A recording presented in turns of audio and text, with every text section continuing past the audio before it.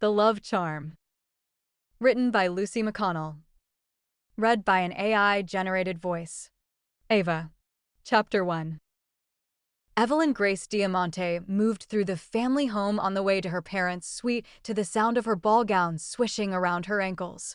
The silk was soft as butter and hung heavy with her expectations for the evening. Her own home was within walking distance, a small addition to what others referred to as a mansion. It probably qualified as such, however, she'd only ever referred to it as home. The air conditioners kicked on, the cold air brushing across her bare collarbone, which waited for the necklace she was doggedly determined to find. Raised in a family that operated one of the most successful jewelry chains in America and England, she had a special compartment in her brain for remembering specific pieces. The set she wanted was a heavy choker with 2 layers of mala amidst a sea of diamonds. The pale blue mala stones would set off her midnight blue dress and ice blue eyes. Bryce was sure to enjoy the effect. Not that she dressed to impress her best friend by any means. That would be odd, considering all the time they spent together. She purchased socks for him, and he held back her hair when she suffered from food poisoning. They weren't romantic. Picking up her steps, she soon outpaced those thoughts and was back on even, though plush flooring. Though the furnishings were continually updated to the latest styles, each room and hallway felt empty. That was expected. After all, Mother was the heart of the home, the lifeblood of the family, the hugs hello and goodbye at each visit. How could the house continue to breathe when she did not? Dad focused his efforts on running Diamante fine jewelry while desperately avoiding anything that reminded him of his lost love. His quest was impossible. Felicity Diamante was the face for Diamante fine jewelry. Her portrait hung in the lobby and was plastered across the website and social media. Her confident grace and ageless beauty were envied the world over. There was no way to replace her as spokesperson they'd tried. No actress had her spotless reputation. No public figure had her long auburn hair and flawless face. They'd searched through photo after photo and finally given up. No one could replace Mom. They were stuck in a weird limbo, both at work and at home, where they couldn't move on, and so they floundered in the deep end of life. The latest flop was her brother Duke's impromptu marriage to a woman he hardly knew, a television reporter. They'd spent their lives avoiding the press, and now he welcomed Jennifer into their family. Her hands fisted and her jaw clenched. The wedding forced them out of mourning and into a ball to celebrate the happy couple. And it was all a lie. Dad was furious that Duke was impulsive and unstable, especially considering he was already being bantered about by a drama queen in the tabloids. He dated the actress for 2 months. She claimed he used her for free publicity for the company. Bull. They didn't need her social media to sell jewelry. Their name stood for quality and was the highest ranked in customer satisfaction. Since Mom had died, her signature pieces sold faster than tickets to a Contrastar Dollar concert. Evelyn's path took her past the ballroom's open doors. Several floor polishers hummed and whirred on the dance floor while the caterers thumped platters of hors d'oeuvres onto the linen-covered table. Near the bar, a woman in black pants, a black vest, and a white button-up shirt stacked champagne glasses. Evelyn took all this in as she crossed the doors. The master's suite was not far. They'd worked with this party planning company before, and she was confident they would be ready by the time the first guests arrived to toast her brother for his bad decision. The divorce would be a much quieter affair. At least she had that to look forward to. She cringed. It wasn't that she didn't love her brother, quite the opposite. His actions lately were exasperating and sometimes infuriating, but she didn't wish to see him suffer. If she had any hope that this farce of a marriage would survive the first year, she'd tell Dad and every reporter in Moose Hollow to shove off. As Evelyn approached the double doors leading to the master suite, her footsteps slowed as a memory surfaced. She was 8, attending her first ball, and Mom set a single diamond necklace around her neck, securing the clasp. A Diamante woman is never fully dressed without jewelry, she'd said with a wink. Evelyn still had that necklace. If she closed her eyes, she could smell her mother's rose perfume. She wore it thick, the scent so firmly connected to her that Evelyn had once believed that the flowers in the garden had stolen it from her mother. She rapped lightly on the door and stepped back, unsure if she was welcome. Mom never shut her doors, and Evelyn and her siblings had run in and out while playing tag almost every day. The five of them had been a bundle of trouble and an armful of love. Dad opened the door. His tie hung loose around his neck, and he had yet to put on his jacket. His white shirt was wrinkled, as if he'd fallen asleep on the bed fully dressed. It didn't matter. His jacket would cover the creases. "What?" he snapped. Evelyn blinked rapidly at his tone. His eyes focused on her and his eyebrows smoothed out. "Sorry." Evelyn smiled softly. "No worries. All bears are grumpy when they first wake up." Dad looked down, patting his tie as if making sure he hadn't lost it. He didn't respond to her teasing, so she pressed on. "I looked in the family vault today and didn't see Mom's mala choker." She waved a hand down her dress to explain why she needed that particular piece. Dad wouldn't need any more of an explanation than that. He was known in the industry for being able to pair jewelry with clothing and had even consulted the Duchess of Wales on several occasions. "I wondered if it might be in her closet?" Dad blinked hard and stared at the fabric pooling around her feet. He nodded once, as if the two pieces, the dress and the necklace, clicked together in his head. She relaxed the stomach muscles she'd held tight in anticipation of his refusal. Lately, she hadn't been sure what was going on inside his head, and his silence was unnerving. An old roommate of hers from college, who was a family counselor now, said that men often exhibit depression through outbursts of anger. He'd had his fair share of those since the funeral, and she didn't want to fire him up again. The problem was that no one knew what his triggers were, so they couldn't avoid them. "You can have it." Dad dropped his hold on the door handle and walked into his room, heading for the master closet. Evelyn followed behind like a child in the grocery store. Dad flipped on the closet light, and the overhead can lights, display lights, and running floor strips sprang to life.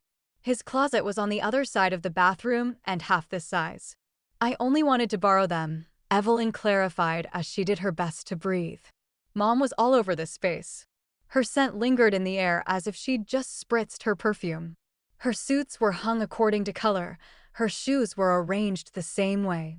Racks of dresses filled the far wall, and hat boxes were stacked on the top shelf. I'd consider it a fair trade. Trade for what?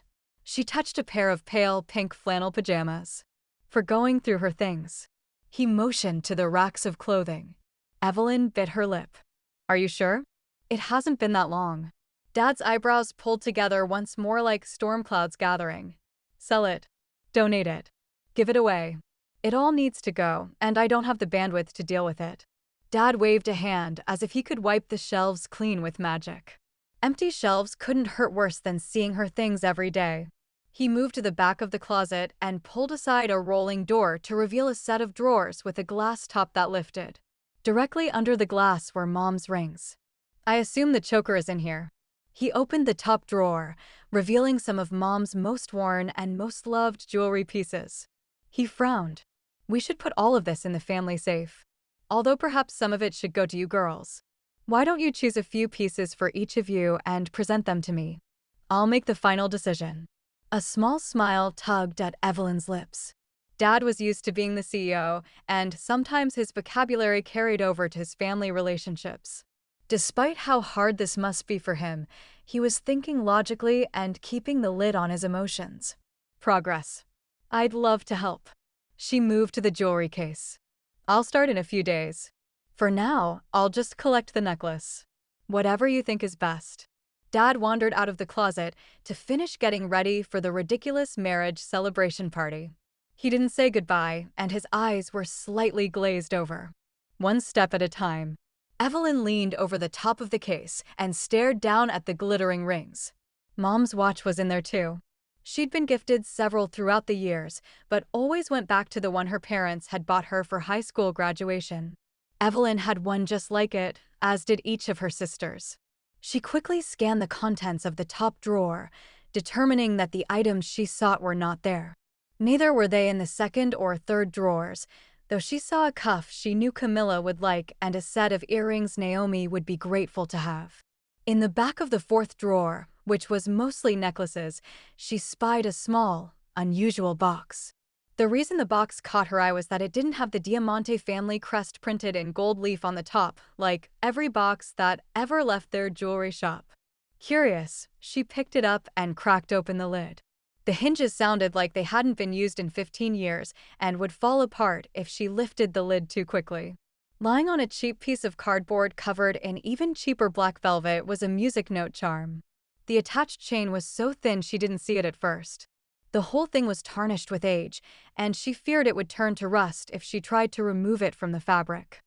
She carefully slid her fingernail under the charm in an effort to discover the weight, and the casing came up with it. Shoot! She glared at the trinket. Something fluttered to the floor. She swished her hips to the side to move her dress over and scooped the folded post-it note off the floor. If there was a sticky side to the note, it had long since lost its abilities, and she unfolded the sheet with ease. My dearest Felicity, the time we've spent together will be the inspiration for thousands of songs. Each time I sit down to write, I will think of you. My big break is just around the corner, in the next town, at the next gig. Forgive me, love. With summer coming to an end, it's time for this rolling stone to move on. May you always have a piece of me with you. Rock on, love. Rufus. Evelyn stared at the world's shortest love letter, not that the man had expressed his undying affection or bothered to pen more than 6 sentences. Who the devil was Rufus, and why was he leaving Mom? She wasn't naive enough to think that the first man her mother ever dated was her father, but she had never heard her mother say anything about a man named Rufus. She stared at the trinket as an understanding came over her. A woman, any woman, but especially Felicity Diamante, didn't keep a piece of jewelry, especially not one of poor quality, unless the man who'd presented it meant something to her. A closer inspection of the box revealed a year and a price. She huffed. Either Rufus didn't have much going for him, or he was cheap. It was a good thing he'd taken off, because that was the year Mom met Dad. Wait. The summer of. Evelyn had been born the next spring. She counted backwards 9 months on her fingers. The closer she counted to August, the more she began to tremble. No. The protest was like a whisper in her mind. I'm jumping to conclusions, she said out loud in an effort to ground herself in the present moment instead of floating away on a raft of imagination and accusations. Evelyn. Dad called her as if she were a lost child in the supermarket. His footsteps were soft but unmistakable as he made his way through the bedroom. Evelyn moved quickly, but her efforts to put the box back together were clumsy. She ended up burying it all in the folds of her dress, hoping the night sky color would shroud her snooping guilt. Is everything all right? Dad's forehead pinched, and he looked like he was moments away from losing it. Patience had never been his virtue, and lingering when he was already strung out with the party tonight was a bad idea. I found the choker, but I couldn't find the matching earrings. She backed up against the wall, still trying to hide the letter from him. He whipped the necklace out of the drawer as if it didn't cost over $15,000, and he shoved the drawer closed only to yank open the second drawer, causing the contents to shimmy. Evelyn's heart beat so fast it hurt. Did Dad know about Rufus? Was the man standing in front of her truly her father? Should she show him the note? Earrings are here. Somehow he made those 3 words sound like you're incompetent. So, no. She wasn't going to tell him. Not when he was in such a state. Maybe never. Dad held out his hand, the mala earrings gleaming in the specially designed overhead lights. The sight of them seemed to soften him. We don't want to be late for your brother's soiree. I don't know what he was thinking marrying that woman. If we're not careful, she'll tear this family apart. Evelyn managed to transfer the letter underneath her pinky of the one hand so she could take the earrings with the other. We won't let that happen. Dad met her gaze. You're my surprise blessing. I know I can count on you. He gently squeezed her elbow and then left her alone again. Evelyn released a breath and the tightness in her chest lifted slightly. Her hands were steady as she reconfigured the box, tucking the note in the top for easy access. Dad had always called her his little surprise. He and Mom made it sound like she was a honeymoon baby. Was that what he meant?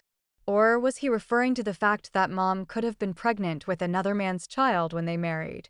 Evelyn used the mirror mounted on the wall to put on the choker and earrings. All that the letter proved was that Mom had a boyfriend before Dad. All of this worry was for nothing. Her paranoia was nothing more than a reaction to the situation her brother had created for their family. Instead of returning everything to the jewelry box, she tucked it into her palm and used that hand to gather her dress for the long walk back to her house. If nothing else, she carried a small piece of her mother's history as she left the master's suite. It should have been an innocent moment. After all, the necklace couldn't be worth more than 50 cents, and Dad had said she could keep something for herself. However, a sinister feeling pressed against her back, urging her forward, insisting she move faster until she was at a sprint. The furniture was a blur, and voices were like ghosts banging pots and pans to chase her away. Bursting through her own front door, she slammed it shut behind her and leaned against the walnut wood, chest heaving. The jewelry box landed in the middle of the couch. Evelyn took 2 deep breaths, unable and unwilling to even move it off the cushion. It would be there when she got back, and she would decide what to do about it then. Tonight was about protecting their family and presenting a united front, not digging up the past. With one final look at the unassuming black box, she hurried out the door. If the past wanted to be discovered, it would have to find her first. Chapter 2. You're breathtaking, as always. Evelyn warmed under Bryce's compliment. You always know just what to say. She looped her arm through his, and they began circling the room. They made a striking pair. Bryce was tall and broad-shouldered. He filled out a suit the way God intended. And that was as far as she'd allow her thoughts to travel on that particular road. The boundaries for best friends had been drawn long ago, and she found safety inside of them, a freedom to be herself, to let her best and her worst shine through. The photographers are a nice touch. He smiled at the mayor, but kept them moving. Appreciating the buffer that allowed them to talk freely as long as they weren't standing still, Evelyn kept an easy pace. She pinned her eyes on the far wall as if they had a destination in mind to keep them from being interrupted. A few almost trusted associates who've agreed to let me approve photographs before they're released to the public. How is this your responsibility? I thought Camilla was the family PR. Evelyn felt her smile dip, and she reapplied it like a layer of lip gloss. Mom used to handle family parties. He lifted his square chin once in acknowledgement. Say no more. She gave his arm a squeeze of thanks. The comfort of being with someone who knew your pain, felt it right along with you, was a gift she valued. Bryce was the one who'd held her when she'd cried for days. She'd do the same for him. With her family drifting apart, she clung to Bryce in a lot of ways that would normally scare her. Not with him, though. He was a man she could put her trust in, which was why being at the party and making small talk was killing her. She wanted to drag him back to her house, show him the note and the trinket, and get his opinion. He would be honest with her, and she needed some clarity, because her thoughts were as clear as storm clouds. The lights are new, Bryce said as they changed from a soft blue to green. Naomi had the room rewired for better photos. I think she threw in the disco effect for fun. Disco was an exaggeration. The colors were muted and classy. Naomi had great taste, and Evelyn should have trusted her more. Sounds like something she'd do. He smiled down at her in a brotherly way, though Evelyn wasn't sure whether he was thinking of her or her baby sister as a brother would. Excuse me, cooed a woman's voice. They'd been caught, and their private conversation was brought to an abrupt end. Evelyn turned to find Zoe Manfred smiling shyly at them. I was hoping to borrow Bryce for a dance, she asked Evelyn before her eyes darted hopefully to Bryce. Evelyn's hand tightened on his arm before she forced herself to release him. He was free to dance with whomever he wanted to spin around the dance floor. She stepped aside. Have fun. Bryce patted her once on the back before offering his arm to Zoe. She giggled and slipped her hand into the place Evelyn's had just vacated. Evelyn turned away to distract herself, and her eyes landed on her father at the bar. He threw back one drink and ordered another. She gritted her teeth and searched for her siblings. A server offered her a tray of drinks, and she took one absently. Thank you. Spying Camilla and Naomi near the giant windows that overlooked the gardens, she hurried their way, greeting guests and accepting their congratulations on behalf of the happy couple. Music swelled. The band played everything from the Beatles to the latest Houston Hawk hit country single, providing a little something for everyone. Archer had approved their list and worked out an order so that one song moved into the next without jarring transitions. She'd have to send him muffins as a thank you. Glasses clinked, and the hum of conversation was like a river, ebbing and flowing around her. The scents of perfume, cologne, and cream cheese and herbs from the food trays circling the room mingled and danced as merrily as the guests. She kept her face away from the dance floor. She considered telling her sisters about the charm and the man who'd thought himself charming enough to seduce their mother, if that was what had happened. Her imagination had grabbed hold of the idea and refused to unhand it. A part of her hesitated. She'd like to think it was her good sense, but it could have been fear. Fear of what the knowledge would do to her family. Fear that she'd tarnish her mother's memory. Fear that her family would look at her differently. There was a distance between them all now, and she wasn't sure how to close it. "Great dress," she said to Camilla, who wore a red gown with a slit up her thigh. The sweetheart neckline gave her the appearance of having more up top than their mother had passed on. She wore a simple ruby necklace and earring set, delicate in their design. The gems were 2 shades darker than the dress and absolutely stunning.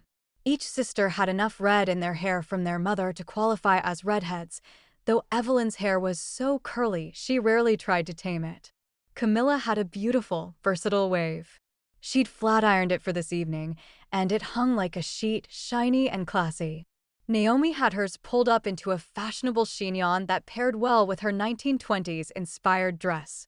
Her bright personality demanded she dress with flair at times, and there was no better time than a ball. Her maroon dress was sheathed in black beads that crisscrossed the bodice, wrapped around her impossibly small waist, and then flared out just below her hips. The vintage black diamond tassel earrings were the perfect touch. "What about me?" Archer teased as he joined their circle. It was almost time for Duke and Jennifer to make their appearance, and the siblings closed ranks. "Handsome as ever." Camilla patted his cheek. Archer smirked.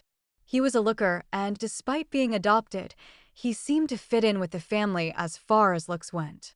He had the same dark hair as Duke, and while they were both tall, Duke was broad-chested. Archer was shaped like a cyclist, muscular but lean. He'd grown a beard, something he'd never done while their mother was alive. He kept it trimmed and oiled. His gray-blue eyes were a different shade than the rest of the family's. It was Evelyn's ice blue ones that caught everyone's attention. She'd never questioned them before, but now she had to wonder if they came from Rufus. Shoving away the question, she focused on the situation that was well on its way to out of hand. "Dad's on his 3rd drink." Evelyn spoke from behind her own untouched glass as she watched Dad switch out the empty tumbler for a champagne flute.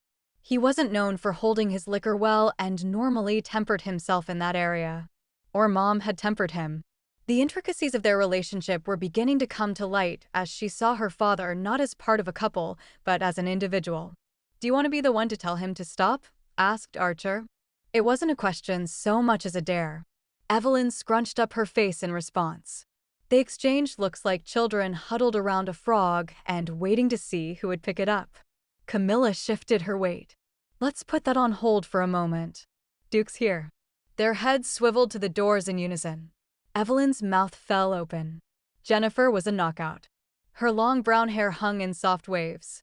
Some of it was held back by a beautiful sprig of flowers, a tactful nod to the wedding bouquet she would have carried if they'd had a traditional wedding ceremony.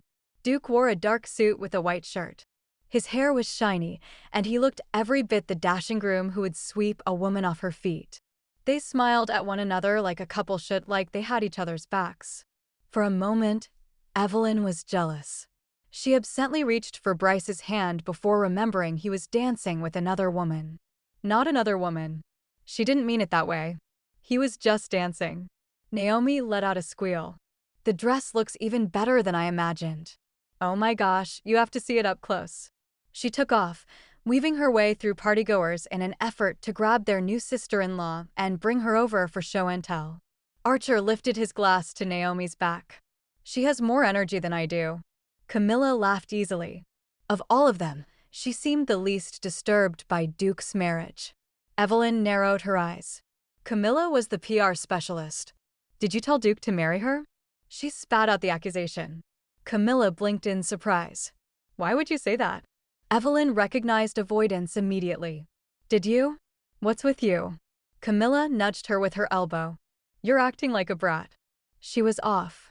The note had thrown a new emotion into the mix of grief over losing Mom and the stress Dad's new behaviors created. The feeling was a sense of betrayal. If Atlas Diamante wasn't her father, someone should have told her. Now she suspected Camilla had talked Duke into getting married to a woman he hardly knew, a woman who could broadcast their family secrets on every major network in America.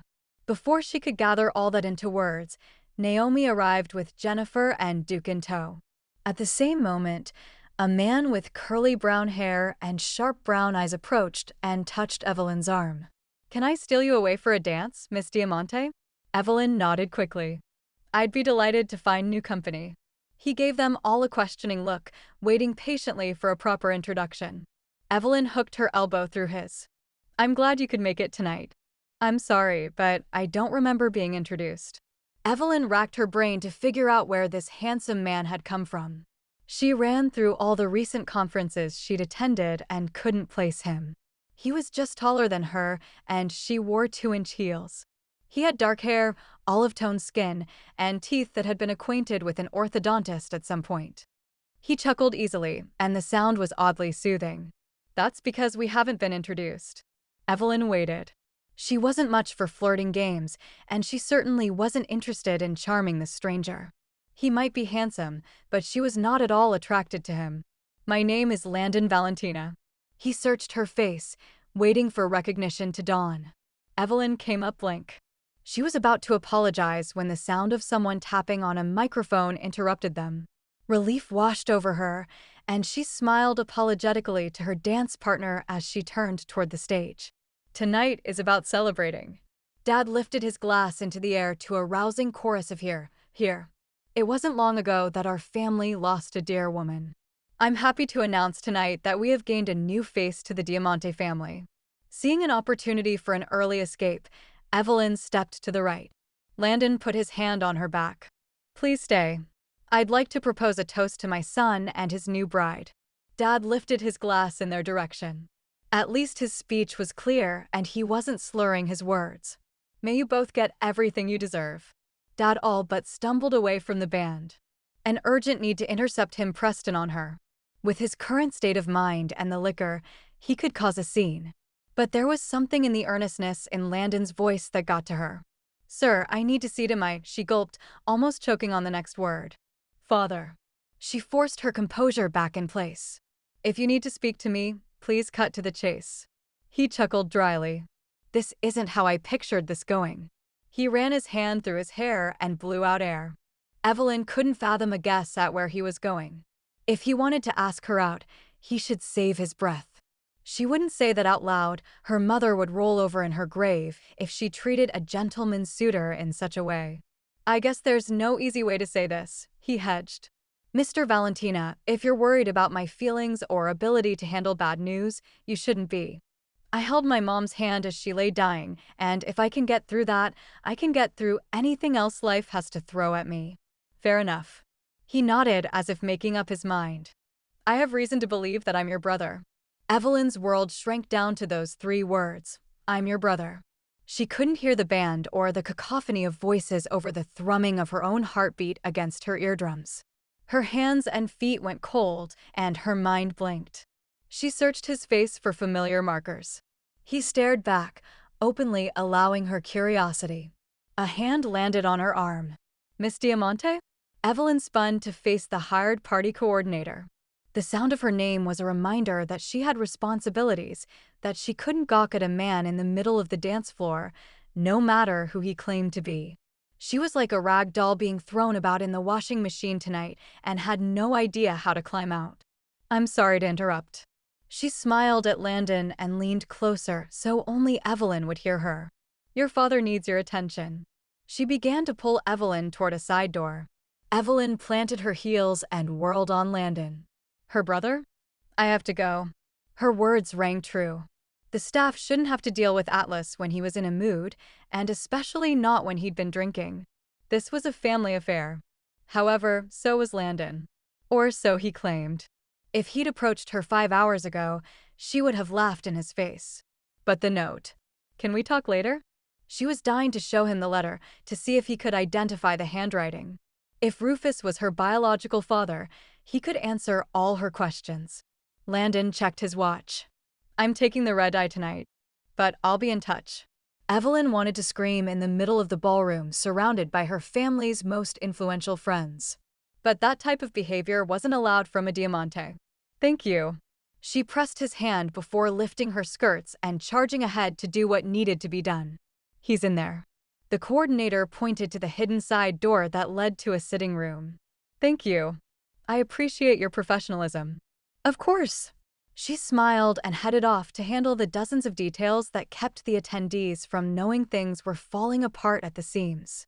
Evelyn paused with her hand on the door and drew in a deep breath. She considered calling one of her siblings over to assist, but she quickly discarded the idea. As the oldest, she'd handle the situation and be back at the party in no time. With the others circling the room, it was less likely that she'd be missed. Slipping into a serene mask, as if Dad's behavior were totally normal, she pushed through the door.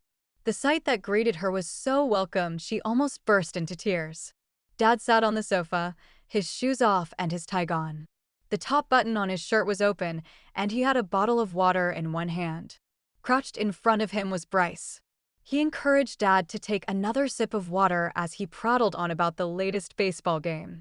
Her heart, which had seized up like a muscle caught in spasm, finally relaxed and then expanded for this wonderful man.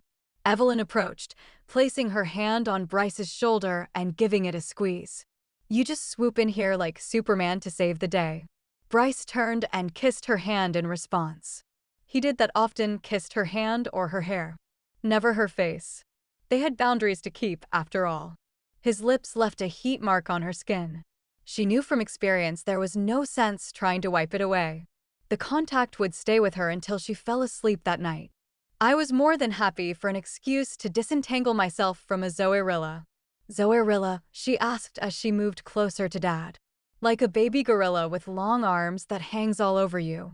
He shuddered dramatically, and Evelyn felt her first real smile of the night lift her cheeks.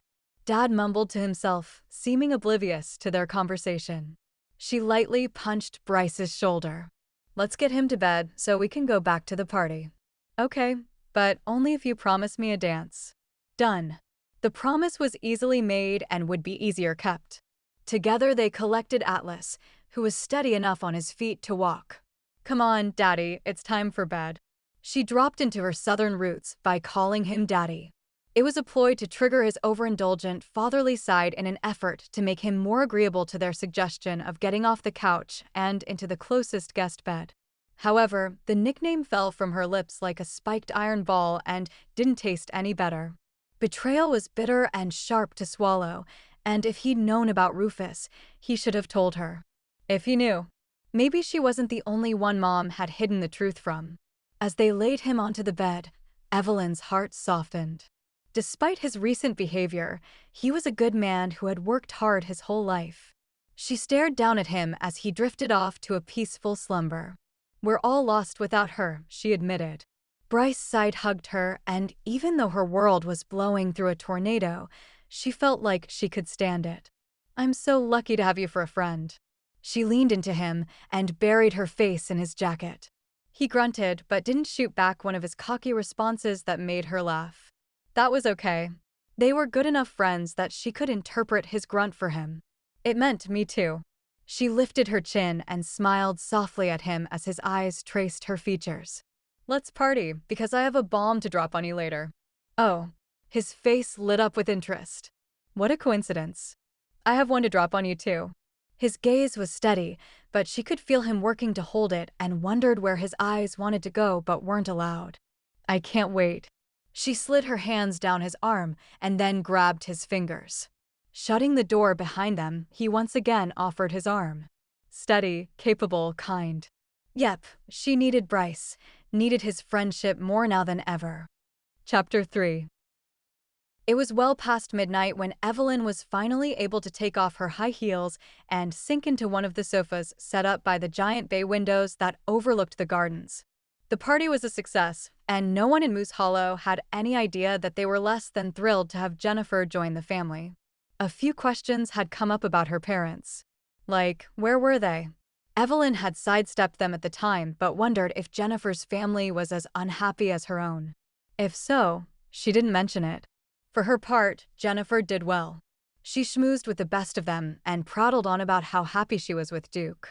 Duke walked around like a bull, his chest puffed out in pride. When he looked at Jennifer, he had a smile that was all for her. Who knew? Maybe her brother was in love. Evelyn was so tired that the ball gown and beautiful jewelry had lost their lure. All she wanted was a set of soft sheets and a pillow to rest her weary head on. Sleep was a ship off in the distance, out of reach, though growing closer with each wave. The party crew was almost done with cleanup. They moved with forced speed, tired from a long night of rushing about. The floor polishers were at it again, their long yellow extension cords snaking around the tables and chairs stacked and waiting for the next time they'd be called upon. The lights no longer changed colors. They were set on a soft, warm glow that did nothing to encourage her eyelids to stay open. The kitchen staff had already left, and the stainless steel counters and appliances gleamed. She'd have to send them a thank you card. As she stared out into the darkness beyond the windows, her mind drifted back to the conversation with Landon. She'd shared what little she could with Bryce as they danced and between socializing. What she needed was a heart-to-heart with him.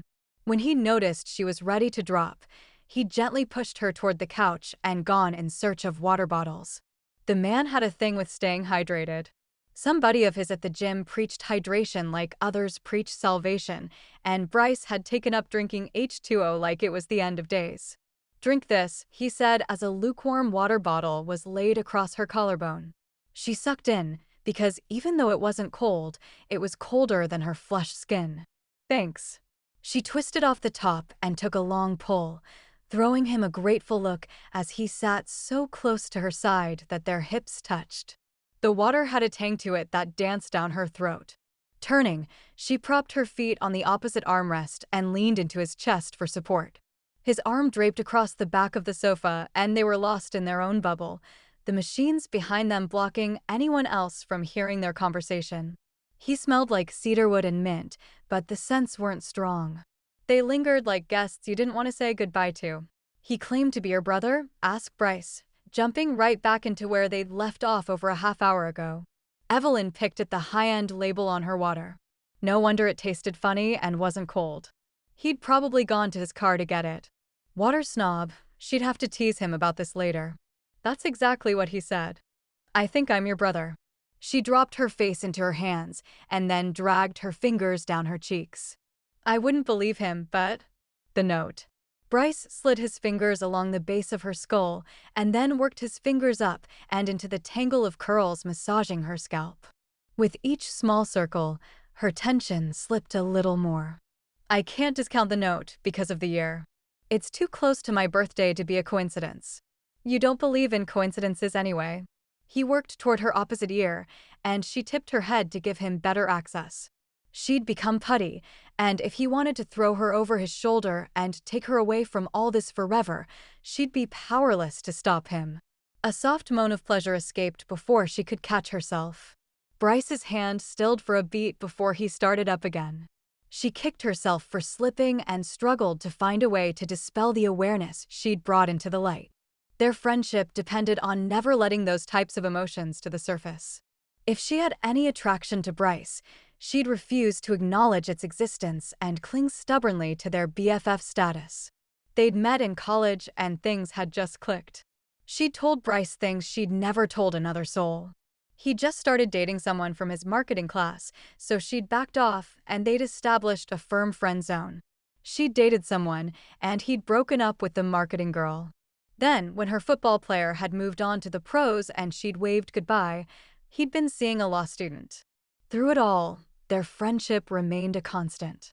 It had served them well all these years, and neither of them had any intention of changing that because they could lose what they'd worked so hard to protect. "You're right," she said before realizing he couldn't hear her over the drone behind them. "Mom saved the charm and the note for a reason. I can't believe it was so that I would find it after her death." She couldn't have planned that out. No.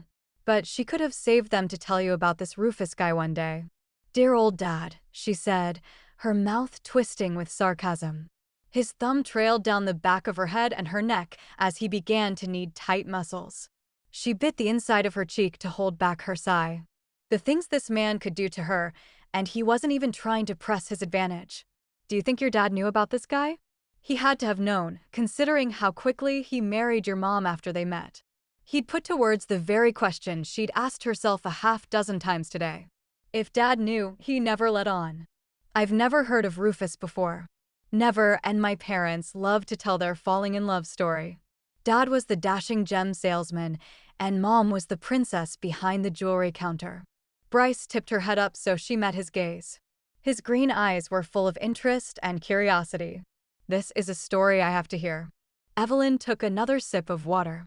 Mom was working at a small jewelry shop in Arkansas, a touristy place that mostly sold glass pieces on the weekends to the influx of visitors, with the occasional high-end piece. Dad wandered in, trying to make a new contact for his mine. He'd just bought it and half the sales team were wooed away by an opal mine in Australia. Anyway, they fell in love at first sight, at least Dad did. But not your mom? Evelyn paused, hearing her mother's sing-song voice as she retold the story. That never came up. Mom had never said when she'd fallen in love, just that she loved Dad more every day. They just say that they were married a month later, and I was their honeymoon baby, their happy surprise. Wow, that's cryptic. Right? She agreed with Bryce. I'd never thought so until tonight, but now I'm finding all sorts of double meanings in their happy little love story, if it was that. Mom could have married him out of desperation, for all I know. What now?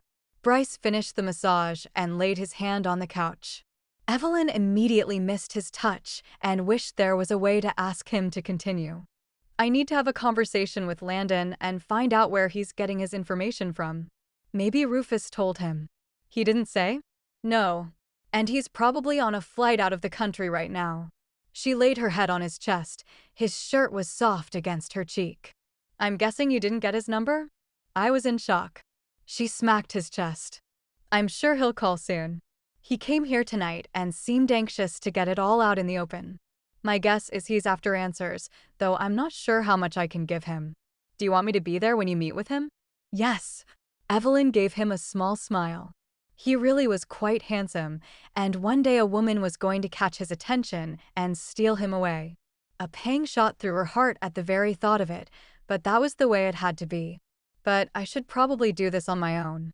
He tapped his water bottle to hers. Good luck. The lights suddenly cut off and the world outside the window appeared before them. Solar lights, like fairies, lit the pathways through the garden, where most of the flowers had closed their blossoms for the night. The fountain, also lit from within, gurgled and dripped. It's too bad that no one can see this during the party, even though it's right in front of them, she said.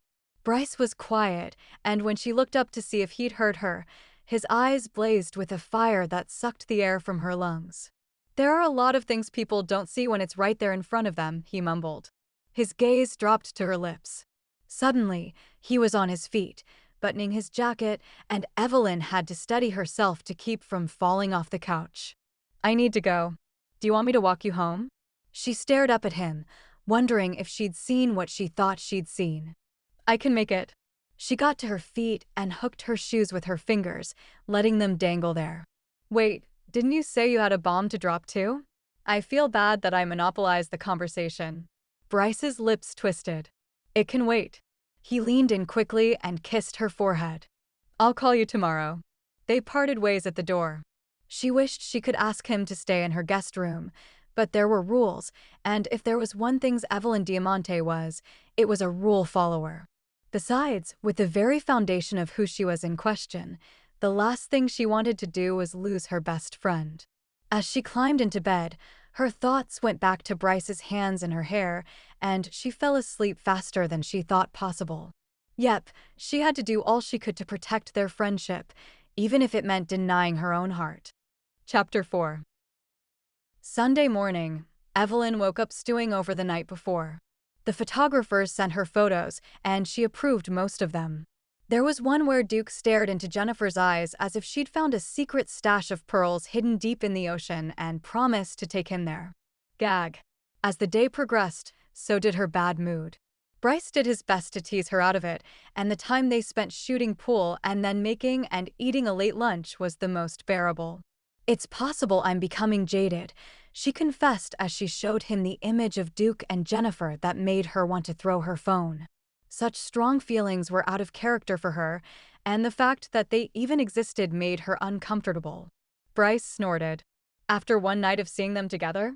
His dark green polo shirt hung nicely over his shoulders, but it was his chest that kept drawing her attention. She didn't remember it being that defined. Had he always been cut? Or was drinking all the weird water working some kind of magic on his body? She threw a baby carrot at him. He ducked, and it slid under her oven, where she would have to fish it out later. After a lifetime of being lied to, he placed his hand over hers. The warmth of his touch was so incredibly male, it made her want to yank her hand away, uncertain and fearful of what could be. She forced herself not to move while her heart took off, racing at a dangerous speed. Her reaction had to be because they were talking about love and relationships and all the things she wanted in her life. That look Duke gave Jennifer? She wanted someone to look at her like that. You don't know you've been lied to. Felicity was under no obligation to tell you about a lover she had before you were even born. Hearing the word lover come out of Bryce's mouth sent a tingle up her spine. Unless he's my father.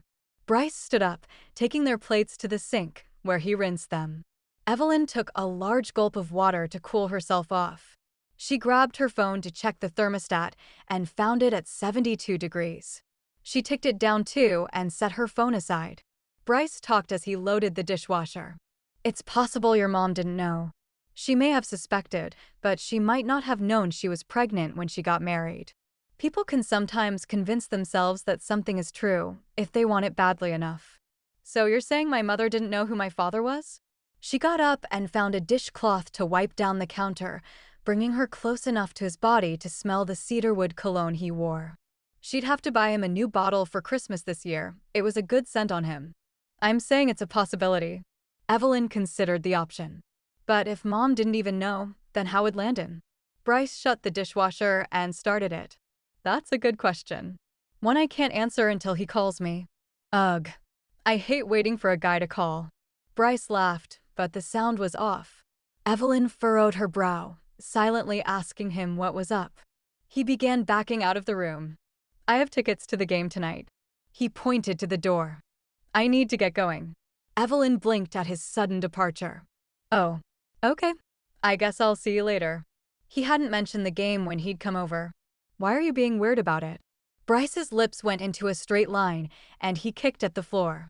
I guess because I didn't tell you before and I feel bad for rushing off. If you want to talk more, I can stay. She rolled her eyes. No way am I letting you cancel on Jerry. Jerry was Bryce's baseball buddy. They only got together to go to games, and they rarely canceled on one another.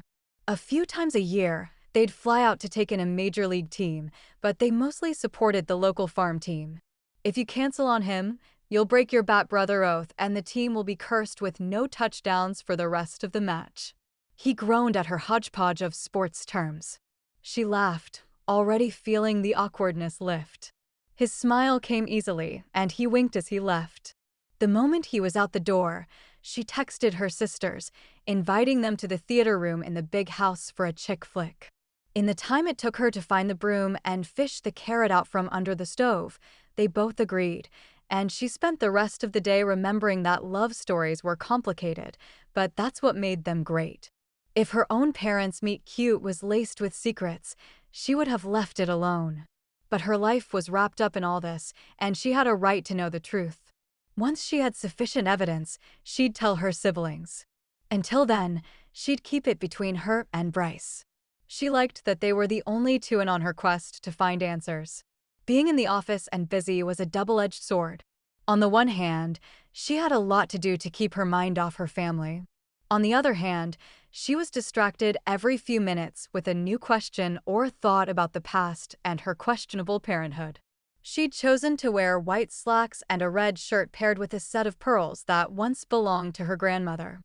She'd checked them out of the family vault located in her father's office before he'd arrived that morning. Each child had access to the vault and the heritage jewelry stored there. They also had designated shelves where they stored items too valuable to leave at home, even with their security measures. Her mother's jewelry case was the exception. There were hundreds of thousands of dollars worth of jewelry stored in that closet located in the exact center of the house. If someone broke in, they'd have to make it to the second floor and then pass through over a dozen security cameras before getting to the door. In all the years they'd lived in Moose Hollow, not once had anyone even attempted a break-in. The store was another matter altogether. An armed guard stood at the door during operating hours, and there were 2 plainclothes guards circulating the showroom until the alarm was set for the night. She didn't even know how many motion detectors and lasers were used to keep the display items safe, but every attempt to break in had been thwarted, including the smash-and-grab 3 men had concocted a couple years ago. Wearing masks, they'd thrown a cinder block at the front window where engagement rings glittered in the sunlight. The cement block had bounced off the bulletproof glass and landed on one man's foot, crushing it. The 2 remaining men had been tackled by security, and they all served time. Archer and Duke laughed over the would-be thieves' stupidity to this day. Evelyn checked her phone to see if Landon had called. She didn't have any missed calls inside as she set it next to her keyboard. That had to be the 23rd time she'd checked since she'd gotten here 2 hours ago. She retrieved the charm box and set it next to her keyboard. She wanted to have it with her in case she had a chance to show it to Landon. Hoping to keep her mind occupied for a while, she decided to balance the company accounts. Perhaps if she got it done a day early, she wouldn't have to talk to Dad. He'd spent yesterday nursing a hangover and then breezed into the office this morning as if she and Bryce hadn't had to tuck him in like a child. This behavior was coming from the man who'd taken her aside when she'd left for college and said, "Our last name means something, not just in town, but around the world. I put it on the company because I'm proud of my name. Don't do anything to tarnish it." The hypocrisy was almost unbearable. Dad needed to learn some new coping skills because getting drunk at a family party was not going to help them as they worked to overcome Duke's name dragging in the mud by his girlfriend. Glancing at her open door, she checked the gossip sites that loved to curse her family, and she glared. Isabella, the celebrity attacking Duke, claimed she was carrying his child. The accusation hit her like an arrow through the stomach. "It's not the same thing," she mumbled to herself. Isabella wasn't her mom. Felicity Diamante personified grace and dignity, while Isabella was all about creating scandal and headlines. Still, a part of her wondered, could Duke be a father? He wouldn't run away from this. Her brother made bad decisions in love, but he would do right by a child, even if that meant they had to welcome Isabella into their lives on some level. Annoyed, she closed down the site and opened the bank's latest report. A knock at her door brought her out of the number she loved so much. Bryce stood in her doorway, carrying a to-go tray of drinks and a bag of Chinese food. "Is it lunchtime already?" she asked as she checked the clock on her screen. "Busy?" he asked as he crossed the light gray carpet, his footsteps nothing but a whisper. When she'd moved into this position, Mom had helped her decorate her office. She'd chosen grays and whites with lavender and raspberry accents.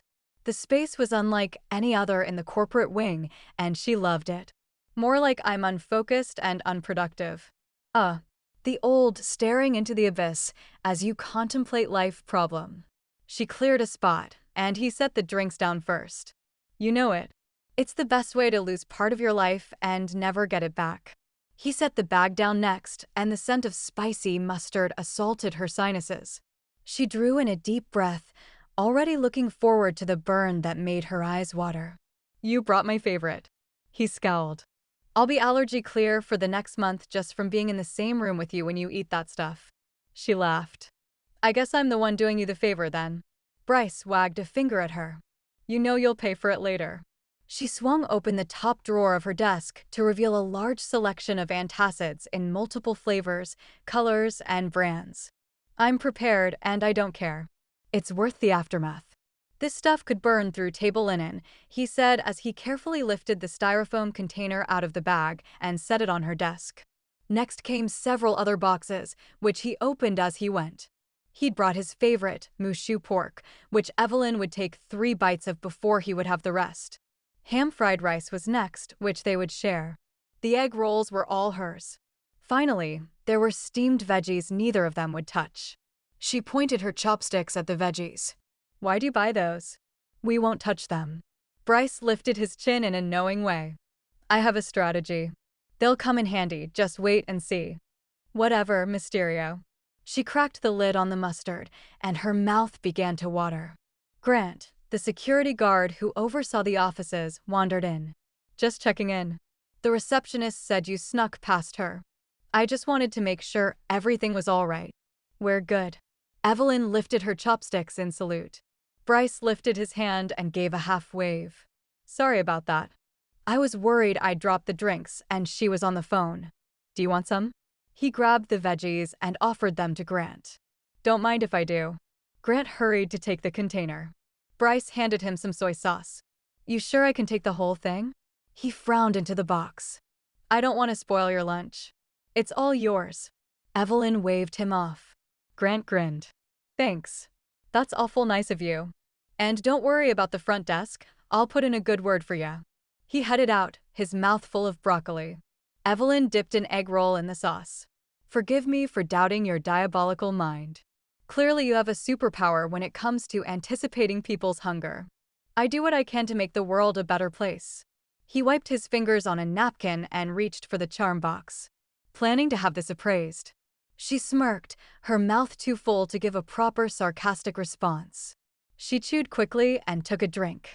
"I did try to find Landon myself, but the website wants my credit card number and I'm not up for that." "You could hire a PI, Bryce offered. Or I could wait until he comes back in town. The trouble is, I don't know when that will be." He said he was taking the red eye. "I checked the airlines and flights at that time are to Tokyo, London, and Australia. So he's out for a week? At least." Camilla came in. "I have some paperwork you need to look over." "Hey, Bryce." She leaned against his chair, as comfortable with him as she would be with Archer or Duke. Dropping the folder on the corner of the desk, she fished an egg roll out of the container. "I'm starving." Bryce lifted an eyebrow, asking if Evelyn minded. She shrugged. They'd already given away the veggies, so Camilla could have the extra egg roll. Bryce always bought one more than he thought she would eat. Camilla chewed, her eyes alight. "Did you hear about the Johansson?" Bryce kicked his legs out in front of him. "Do tell." Camilla giggled at his impression of a neighborhood gossipmonger. Evelyn ignored his quip and discreetly moved the charm box to her lower drawer.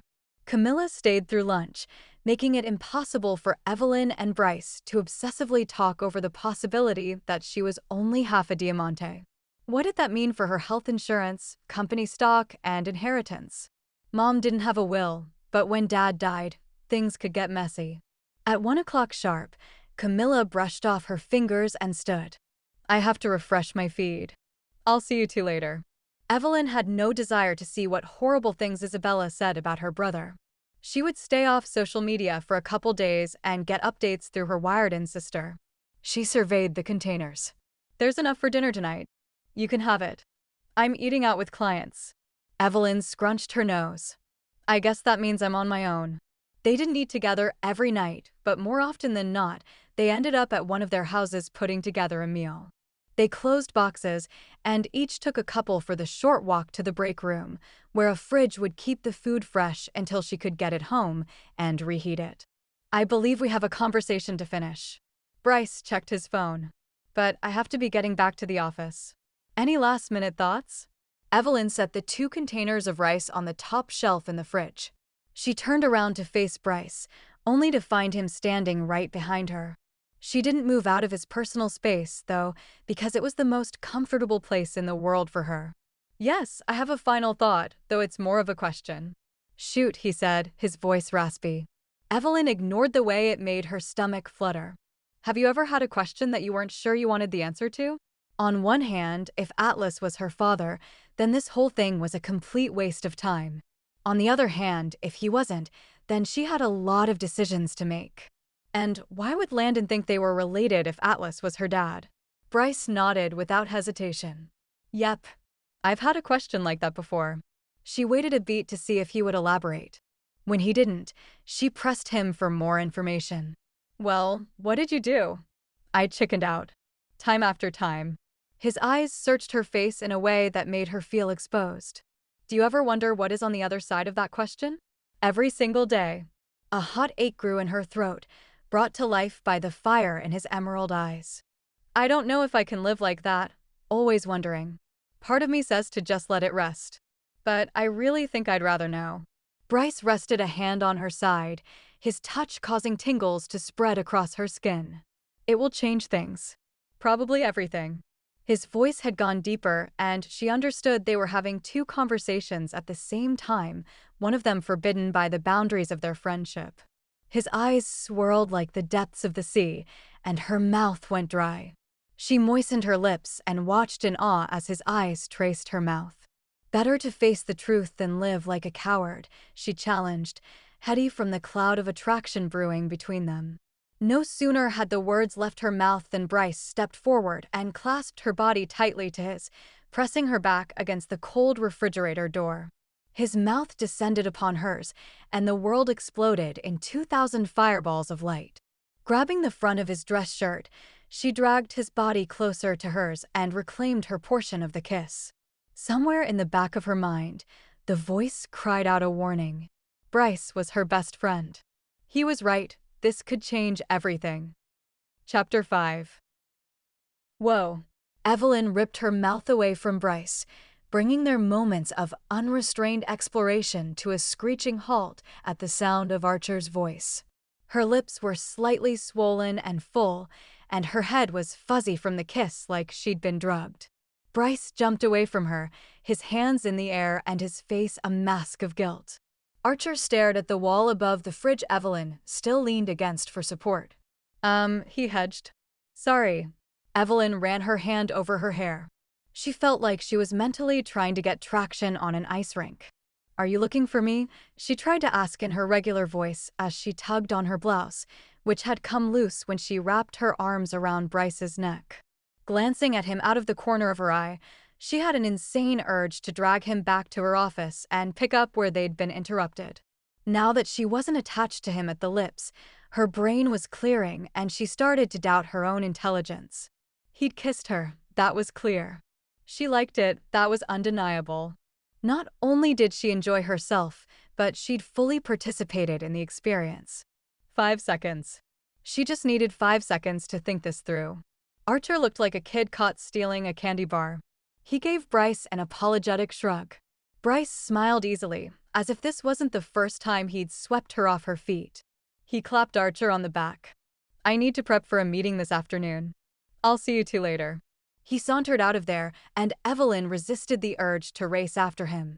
The kiss had rocked her world, but from the looks of things, Bryce was unaffected. What the heck? She'd gotten the answer to a question she'd only pondered alone in her room in the middle of the night. What would it be like to kiss Bryce? The answer: world-bending. Now that she knew that, a whole new set of questions blossomed. I can come back later if you want to, offered Archer as he pointed to the door. Evelyn shook her head. I think we could use a few minutes to ourselves. What can I do for you? She worked hard to mentally shift gears. Do you have my travel info? I thought I emailed it to you, and I can't remember the name of the car company picking me up at the airport. A minor detail, she joked. When visiting their foreign mines, those owned by the company and those they contracted with, security was a deep concern. Kidnappings were known to happen, ransoms demanded and paid, in this business. Archer was not only a leading gemologist, he was also a Diamante with billions to back his name. He'd travel with a bodyguard, and a security team would meet them on the ground. He liked to arrange his own travel, but always sent the information to Evelyn for a backup. Dad used to go on these trips in his younger years. As Archer had taken over, he'd settled in Moose Hollow, telling people he was taking baby steps to retirement. Any chance you'd take Dad along with you? She asked as she entered her office. The scent of Chinese food lingered in the air. Not if you paid me, Archer deadpanned. Evelyn sighed. It could be good for him. Force him out of his comfort zone and all that. And it could be devastating for business if he ruined our relationship with this mine. She went around her desk and brought her computer to life. Maybe the next trip then. He didn't respond. Turning to the side, he focused intently on the painting hanging on the far wall. She chuckled. You think that you're staging a silent protest, but all I'm hearing is that you're out of arguments. She searched her email and then scanned for the info he requested. I don't know what good it will do him. Mom's ghost will still be here when he gets back. Evelyn wrote down the name of the car service company and held the paper out to him. True, but he might be able to face her with a fresh perspective if he saw some of the world. Maybe he'll realize he's not the only one suffering. Perhaps. This isn't the right trip, though. Fair enough. Archer made his way to the door and stopped before walking out. Maybe you could take it a little easier on Jennifer. Evelyn blinked at the change of subject and soft reproach from her baby brother. Why? She blurted. Naomi and Camilla seemed to like her enough, and I don't think this was her fault. He touched the doorknob, fidgeting. Duke's the one to blame. It takes two people to say I do. Archer frowned. You might have a little understanding of how quickly things can get out of hand when you're caught up in the moment. Whether it be in front of a judge or refrigerator. Evelyn's cheeks grew warm. She'd always been able to brush off accusations that there was more to her and Bryce than friendship with the ease of a clear conscience. However, the witnessed kiss was not the kind of kiss shared between friends. I'll think about it, she conceded. Archer patted the doorframe before nodding once. Bye, sis. I'll see you when I get back. Evelyn gave him a small wave, her heart cracking as he left. Mom would have planned a family dinner for last night. They would have wished him safe travels as a family and exchanged hugs. No one could take her place, but someone should have thought about putting together a meal. She kicked herself. Then she wanted to kick her father. Requiring him to take over as both parents probably wasn't realistic, though. She suddenly remembered the day they'd brought Archer home and introduced him as their little brother. Mom had held him so close, marveling at how handsome he was and how strong as he was already trying to lift his head. Who knew that such a small movement could bring such happy exclamations? Her eyes fell to the drawer where the charm box sat like a ticking bomb. Archer may have an interesting perspective on her situation.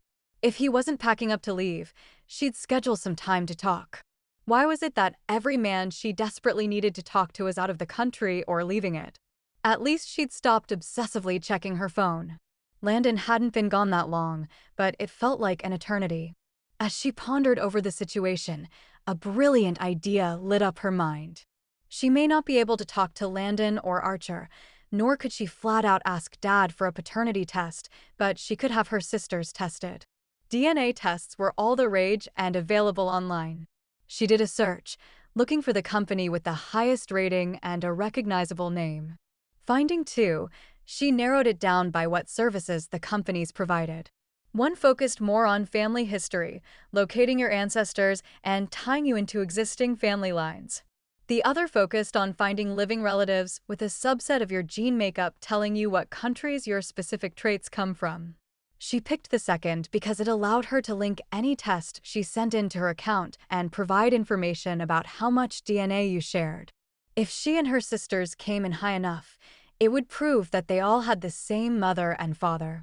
The statistics and numbers behind gene studies were fascinating, and she lost herself in the research for most of the afternoon. The soothing click-clack of the keyboard as she dove into the pie charts and graphs helped her gain a sense of control over a situation that had previously set her spinning. Feeling confident with science to back up her hunches, she ordered enough tests for the 5 of them plus Landon. Archer might want to know more about where he came from.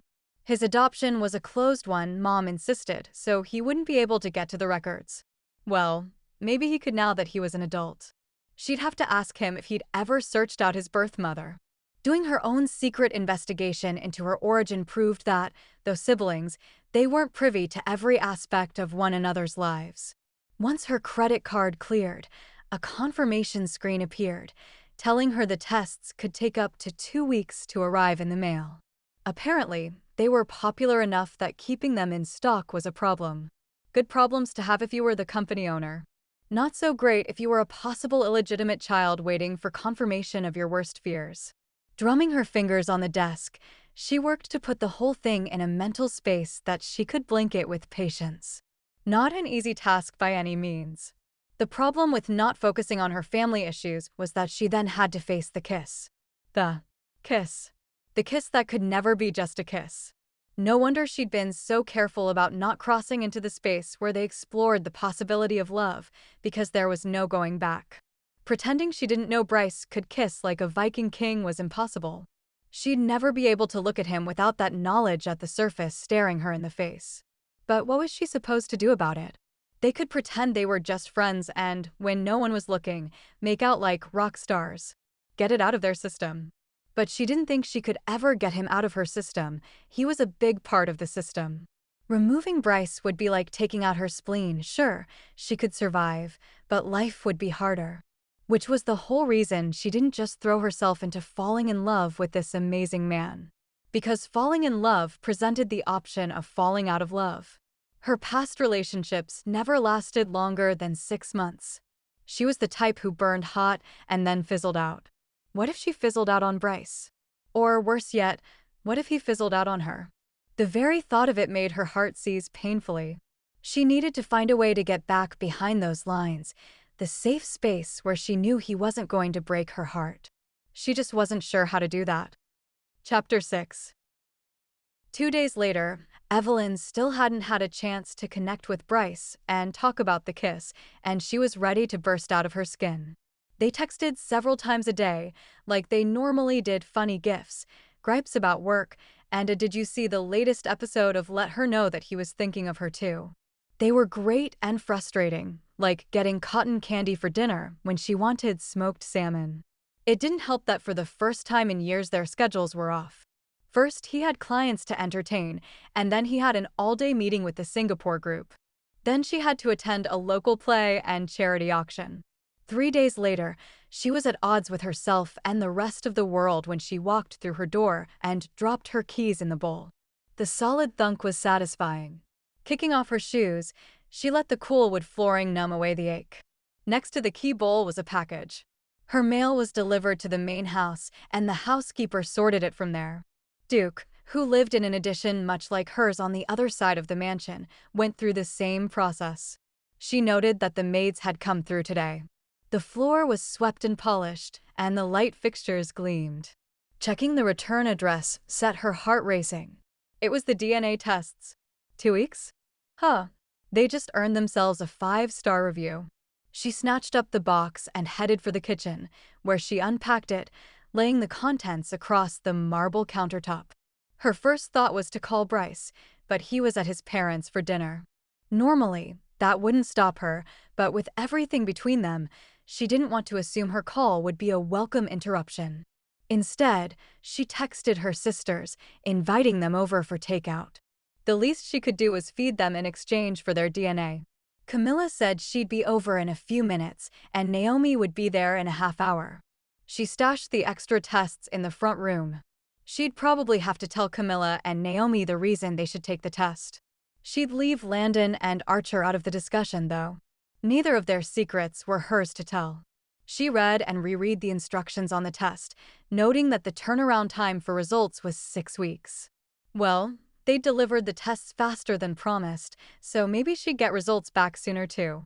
At the last minute, she fished the charm box from her purse and placed it on the counter.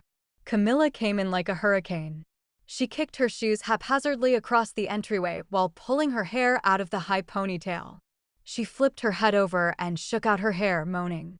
"My hair follicles hurt." Evelyn empathized. They both had thick hair, and restraining it in any way pulled at the roots. High ponytails were the most painful, though sometimes they were the only option. She grabbed the kitchen tablet and brought up the order form for the local Italian place. Ugh. Camilla flopped onto a bar stool and propped her feet up on the one next to her. "I'm so tired of hearing about Isabella's supposed pregnancy. All day today she's posted about proper eating for gestation and how to manage morning sickness. You think she's really pregnant then?" Evelyn prayed that wasn't the case. Not that she would ever feel bad about a baby coming into the family. Babies are blessings had been preached her whole life long. The problem was that this particular baby came with a diva mother. "I've asked Duke, and he swears there's no way she's pregnant with his child." "She's faking a pregnancy?" Evelyn gasped. There are only two ways out of that: have another man's baby or fake losing the baby. Either one is not cool.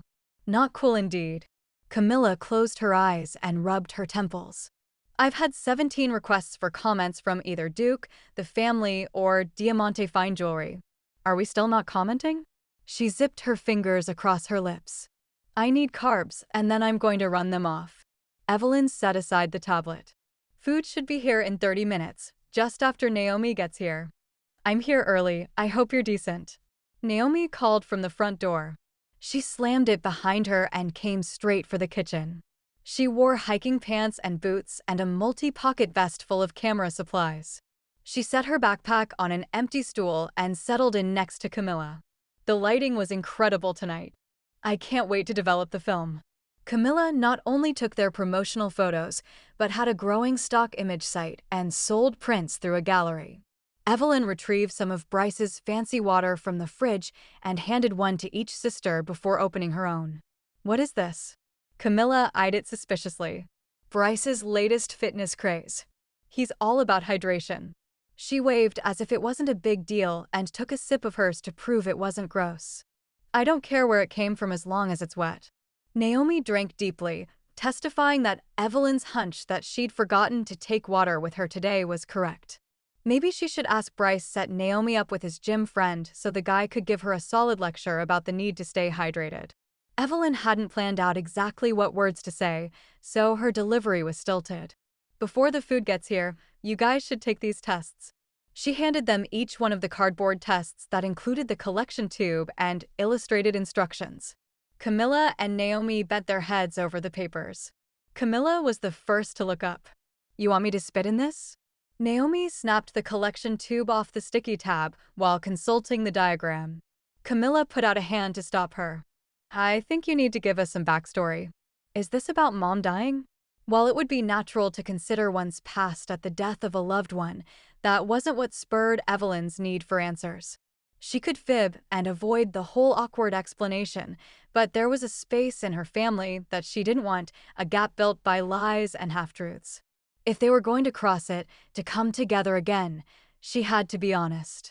Taking a deep breath, she opened the charm box and explained where she'd found it. So Mom dated this guy? Naomi wrinkled her nose at the trinket. I'm glad she picked Dad. Said like a woman raised in a jewelry store, Camilla quipped as she reached for the box. What does this have to do with taking a DNA test? I put the dates together, and it's possible this guy is my biological father. Hearing herself say those words out loud, in her home, with her sisters present, pulled a restrictive band loose.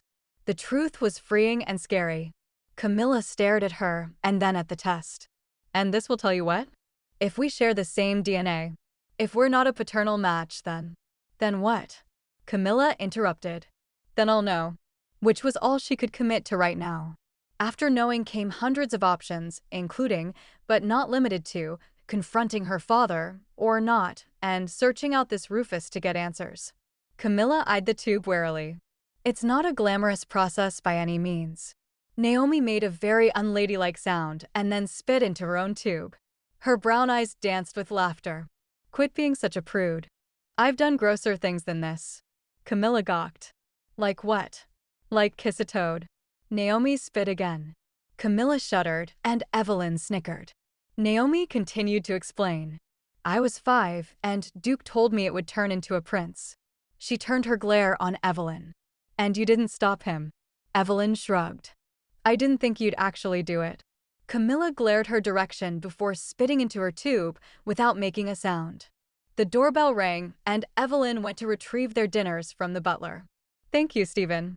Do you need anything else, Miss Evelyn? Stephen was younger than her, but his grandfather had been butler before him. He'd been practically raised on the property and had several birthday parties at their pool. She'd told him several times that he needn't be so formal, but he insisted his grandfather would tan his hide if he didn't treat the Diamante women with the proper respect. This is it. Thank you again. She hurried to rejoin her sisters in the kitchen.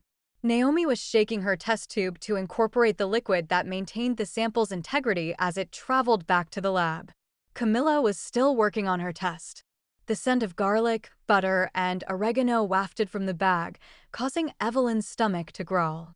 Hopefully, it also made Camilla's mouth water.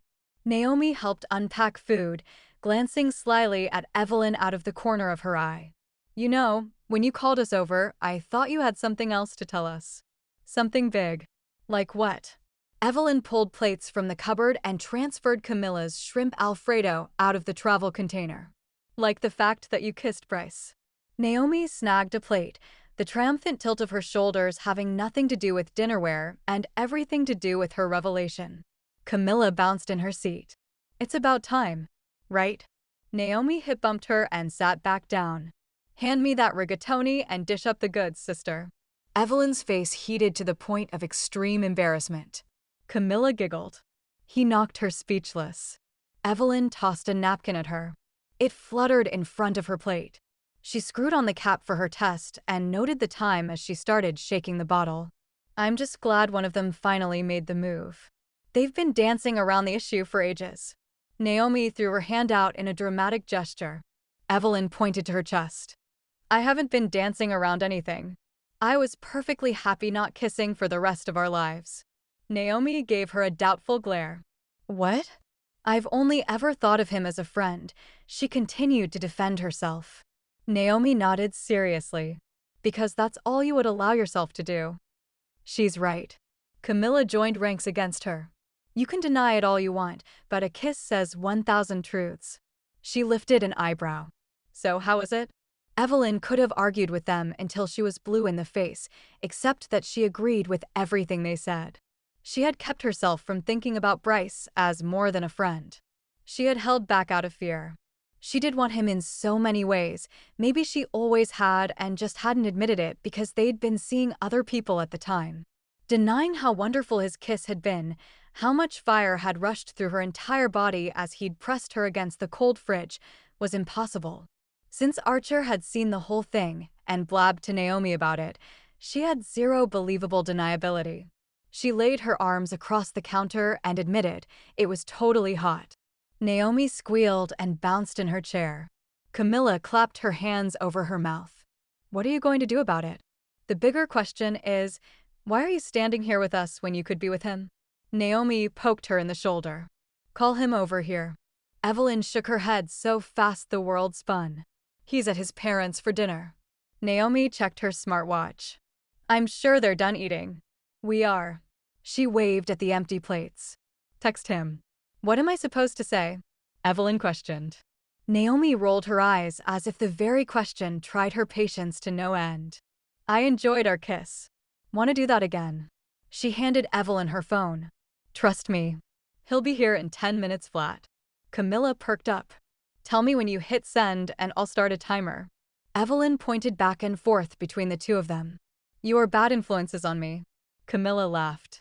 You're only saying that because you want to do it. Evelyn dropped her face into her hands, admitting nothing. In the silence was a knock at the door. Camilla glanced at her screen. 15.4 seconds. I didn't even text him, Evelyn hissed. Camilla lifted a shoulder. I'm counting it. Naomi made her way to the front door and swung it open. It's Bryce. She somehow managed a balance between false shock and happiness at seeing him. Evelyn considered climbing into a cupboard. Her sisters were so embarrassing. Naomi motioned for Bryce to come inside. What an absolutely unexpected surprise. Bryce would normally saunter into the room, make a witty comment, and charm her sisters into fits of giggles. But today he tucked his hands in his pockets and pulled his shoulders up around his ears. I hope I'm not interrupting anything. Camilla hopped to her feet and stacked their plates in a rush. Nope, we are done here. She gave Evelyn a pointed look. We were just leaving. There's leftovers if you're hungry. Evelyn wanted to beg them to stay. They could play Monopoly, or put together a 5,000-piece puzzle, or rearrange her filing cabinet, anything to postpone facing what she'd done. Even though she wasn't sure what she'd done. Had she ruined a friendship or started a romance? Camilla left with a cheeky wave. Naomi picked up her camera case and gave Bryce an exaggerated wink as she backed out the front door, pulling it shut as she went. Bryce's eyebrows shut up. He hooked the back of his neck with his hand, looking every bit the schoolboy caught leaving a note in his crush's locker. That look was adorable on him, only one of the many faces she'd become so used to over the years. The door creaked shut and Evelyn's heart rate sped up. She'd pictured this moment half a dozen times in the last 2 days. One version had her breezing across the room, throwing herself into his arms and seeing if they could put their first kiss to shame. Another version had them tumbling together on the couch in a mess of passion and pent-up need. Still another consisted of them behaving as though it had never happened. She suddenly remembered what he'd said about chickening out each time the opportunity to kiss her had come up before. Taking the coward's way out was an attractive option. Swallowing heavily, she waited to see if he would make the first move. Chapter 7. The air grew thick and warm as Evelyn's gaze connected with Bryce's, and they held one another there as her chest lifted and fell in rapid succession. Her whole being seemed to be filled with the waiting. Her heart throbbed as if the very sight of him had made impact with the organ. Her fingers tingled with the need to touch him, to feel his warm skin. Memory surfaced, and she could almost feel the calluses on his hands, the roundness of his shoulder, and the sandpaper sensation of his 5 o'clock shadow. She'd been alone with him more times than she could count, but had never been quite this aware of him. Her senses leapt to life, bringing all of him to all of her, his cedarwood and mint scent, the taste of his tongue on her lips asking for passage, and the feel of his body pressed against hers, every dip and valley the perfect complement to her curves. He was a massive presence that took up the whole room and her right along with it. Bryce leaned against the counter, faking a sense of casualness that was given away by the tight cords in his neck. "Have you been?" Never, in the history of their friendship, had he asked her that question, because they were in constant contact. The man knew when she menstruated based on her cravings for fried foods. He was chickening out. So was she. Moving to the fridge, she swiped for the door handle only to miss it completely. His eyes were on her back, a physical presence she couldn't ignore. Trying to lighten the mood and get them back on firm ground, she asked, "Want a super pure water touched by angels and filtered by mermaids?" Her voice pitched at the end of the question, giving away the fact that her nerves were lit up like sparklers on the 4th of July. She'd never been nervous around Bryce before, and she both loved and hated the feeling. Sure. He moved around the island. She stood motionless, unable to tell her body what it needed to do because she was so focused on what his body was doing. With each step closer to her, her heart rate moved up a gear. "I wish you'd stop acting like I didn't kiss you and like you're not freaking out about it." Evelyn yanked the fridge open and grabbed a water. She spun around and placed it on the counter next to him. Bryce moved even closer, and she hoped he would once again press her against the refrigerator. Fridges could be their thing. She was good with that. She'd have one installed in each room of her house and her office, if that was the case. Who cared if it was weird if he kissed her again and again and again? Her lips were parched, probably because they wanted him on them so badly. As much as she would have liked to forget all the reasons she'd told herself why they should go back to being friends, she'd been trained by those boundaries too well to just give them up now. It seemed that he'd been able to cast the boundaries aside. She wished she could behave with such abandon, but she wasn't wired like that. She was a planner, a thinker through, a woman who took her time considering options. She'd thought 2 days was long enough, but she needed longer to gain confidence in allowing him to seduce her. Because that's exactly what he was doing. His green eyes drew her to him. Added to the growing and heady attraction between them was the knowledge that Bryce was an incredible man, her man. He'd been hers the first time he'd made her laugh at that stupid frat party they'd both been dragged to by their roommates. Her body wouldn't respond, and she remained pinned in place like a bunny caught by a fox. "I'm kind of freaking out," she admitted in a whisper. "I know. Me too, but I've waited a long time for this." How long, she wondered. Had he wanted her this whole time? Had they been fighting the same fight? Sophomore year. Oh, was it a waste, or had they been smart? Mesmerized by his green eyes and the depth of truth that radiated in them, Evelyn sucked in air. "I'm starting to understand your impatience." Bryce moved so that there was barely an inch between them. Evelyn leaned against the fridge, needing the support because her knees had gone weak at his closeness. "You've never thought of me this way?" He trailed his finger down her cheek, sending rich shivers throughout her body. "Of course I did, but I pushed it away." "Why?" "I was afraid," she breathed. He turned his head to the side, breaking eye contact. As intense as it was, she missed it immediately, though she hesitated to touch him. A touch meant so much more today than it had before the kiss. Nevertheless, she cupped his cheek and turned his face back toward her. "Your friendship is so important to me. You are important to me. When I found that note and realized that my dad might not be my dad, you were the only person I wanted to tell. You're the only one I trust." He gestured behind him where the DNA tests lay on her counter. "You didn't tell the girls?" She dropped her hand from his face. "I did, but not until I had to. They're struggling enough losing Mom. I don't want to shatter their memories of who she was and what they thought our family looked like." Bryce cupped the back of his neck. "I picked a horrible time to dump this on you. Tell me I didn't mess everything up." She grabbed his shirt at his belly button and held on tight. "You kind of scrambled my brain." Bryce's forehead crumpled. "But," she drew the word out as she pulled him to her, "it's been a good distraction from my family situation." His hand moved to the small of her back, where he explored the hollow of her back. "Just a distraction?" She hesitated. Bryce was so much more than a flame. She'd loved him in one way for years, and she hated the thought of that love being smothered by one big mistake. "Can you promise me that no matter what, we will always be friends? Even if what we're feeling now burns us?" "I don't want to take away from what we have. I want to add to it." His touch, firm and persuasive, invited her to give more and receive all of him. "I like adding," she said, her eyelids heavy with the desire for his kiss. He ducked his head to catch her eye. "Yeah." His eyes brightened 2 shades with hope that shot straight into her heart. How could she deny him this? Denying herself was easy, but to say no to Bryce was impossible. "Yeah." She traced a finger along his jaw and then trailed her hand down his chest. "In fact, we should give that refrigerator kiss another try. This time without interruption." His eyebrows rose, and then a look of joy filled his face. He pressed his body into hers. "I like your thinking." He kissed her neck, his breath hot on her skin. She closed her eyes, anticipating at the moment when his lips would claim hers. She held tight to his shoulders, a mixture of bliss and nerves making her fingers dig into his skin. His lips brushed hers with a feather-soft touch that brushed away any lingering fear. Where she'd been taken off guard the first time he'd kissed her, this time she was ready for him.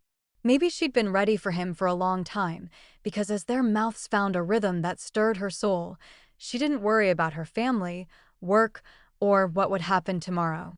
If nothing else was right in her world, this kiss at this moment was everything. Chapter 8. 1 month later. "These just arrived for you."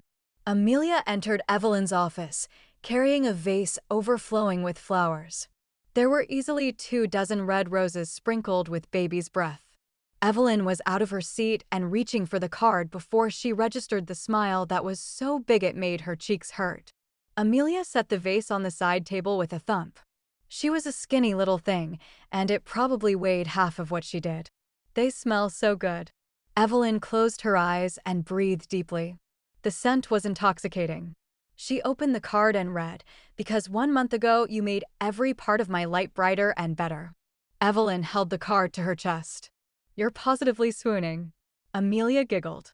Evelyn sighed happily. "Am I? I've never been the swooning type. He brings out your inner romantic." She touched a velvet-soft petal. "I had no idea he'd be so attentive."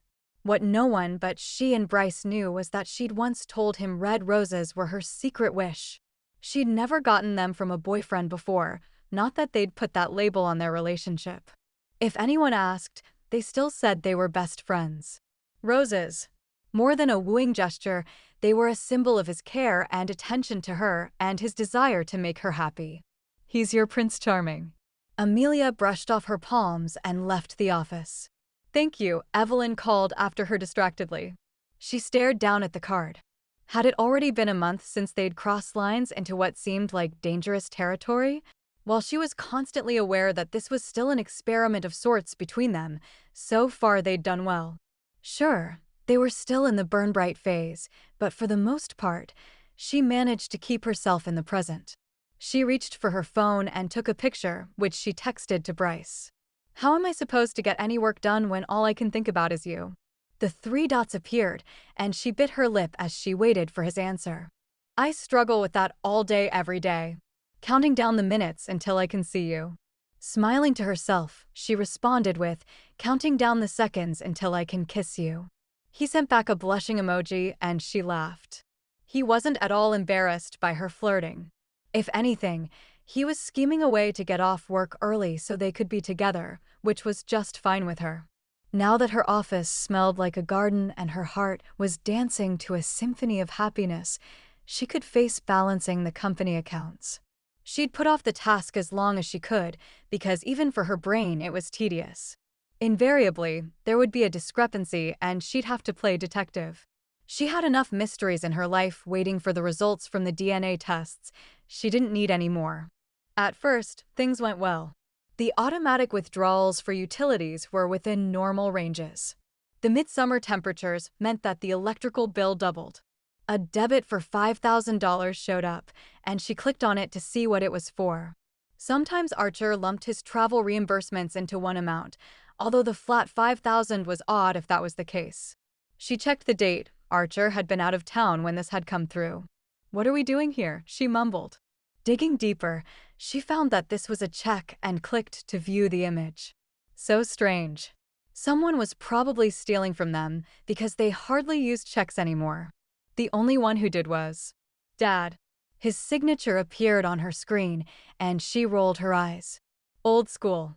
Instead of being written to a person, the check was written to the bank. That was weird. What did Dad need $5,000 in cash for? Noting the dates, she realized he'd written the check 4 days before cashing it. Curiouser and curiouser, she mumbled. There was no getting around it. She'd have to ask her father what this was about.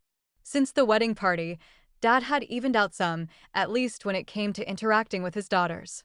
Duke and Jennifer seemed to be the focus of his suppressed rage. He obsessively watched her morning news show, and if she did anything that he didn't see fit for a Diamante, he'd rant about it for an hour. Thankfully, Jennifer handled most of the odd situations she ended up in with grace. The pie-throwing contest had been horrible. Dad had almost called the mayor to demand he get that woman off stage.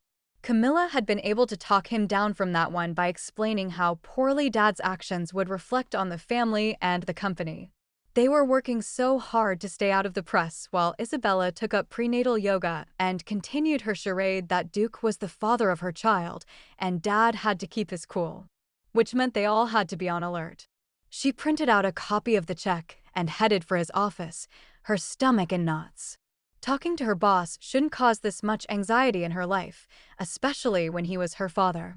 She'd given some thought to that title over the last month and decided that no matter what happened with Rufus, Atlas Diamante had raised her in such a way that she never questioned if he was her biological father or not. He didn't show favoritism to any of his children, and therefore he'd earned the right to keep the label. Pausing at the door to his office, she studied him. He still had a full head of hair, and his clothing was well kept, thanks to the staff. From outward appearances, you wouldn't know he was a man in deep grieving for his wife. Dad's office was decorated in modern mail. The floating shelves on the far wall were made of dark wood and decorated with leather books, their spines printed in gold leaf. Small fake plants nestled here and there. During the decorating phase, Mom had insisted they couldn't use live ones because Dad would forget to water them. A few snapshots of him and Mom together made up the rest of the shelf decor. His desk faced the door. On his left was a giant window, and opposite that was a portrait of Mom painted almost a year ago now. She was full of life and vitality, unaware of the way her body would betray her. By modeling standards, Mom was considered a mature woman. Articles about her often used the phrase timeless beauty. Evelyn would have said she was refined, elegant, and graceful, admired by women of all ages for the way she celebrated womanhood and motherhood. There was no denying Evelyn was her daughter. They shared many facial features and had the same body type. She wished her mother was here to dole out sage advice on how to handle the situation with Bryce. They were in a state of wonderful limbo, not making commitments or using labels while exploring their attraction. But they couldn't stay in this space forever, and she could use advice from someone who'd love them both. "Is there something I can do for you?" Dad asked in an almost normal tone. Evelyn walked in and set the paper on the desk. "This check for $5,000 cleared our account. It concerns me for several reasons. Before I filed a fraud charge, I wanted to make sure you hadn't actually written it." Dad didn't even look at the paper. "It's valid." "What's it for?" she blurted. "I mean, I need to deduct it from the right budget. Take it out of petty cash." He gritted his teeth as if this conversation was fraying his last nerve. Evelyn debated backing down. Dad had a short fuse and a quick tongue. If it was a family matter, she would have left it alone. However, this was business, and she had a responsibility not only to her father, but to her siblings who had shares in the company. A flicker of apprehension coursed through her. "I can't do that without saying exactly what it's for. When the auditors come." He sliced his hand through the air, cutting off her explanation. His cheeks shook with his effort to control himself. "Transfer the money from my personal account to cover it, then. Tell the blasted auditors I grabbed the wrong checkbook by mistake." Evelyn's head spun with his sudden turn. "Are you in some kind of trouble?" Dad's expression turned hard. "Let it go, Evelyn." In a glimpse of clarity, she could see a wave of fear behind his anger. He did his best to mask it with bluster, but it was there nonetheless. "Dad, if I can help." He exploded out of his chair and was in her face, his eyes bulging with anger.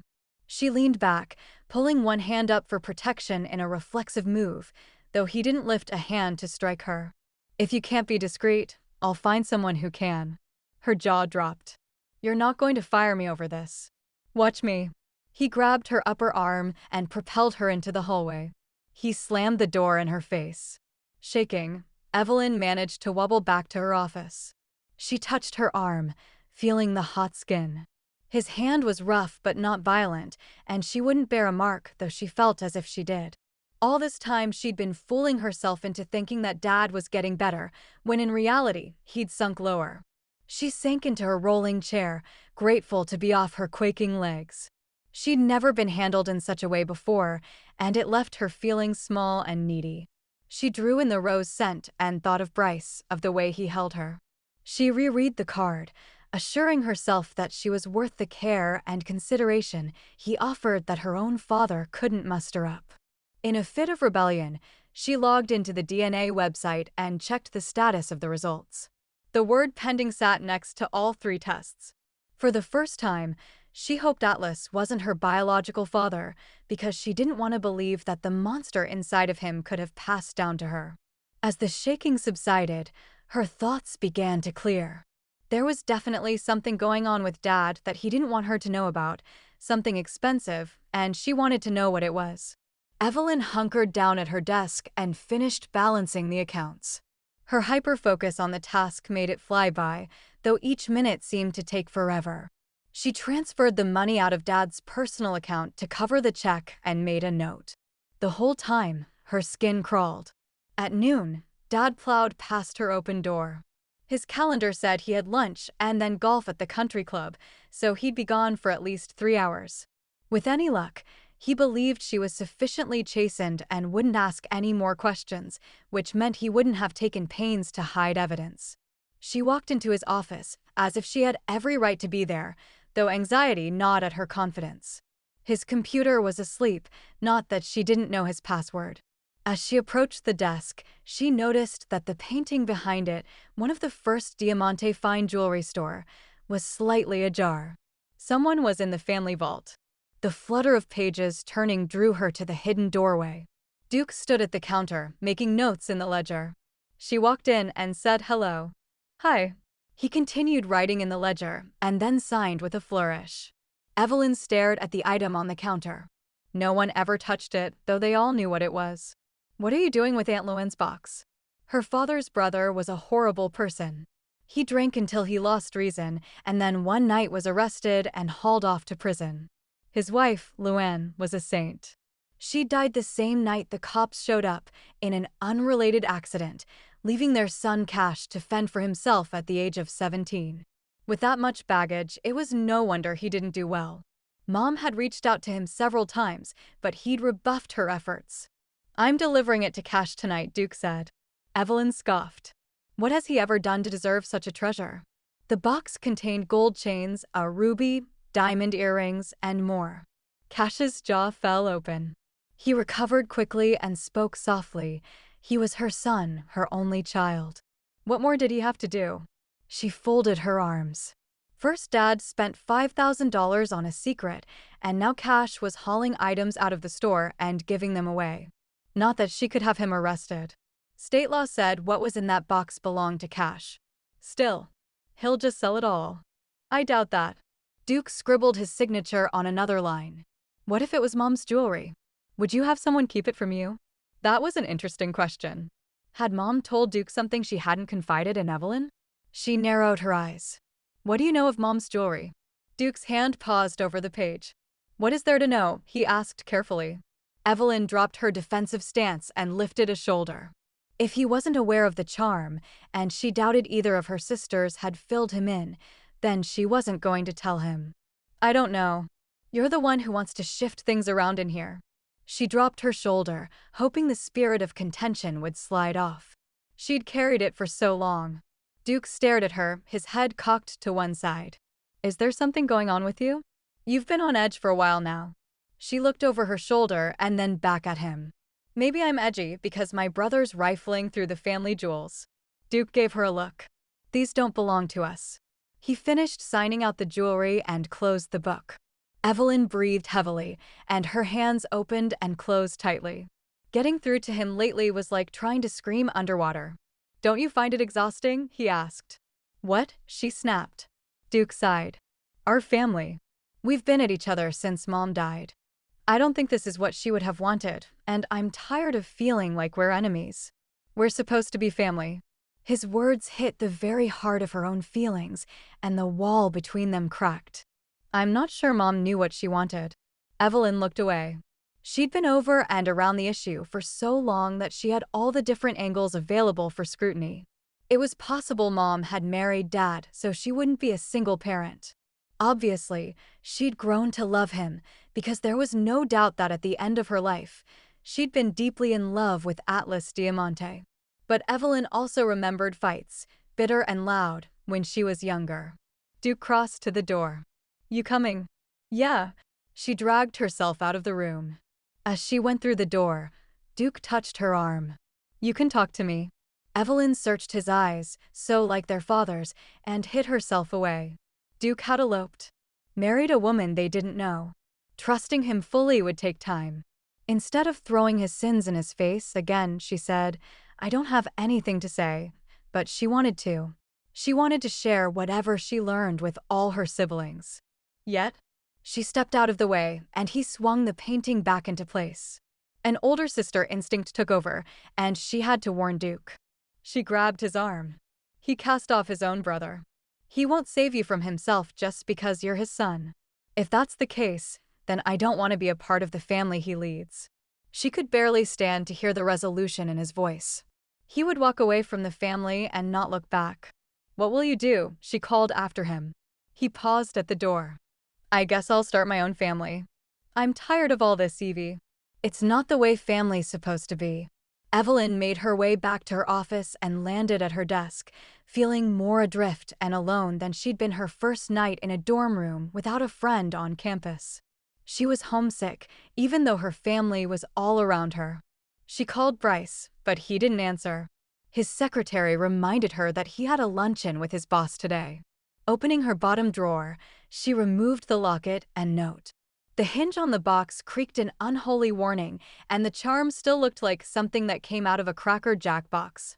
There were no more hints written between the lines of the page. She lightly brushed her finger over Rufus's name. Taking the jewels to Cash was a huge step toward closure for an open wound their family bore. Would finding Rufus be the same? Or would it inflict more pain on an already dying family? Wow, somebody sure loves you. Naomi burst into the room like the earliest rays of sunshine. She wore her hair down today in a straight sheet Evelyn would never be able to duplicate. She buried her face in the roses and drew in a deep breath. "Aren't you so glad I talked you into kissing him again?" Evelyn bit her lip as she laid her hand flat across the love letter. "I would have kissed him anyway." Naomi smiled knowingly as she settled in the chair across from Evelyn, conceding the point. "Was that you I heard Dad yelling at earlier?" Evelyn's heart hammered at the mere mention of the way Dad had embarrassed and manhandled her. She didn't want to tell anyone about it. Not even Bryce, and that was saying something. "I'm not sure. He yells at everybody lately." A cloud passed over Naomi's features. "It's weird, right? It's like he's a different person now." Evelyn glanced at her open door and lowered her voice. "He always said he was his best self when he was with Mom. I just never thought he was actually this bad of a person." Naomi wrinkled her nose. "Yeah, but are you okay? I feel like there's something going on with you two." Evelyn paused before dumping her latest suspicions on her baby sister. In her head, she'd painted Dad as the bad guy. Maybe he wasn't. Maybe it was an honest mistake and he'd blown up because that's who he was now. She didn't know. And she realized she'd gotten distracted by Duke's crusade to set things right with their cousin and hadn't looked for clues. She defaulted to her concerns over her parentage. What if Atlas really isn't my dad? He raised you. That counts for a lot. Naomi brushed a piece of lint off her pants. There are no less than 300 possible versions of what happened back then, including Mom not being a willing participant. Evelyn gasped. "Oh my gosh, I didn't think of that. That's horrible." Naomi sprang from her chair and rushed to Evelyn, enveloping her in her stringy arms. "I don't care who your dad is, and Mom is at peace now. You're my sister and always will be." Evelyn returned her hug. "I know you'll always be mine." This is what family was supposed to be like, not shouting and dragging and shoving support and love, and all the things their mother had tried to teach them out the window.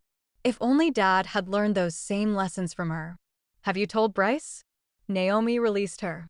Evelyn couldn't help the smile that came to her face at the mention of his name. "He knows." Naomi laughed and lightly slapped her arm. "Promise me I can take your bridal photos." Evelyn waved her arms as if trying to scare off a wild horse charging her direction. "We are nowhere near that." Naomi walked toward the door, stopping to touch a rose on her way out. "Looks to me like you're closer than you think." She sauntered out of the room. Evelyn stared at the flowers. Was she ready for that, for marriage? She felt like she needed to know where she came from before she figured out where she was going. How could she give herself to Bryce completely when she didn't have all the pieces to her own puzzle? She hoped he didn't think along the same lines as Naomi. If he did, she would end up breaking his heart. Chapter 9. Evelyn answered the phone as soon as Bryce's picture popped up on the screen. "What's up, gorgeous?" Bryce asked. He sounded so happy, so confident, like a man who'd just shaken on the deal of a lifetime, and she didn't want to rip that out from under him by laying out her family's ugliness. "I'm craving mac and cheese. Want to come over for dinner?" He groaned. He hated boxed mac and cheese. She'd practically lived off of it in college because it was the only thing she'd known how to cook back then. Every now and again, she had a hankering to throw out all the adult-level rules and binge on processed, powdered cheese. The way the noodles squeaked between her teeth brought back simpler times and good memories. "As long as you don't put hot dogs in it." She laughed, and the sound came out flat. Clearing her throat, she pressed on. "No hot dogs. Promise. But I will get a fabulous dessert." She'd order cheesecake from the diner down the street. They had greasy burgers and flabby fries that wilted in your hand. However, they sold the best strawberry cheesecake on the planet. He groaned again. "Stop worrying about your workouts," she chided. "Your body is amazing." There was a slight pause before Bryce's voice lowered and he said, "Tell me more." This time her laugh was lighter, and it chased away some of the darkness that had followed her since that morning run-in with her dad. "We can discuss it in depth when you come over." "Deal." They said goodbye, and she drew in a contented breath. Bryce was good for her in so many ways. Just being with him made life better. Now that she knew there was an end to this horrible, no-good day, she doubled down on her work and ended up being quite productive until it was time to leave at 5. She swung by the diner for the cheesecake and then headed home, where she changed into a pair of black crazy yoga pants and a white, oversized t-shirt that hung off one shoulder. If she was honest with herself, she wanted a great makeout session with Bryce to let out some of the pent-up frustration in her system.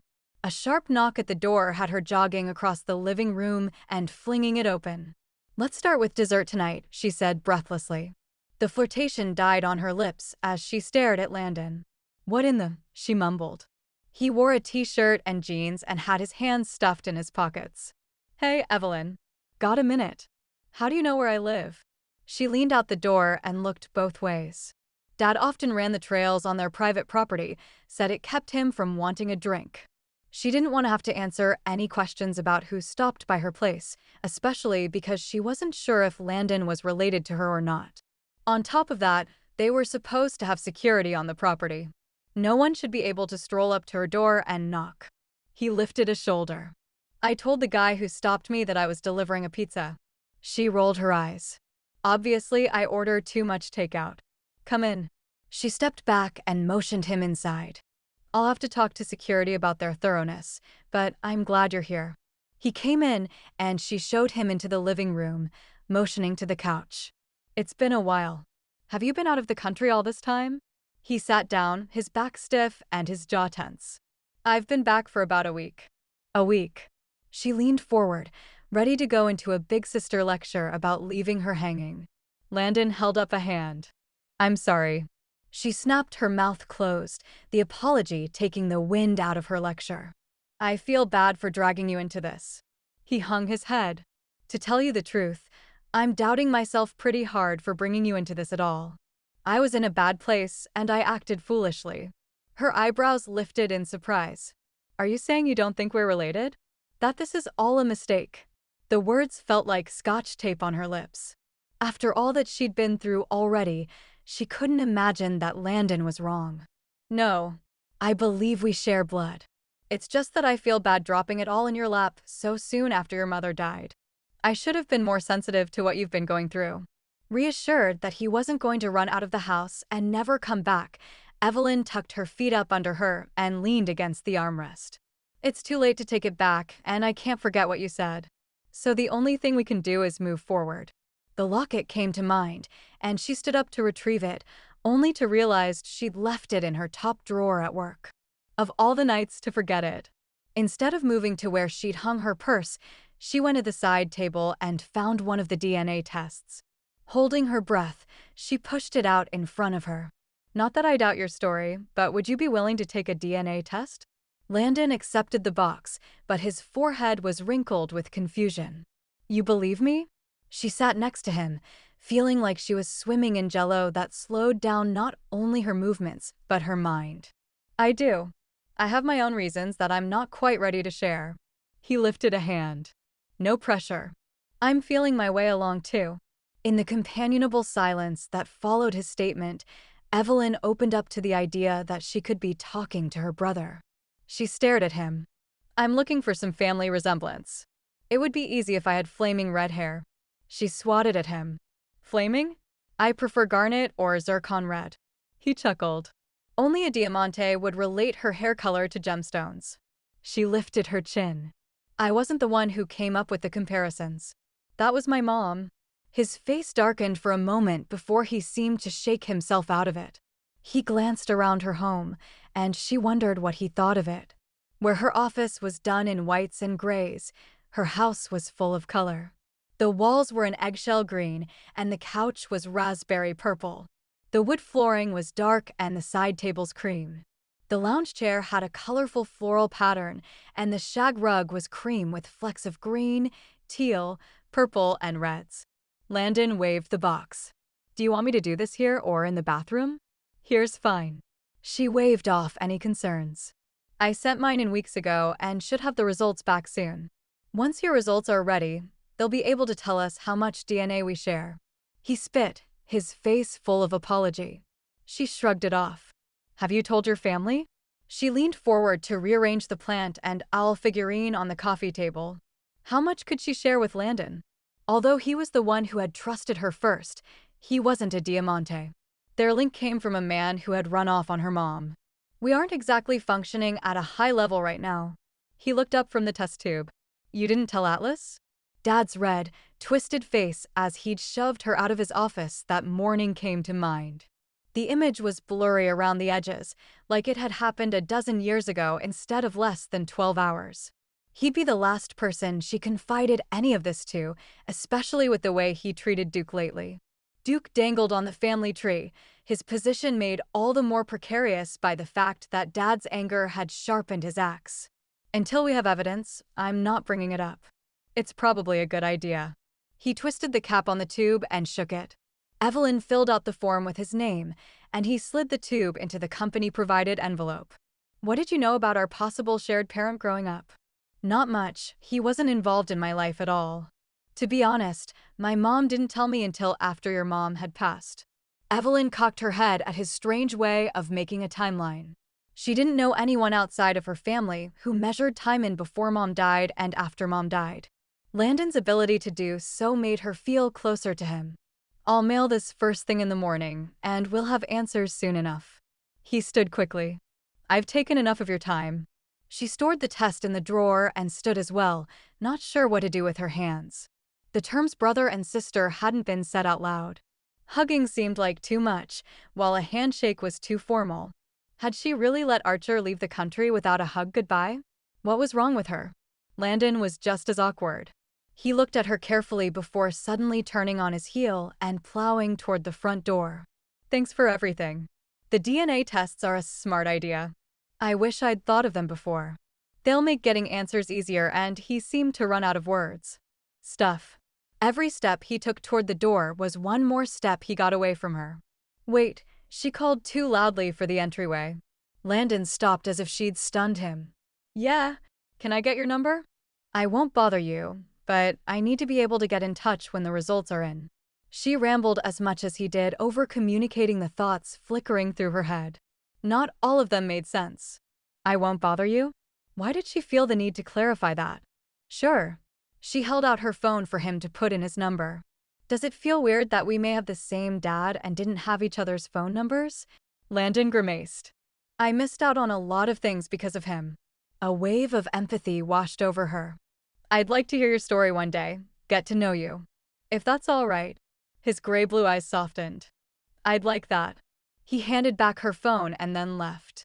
Evelyn stood in the doorway, watching him go, the summer heat bouncing off the cobblestone drive and warming her from head to toe. Bryce's car came into view just as Landon's was pulling out. Her heart leapt as if it wanted to get to him as soon as possible, and the rest of her slowed it down. A soft smile formed, and she tipped her head, leaning against the wood as she watched him climb out of his car and take off his sunglasses. He wore black dress slacks and a maroon button-up shirt with the sleeves rolled up. His tie was gone, probably sitting in the passenger seat. A black gift bag dangled from two of his fingers. The very sight of him made her yearn to be in the protective circle of his arms. How had she gone so long without knowing how good it was to kiss this amazing man? In this case, ignorance was bliss, because now that she was aware of his skills in that area, she was completely addicted. Was that your supposed brother? He asked as he approached. Evelyn nodded. She reached out with both hands and grabbed onto the front of his shirt, dragging the two of them together. Bryce came willingly and lowered his mouth to meet hers for a slow and thoughtful kiss. When they pulled apart, he smiled softly and tucked a piece of hair behind her ear. Hello to you too. What's in the bag? He lifted it, the shiny bag glinting in the setting sunlight. Mexican chocolate from my client. I wanted to share. You're too good to me. Stepping aside, she made room for him to come in. As she shut the door, he backed her against it and kissed her again. This kiss sent the butterflies in her stomach into a wild swirl. She moaned with pleasure. This is exactly what I needed after the day I've had. What? I thought your day was all roses. He nipped at her earlobe. She melted into him. It started out that way. She turned to take control of his lips, silently sharing all that she'd been through. When she was spent and pliable, he pulled back and touched his forehead to hers. Before we get into all that, you are going to expound on how perfect my body is. She ran her hands over his chest and then up and down his tight arms. We should have that discussion over cheesecake. Brilliant. He pecked a kiss to her nose and then released her. They ate a slow meal, talking through every angle of her father's outburst and her possible brother's surprise visit as they washed the dishes. She hung the towel over the fridge door and sighed, even more exhausted physically than she had been when she'd gotten home. "You have had quite the day." Bryce suddenly swept her into his arms. She yelped and grabbed onto him as he carried her into the front room and settled on the couch with her on his lap. She ran her fingers through the hair over his ear, and he leaned into her touch. "I love it when you do that," she giggled. "I know." He tickled her side and kissed her collarbone in the spot that sent a warm current racing under her skin. "I love it when you do that," she rasped. He lifted his head, a self-satisfied smile on his face. "I know."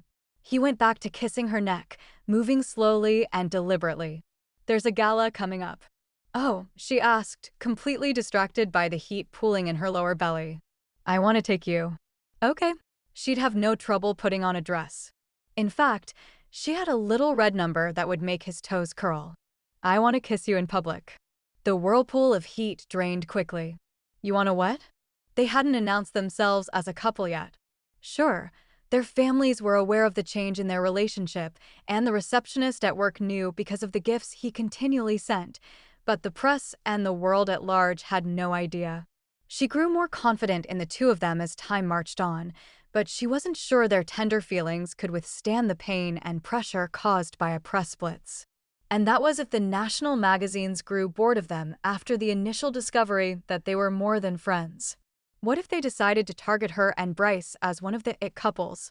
False stories and allegations could destroy even a long-time healthy relationship. They could obliterate something as new as what she and Bryce shared. "I want to go public. No more hiding out." He cupped her cheek. "I want the world to know you're mine finally." She shifted, uncomfortable under his close scrutiny. Bryce watched her struggle. "You're trying to tell me something hard." She plucked at his top button. "I'm working it out for myself as well. Could you have told me before?" His green eyes were earnest and not judging her. She nodded. He set her off his lap and put his hand behind her on the couch. "Consider this a conversation between friends." While she appreciated his efforts to make her more comfortable, she missed his touch, his caress, all the way to her core. It was all she could do not to climb back on top of him. Exhibiting huge amounts of self-control, she leaned into him so that her head rested on his well-formed shoulder. "This whole thing with my birth dad has me wondering exactly where I came from and who I am. I mean, I know I'm Evelyn and that parts of me will be the same no matter who helped form me. But I'm lost in a lot of ways because of a past that's shrouded in secrets right now, and taking up a new role in the public eye isn't going to help that. I mean, what if a reporter figured this all out before I did and printed it?" Bryce's eyes turned down at the corners and his posture deflated. "I don't like it. Not one bit. But I think I can understand where you're coming from." She twisted around and lay across his chest, pulling his collar back and kissing his neck. His cedarwood cologne teased her nose. "I don't want to stop doing this. This was a genius idea you had." His large hand splayed across her back, holding her in place. "My test results should be back soon.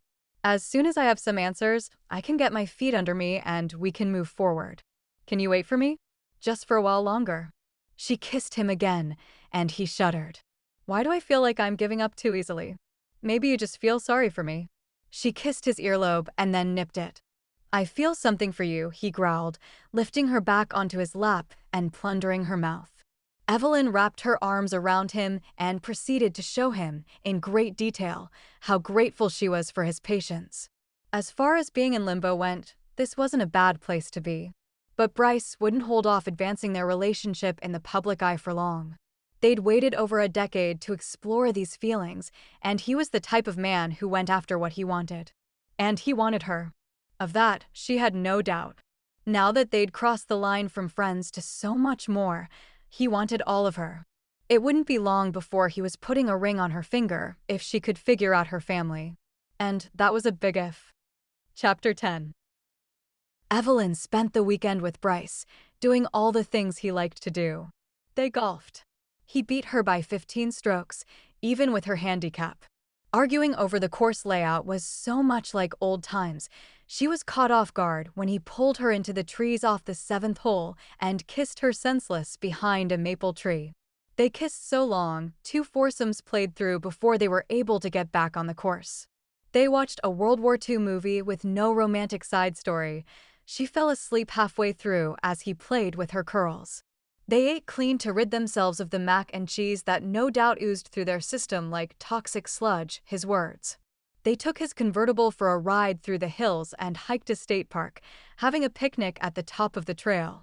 The sun was out in full force, like a cleansing fire that rejuvenated her for the upcoming week. The time was a lot like what they'd done before declaring their feelings, and yet it was so much better, deeper, more vibrant. She needed more days like this in her life. Twice she was tempted to throw caution to the wind and tell the world they were together. Each time she pulled back. She just wasn't ready, wasn't capable of handing her whole self to him, and Bryce deserved nothing less. Walking into the office Monday morning was like entering a smog.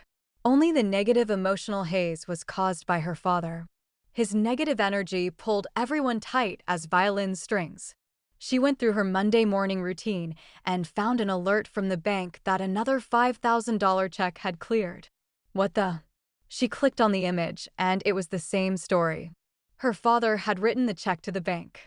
If this is another mistake, I'm taking his checkbook away, she mumbled under her breath, even as the sinking in her gut told her this wasn't a mistake. Still mumbling to yourself, I see, said Archer as he ambled into her office, wearing khaki pants and a shirt that was only 3 shades lighter. His beard had grown in heavily, and he dropped his travel bag at the door. She'd been so caught up in her own drama, she'd forgotten he was coming home today. Some big sister she was. Still think you're Indiana Jones? She teased back as she made her way around the desk to hug him hello. Everyone in New Zealand wears these. He adjusted the hat and gave her a cheeky grin. I'll bring you back one next time. I'm sure you will. She sat in one of the chairs on this side of her desk, motioning for him to do the same. Was the trip a success? He grinned. Smashing. You're going to lose it over the panamu I picked up when I visited the local tribe. Archer's pride was well earned. Panama rights were exclusive to the New Zealand native tribes who used it to carve beautiful jewelry and statues. It wasn't as glamorous as jade, nor was it part of their normal catalog, but it could be used to set stone in stone, which was growing in popularity. I have 2 designs I'm anxious to get into the back room and work out. He rubbed his hands together. Just as soon as you catch me up on what's going on around here. Why did I feel like I had a knife at my throat the minute I walked through the door? It's that hostile around here, she asked in surprise. Sure, she was attuned to her father's mood because she'd been dealing with it. To have someone who was unaware of the yelling and threats pick up on it so quickly didn't bode well for them. A special concern was the rest of the staff. She'd have to watch to ensure they weren't under undue strain as well. Evelyn quickly went through things. I almost wonder if he's slowly descending into madness. Or a strange manifestation of his grief? Archer tossed out the question with a hopeful bow tied around it. He really needs to get a handle on things. It's moments like this that I'm thankful I don't share a gene pool with him. A strangled noise escaped Evelyn's throat as she surged to her feet. She'd had a strange feeling to bring the DNA test she'd bought for Archer with her this morning. Maybe a part of her had remembered his itinerary. What? Speaking of DNA, she opened her desk and pulled out one of the tests. Instead of handing it over immediately, she fiddled with the box. I bought several of these and had the girls take them. But I don't know if you're interested in finding out who your birth parents are. I don't want to assume that you would like to know, but I wanted to provide the option. Archer reached for the box. I can't say I haven't thought about it before. He held the box by 2 corners and twisted it in his hands, his face thoughtful. Why haven't you? She held her breath. They had more in common than Archer knew, but she wasn't sure how much to tell him. Figuring out who her birth father was a big deal. For Archer, there were 2 parents in question, and possibly siblings. He could be welcomed into a whole new family or kept out of it. She didn't want to minimize his concerns by pretending that they were going through the same thing. Besides, he'd known he was adopted all his life, wrestling with questions she'd only just formed. Honestly, I didn't want to hurt Mom. I felt like she worked overtime to make sure I knew I was a part of the family, and I didn't want her to feel like she didn't do a good job. A comforting silence descended upon them as they were each enveloped with their own memories of the ways Mom served them. She really was exceptional at loving people. Evelyn could remember girls' days, dress shopping, and late-night conversations held over a pint of ice cream. Not to mention the formal instructions on jewelry care. There was one in particular that was rather lengthy about the benefits of drop earrings versus studs. Mom loved Diamante fine jewelry as much as Dad did and dedicated herself to its success. However, if it came down to choosing between her children and diamonds, she would have given it all up for her kids. Of that, there was no doubt. I don't think Mom would mind now, Evelyn offered. Her work is done. Archer nodded and then ripped open the box. He quickly took the test while Evelyn filled out the information card. I'm linking all of our tests through my account. If you change your mind and don't want to know, just tell me. Archer put the lid on the tube and shook up the contents to properly combine them. I won't. Evelyn logged into her account to add Archer's test number. She refreshed the page and her breath caught. The status of her and her sister's tests had changed from processing to in transit. They would upload soon, and she would finally have some answers. She took a picture of the screen and sent it to Bryce. He sent back a thumbs up and fingers crossed. A moment behind that was a kissy emoji. She rolled her eyes. That man enjoyed his emojis. Bryce? Archer asked, one eyebrow lifted in amusement. Evelyn set her phone aside. He likes emojis. Archer stood, brushing off his pants. No man likes emojis. But we know you ladies like to get them.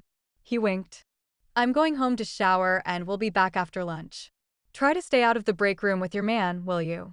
Evelyn picked up a pad of post-it notes and threw it across the room at him. You just wait. One day a woman will have you doing stupid things. He shrugged. She can try. Evelyn smiled smugly. Archer may think he was immune to falling in love, but there was a woman out there who was made for him. If she wasn't consumed by mysteries and secrets, she'd consider matchmaking just to wipe that grin off his face.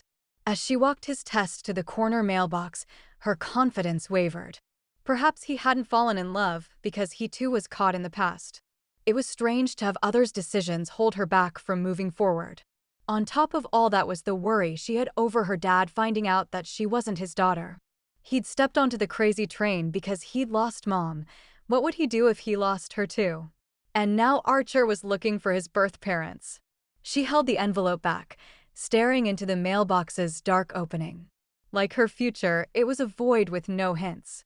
Her phone beeped and she checked it, finding a cake, a kiss, and a winking emoji from Bryce. Laughing, she texted back a convertible, a mountain, and a kiss. Then she dropped the test into the mail, because no matter what happened, nor how bad things became, she wasn't going to get to the wedding bells emoji if she wasn't brave enough to step into that void. No matter how scary it was. Chapter 11. The next morning, Evelyn was filing one of her favorite tasks.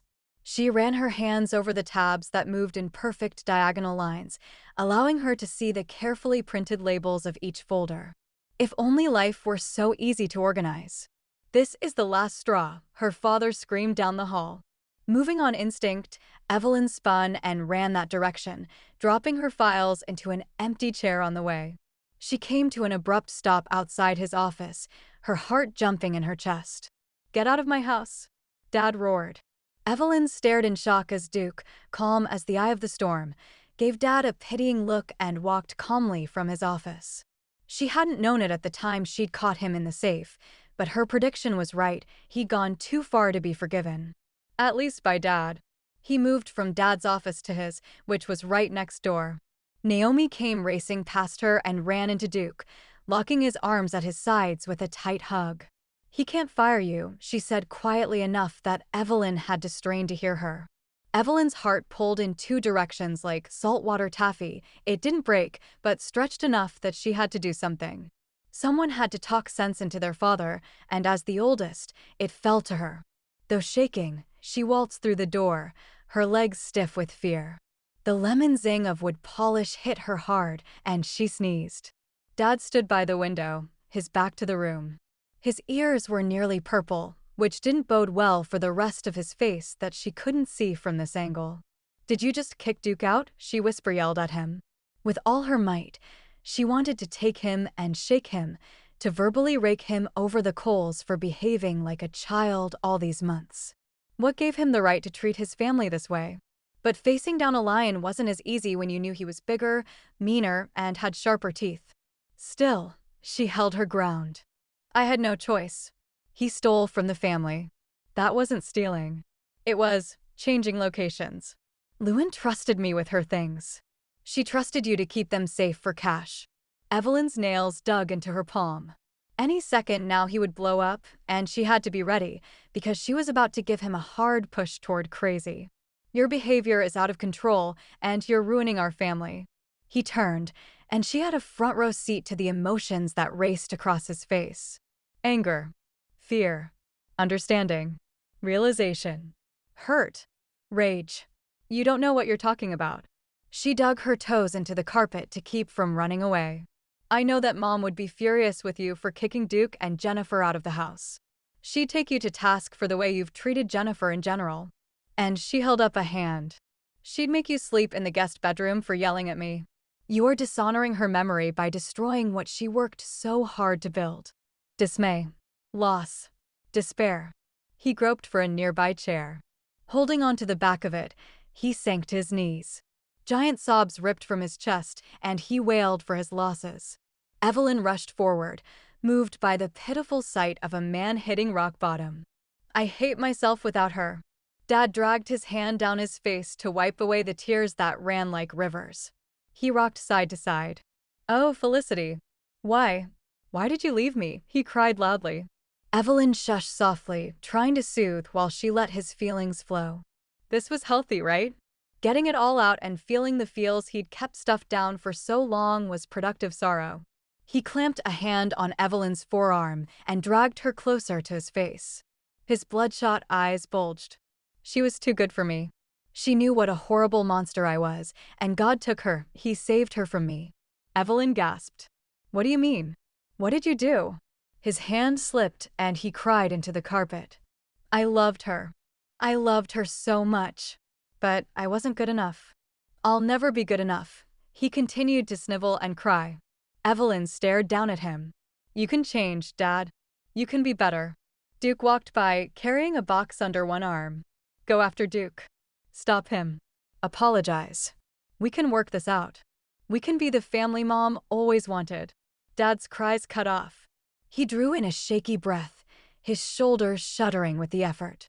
Slowly, amidst a cacophony of sniffs, snorts, and face wiping, he picked himself off the floor. "I can't. You don't understand. He's irresponsible and dangerous. We can't afford his mistakes." Afford? Instantly, the mysterious checks popped into her mind. Had Dad been covering for Duke this whole time? "What do you Leave me." Dad threw his arm in the air, dismissing her. "And shut the door. I want to be alone." Evelyn narrowed her eyes. She stepped toward him, made stronger because she was fighting for something she believed in, her family. "You'd better be careful what you wish for. If you continue on as you are, you'll be left with nothing but the gems you sell. And we all know they can't keep you warm at night." She left, slamming the door shut behind her. Once settled in her office, she did an online search for a local private investigator. It was time she got answers, and if Dad wasn't going to spill, then she'd find them herself. Chapter 12. "Tell me again why I had to wear this ridiculous hat."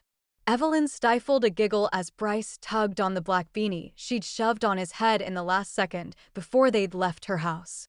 It barely covered his ears, and he looked like a cartoon burglar with his black t-shirt and dark jeans. His cotton tee stretched across his well-formed chest and was quite the distraction from their stakeout. The week since her father had kicked Duke out of the house, the business and the family were walking on eggshells and shouldering regret. Dad didn't say much, except to allocate Duke's responsibilities. He'd taken on the lion's share of them himself, acting like he was 30-ish and a big tycoon. The employees were professional to his face, but Evelyn saw the looks of disgust floating in his wake. "Your hair is blonde, and I didn't want anyone to recognize you," she replied with a straight face. The temperature is in the upper 80s. This, he pointed to the hat, will draw more attention than my hair would have. Fine, take it off if you want, Evelyn begrudgingly allowed. Just know that it makes you look incredibly sexy.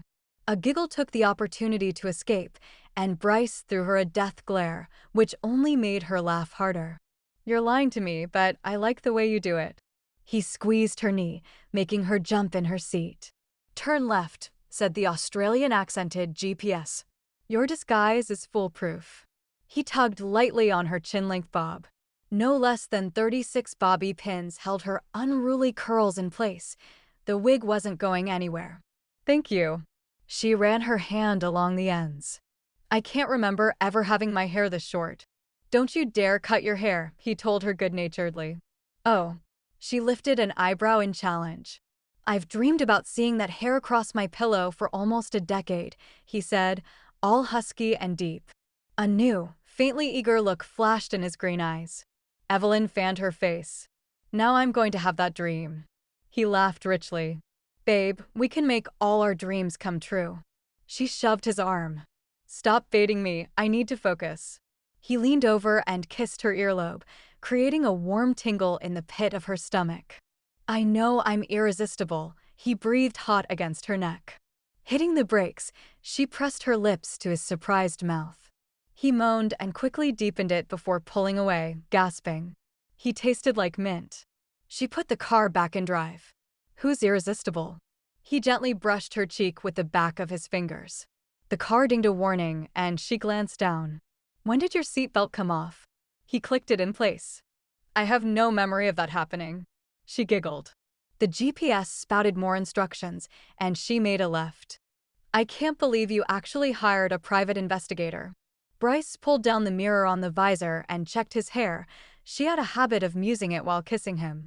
The rental van came fully equipped with navigation and parallel parking assist.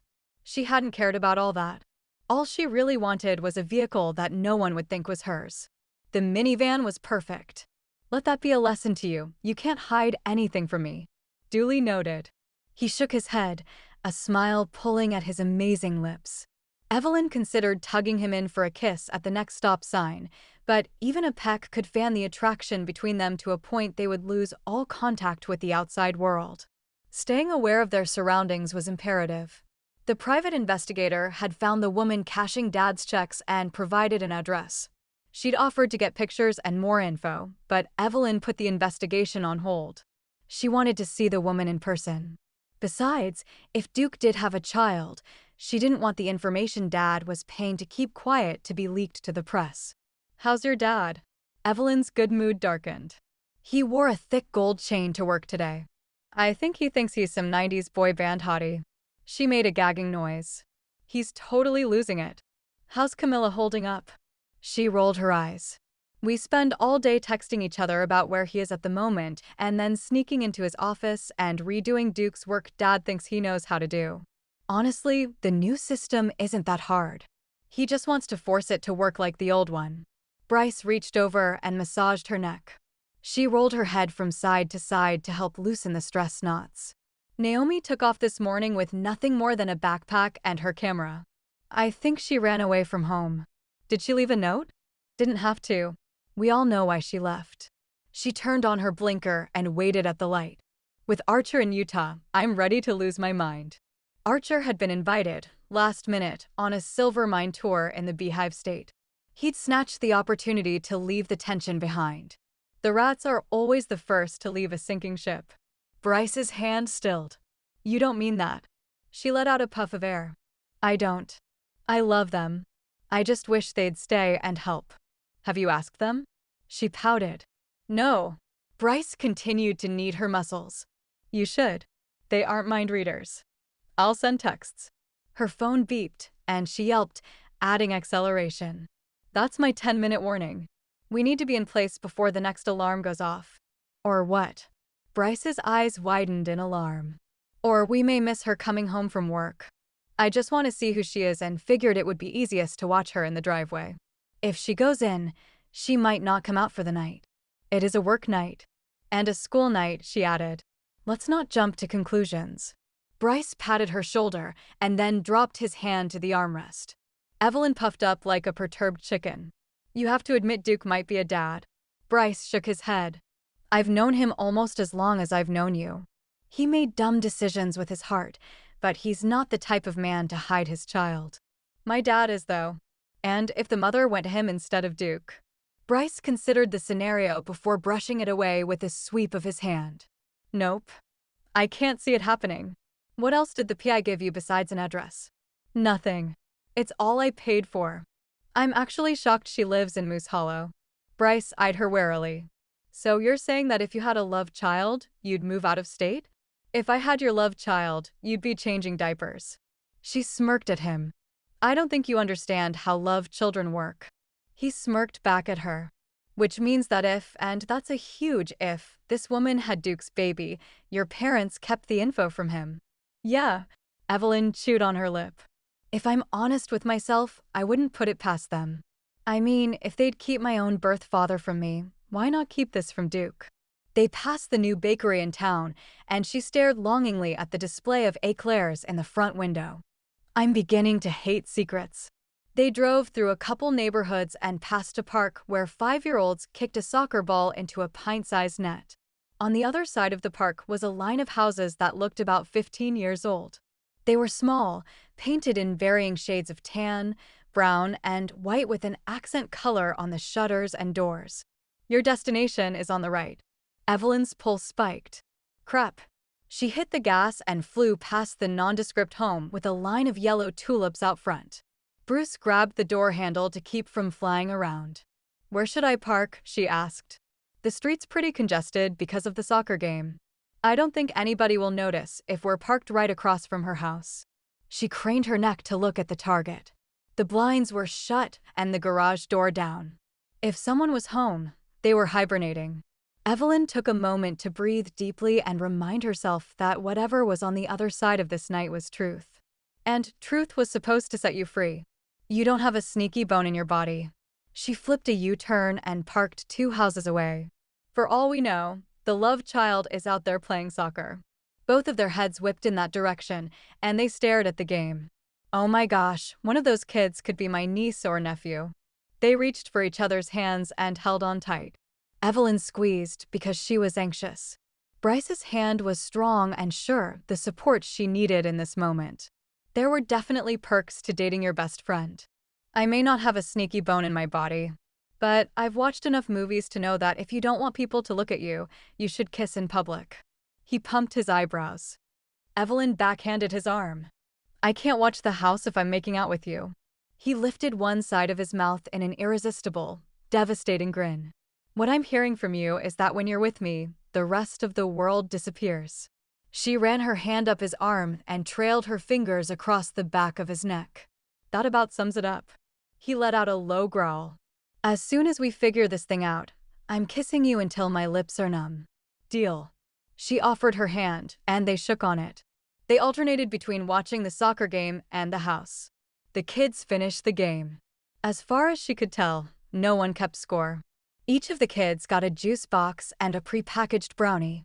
As the kids trailed away from the field a few feet behind their parents, who chatted and laughed with one another, 2 new teams arrived to take their place, these ones a little older and a little more competitive. The symphony of whistles, cheers, groans, and coaches' shouts filtered through the open windows. An hour into the game, Bryce asked, "How long does a stakeout usually take?" "The average time is 2.47 hours, Evelyn replied sarcastically. He clamped his hand on her knee, sending her into peals of laughter. Out of the corner of her eye, Evelyn caught movement at the targeted home. She sobered quickly and focused on the garage door as it went up. Bryce's hand on her knee moved from tickling to tender as he leaned forward in his seat. Darn it. If she gets out in the garage, we'll never see her. She put her hand on the keys, ready to start the car and pull ahead for a better view. Bryce put a steadying hand on hers. Hold on. Let's see what happens. Evelyn swallowed heavily. As grateful as she was for his calmness, there was an underlying pressure to see this through that he couldn't soothe away. A newer blue Toyota pulled into the driveway and stopped. Evelyn held her breath. This was it. This was where the answers came. Should she go talk to her? Was that allowed? A woman stepped out of the car and then opened the back seat to retrieve several grocery bags. She had short blonde hair, the style of few years old, but nevertheless complimentary to her face. She was from their parents' generation and not at all someone Duke would have dated. She went into the house by herself, going through the garage and shutting it. Even from here, Evelyn could hear the motor struggling. It would need to be replaced soon. Maybe she has a daughter. Bryce offered. Evelyn shook her head. Did you see the garage? One bike, adult size. One set of shelves. No storage boxes. I think she lives alone. Does that mean you're throwing out the love child theory? Bryce's tone was much more upbeat than she felt. Yeah, she started the car. And the drug dealer theory. She could be an underground art dealer. He was throwing her a bone to ease her disappointment. My dad's not that cool. She started the car and pulled out of the small neighborhood. With a sigh, she said, I feel like we've hit a dead end. You know what they say about dead ends? He paused for dramatic effect. They're great places to stop and make out. Evelyn burst out laughing. At the same time, her heart overflowed with gratitude for this wonderful man. How did I get so lucky to end up with a guy like you? It wasn't luck. I was just too stubborn to leave when you friend-zoned me. He took her hand and kissed the back of it. Chapter 13. 2 days later, a heat wave hit Moose Hollow, the likes of which the town hadn't seen in a decade. Residents flocked to the ice shack, desperate for relief through piña coladas and banana-flavored snow cones. Ambitious children set up lemonade stands where they sold lukewarm Kool-Aid for 50 cents. When business was slow, they turned on a sprinkler and played in the water. If outside was hot, then inside was frigid. The office's air conditioner worked as if it got paid overtime, and Evelyn took to wearing a cardigan over her blouses to keep from shivering. Every time the vents came to life, she broke out in goosebumps. Dad was out of the office today. He'd arranged a golf tournament with several of their suppliers. They were on the golf course, probably drinking enough Powerade to supply a soccer team. She'd taken Dad's absence as an opportunity to check in with Duke to see where he and Jennifer ended up. They lived in a camp trailer parked in Cash's driveway, quite the step down from the guest house, but he assured her he'd never been happier. She believed him because he was free of the drama. Isabella even dropped her claim that she carried his baby, earning her more screen time than ever as the press tried to guess the father. The newlyweds were house hunting, but not in a hurry. Perhaps the heat would encourage them to find a permanent home, or at least one without wheels. She sighed. What a sorry sight they'd become. Her stomach growled, and she checked the clock. Almost noon. Just one more scan through her emails, and she could grab Camilla and go to lunch. Her sister was as grateful to have the morning off of Dad sitting as she was, and they were going to celebrate with lots of carbs and too much dessert. Nothing out of the ordinary popped up. Requests for information, forms, and so on. All things that could wait until she got back. The computer dinged, and an email from the DNA testing company popped up. They sent out marketing material every couple of days. She was about to delete it when the subject line caught her attention. Your results are inside. Evelyn yanked her hand back from the mouse and took in 3 quick breaths. She hadn't even opened the email, and she was already hyperventilating. This was it. This was the answer she'd been waiting for. The moment when she found out who she truly was had arrived, and it was terrifying. The more she thought about it, the more impossible it became to steady her erratic pulse. She wrapped desperate fingers around her fragile control, grabbed her phone, and ran from the building. She voice-texted Camilla, telling her that she had an emergency and to go to lunch without her. Camilla sent back a thumbs up. A big, thick tear fell, and Evelyn swiped it away. She wasn't crying, but the moisture had leaked out anyway. Reaching Bryce's office building, she threw the car into park and half ran, half speed-walked through the automatic doors. A quick wave at the receptionist was all she could manage, as she was still clutching her phone to her chest. She walked right into Bryce's office. He sat behind his desk, talking on the phone, but he stood as she walked in. Speaking calmly, he held out his arm as he walked toward her. I see what you mean. Let's set up a meeting for next week to go over the details. Evelyn fell against him, drawing in loud gasps. Her insides quaked with panic. Bryce clicked off the call and tossed his phone onto his desk. He hooked a finger under her chin and tipped her face up. "What is it?" he asked in an infinitely compassionate tone that normally soothed her like a warm fire. Her hands shook as she lifted the phone, and her throat was so dry it ached. "The results are in." "And?" He searched her face for a clue. She pressed her lips together and shook her head. Understanding lit his green eyes. "Let's open them together, shall we?" He shut his door to give them some privacy and then took a seat, dragging her onto his lap and wrapping his arms around her middle.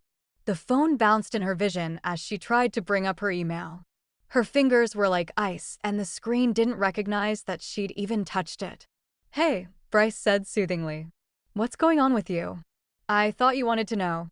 "I do. It's just," Evelyn bit her lip. "I feel like I'm on the edge of a cliff, looking down. I'm not planning on jumping, but if this says that Dad isn't really my dad, I'll be shoved off. There's so much betrayal mixed up in this from my mom and Dad. And Mom's not here to defend herself or say the right things." His hand moved one direction on her back and then switched, going the other way. She calmed enough to read another layer of the emotions, causing a very real physical response. "I used to think that being a Diamante meant something, you know?" She laughed derisively at herself as she repeated the company motto. "Diamante fine jewelry means quality, it's in the name. But Dad's acting like a jerk and an idiot and a frat boy all at once, and was it all just a commercial? Was the family I thought I had an image a mirage that he can't maintain? Was my mother real about anything, or was it all just a show?" Bryce kissed her hair and said softly but with confidence, "You are quality. You are good. You are kind. You are loving. You are loyal. You are intelligent. You are elegant, and 100 other amazing things that won't change because of one email." She was torn between knowing that she wasn't going to transform into something else and believing that you're one thing when in reality you're another. Your family will love you no matter what. Look at Archer. He's adopted, but does that make him any less your brother? Bryce fiddled with her hair as he spoke, his eyes on her face.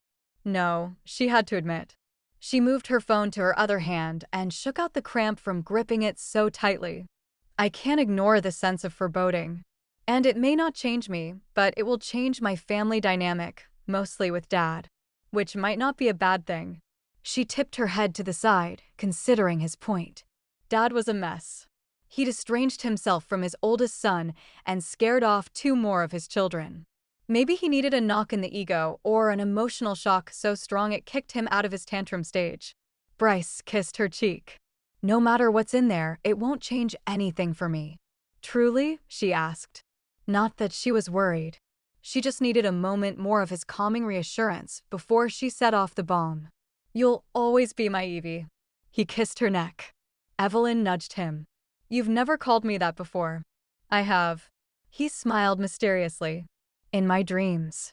She melted against him. "Would this be the same dream where my hair is all over your pillow?" His eyes swirled with an emotion that was deeper than any she'd seen before. "The same." The light of home seeped through her wall of panic. She drew courage from it, once again so incredibly grateful to have Bryce in her life at this time. "I don't deserve you." He ran his thumb over her hip.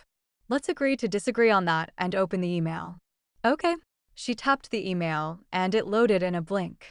A chart appeared on the screen. She and Bryce put their heads together as she enlarged the image. "What am I looking at here?" Bryce asked. "Mostly just my DNA. This tells me the countries my ancestors came from and what percentage of their genes manifest in me." She raced through the information and then went back up to the top. "It's not exactly laid out to give me the answers I need. I have to interpret things." "By all means interpret, then, because all see is that you're a fiery lass from Scotland." He tugged on her red curls. "Which I could have told you without the test." She smiled without lifting her eyes from the screen. "Okay. Basically, anyone I sent a test in for is linked in my family tree." She held out the phone so he could see the chart. "This allows us to compare DNA, validate relationships, and compare parentage." Camilla's and Naomi's results were also complete. Archer and Landon said, "In process." In order to know if she was related to her sisters through both parental lines, she'd need to click on their names.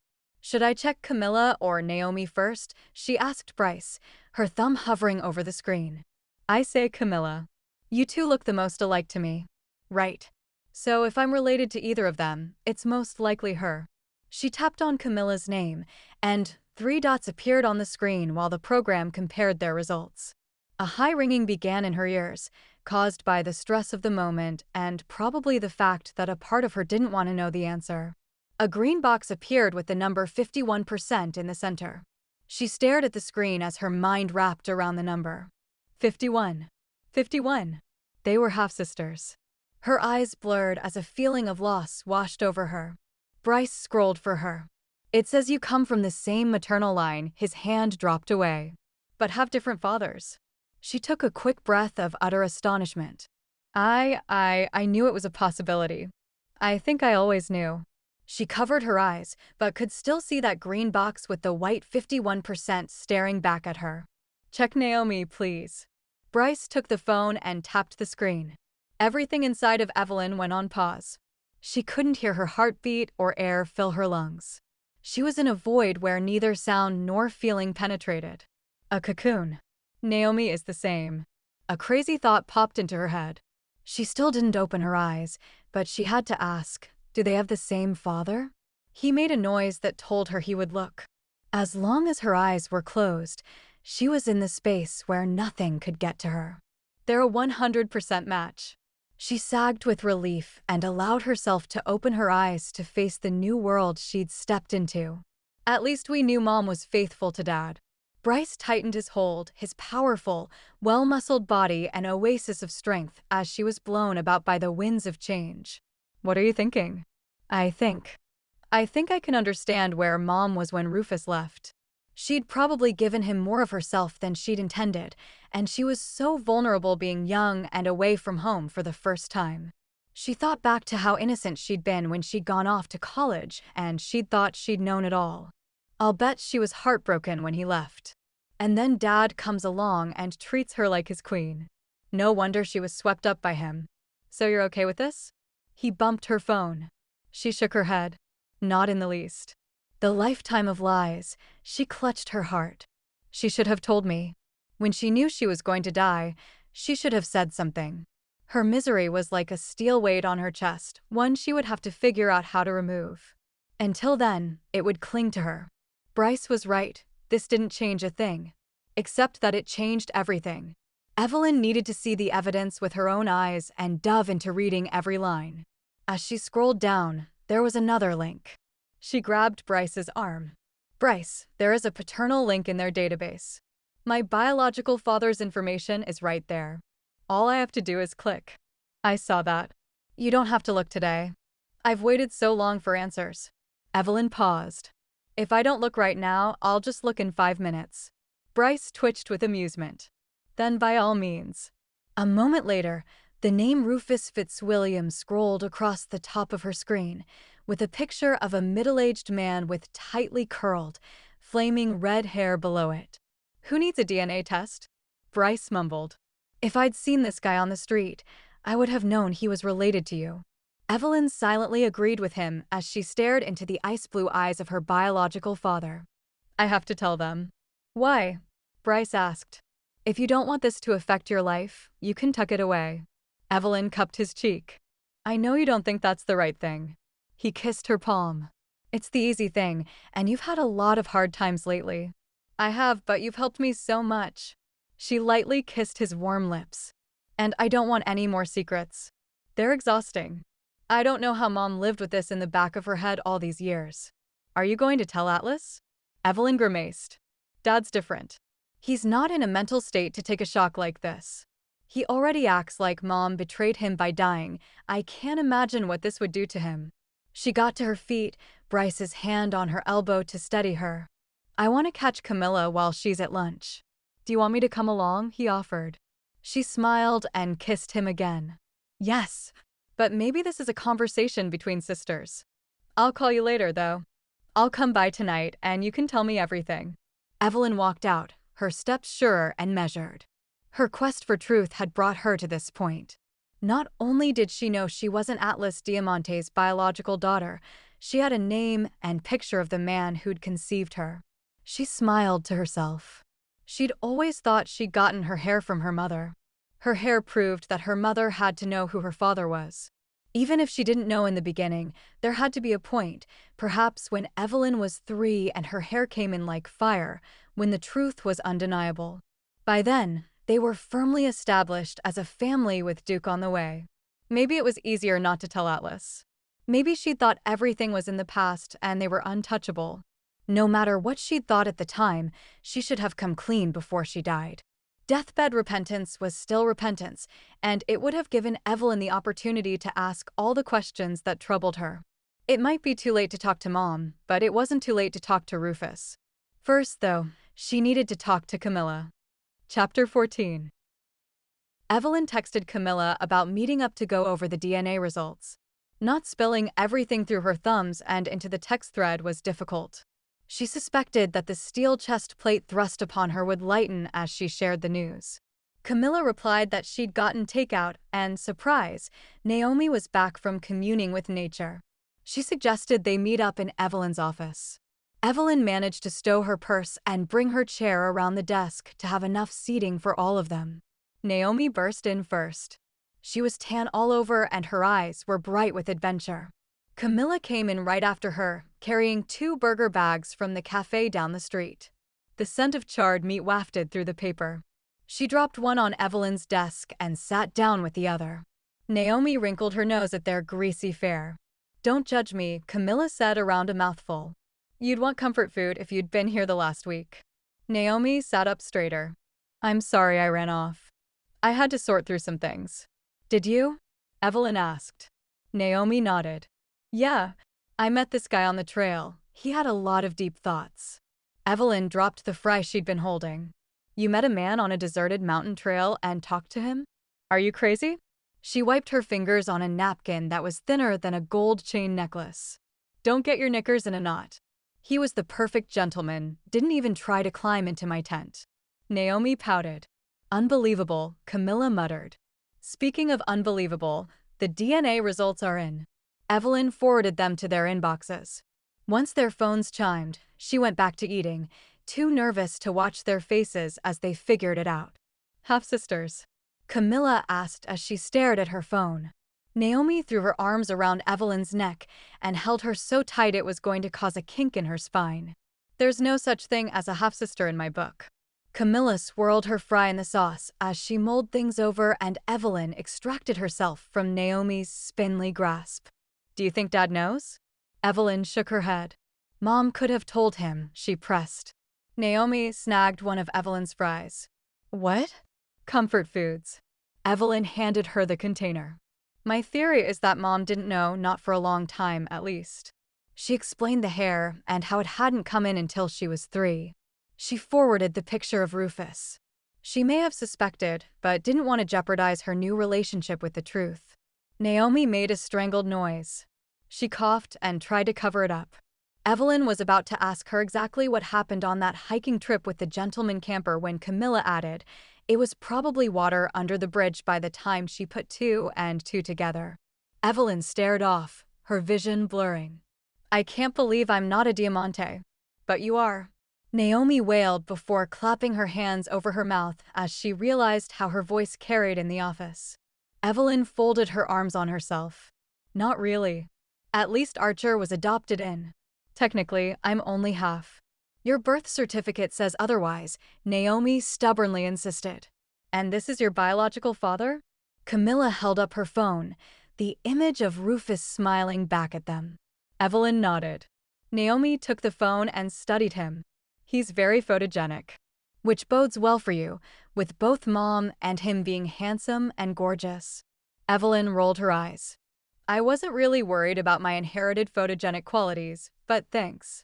Naomi shrugged as if her concerns about Evelyn's gene pool were valid. In her world of lenses and lighting, they were. Camilla peeked at them from lowered lashes. "Do you think he's a good guy?" "You mean is he nicer than Dad?"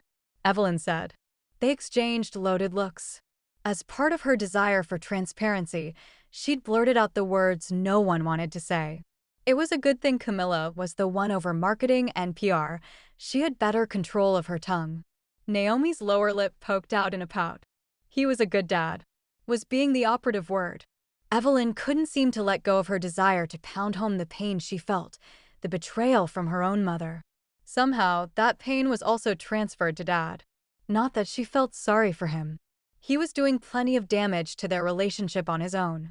She touched her upper arm where he'd grabbed her so forcefully. They sat there in silence.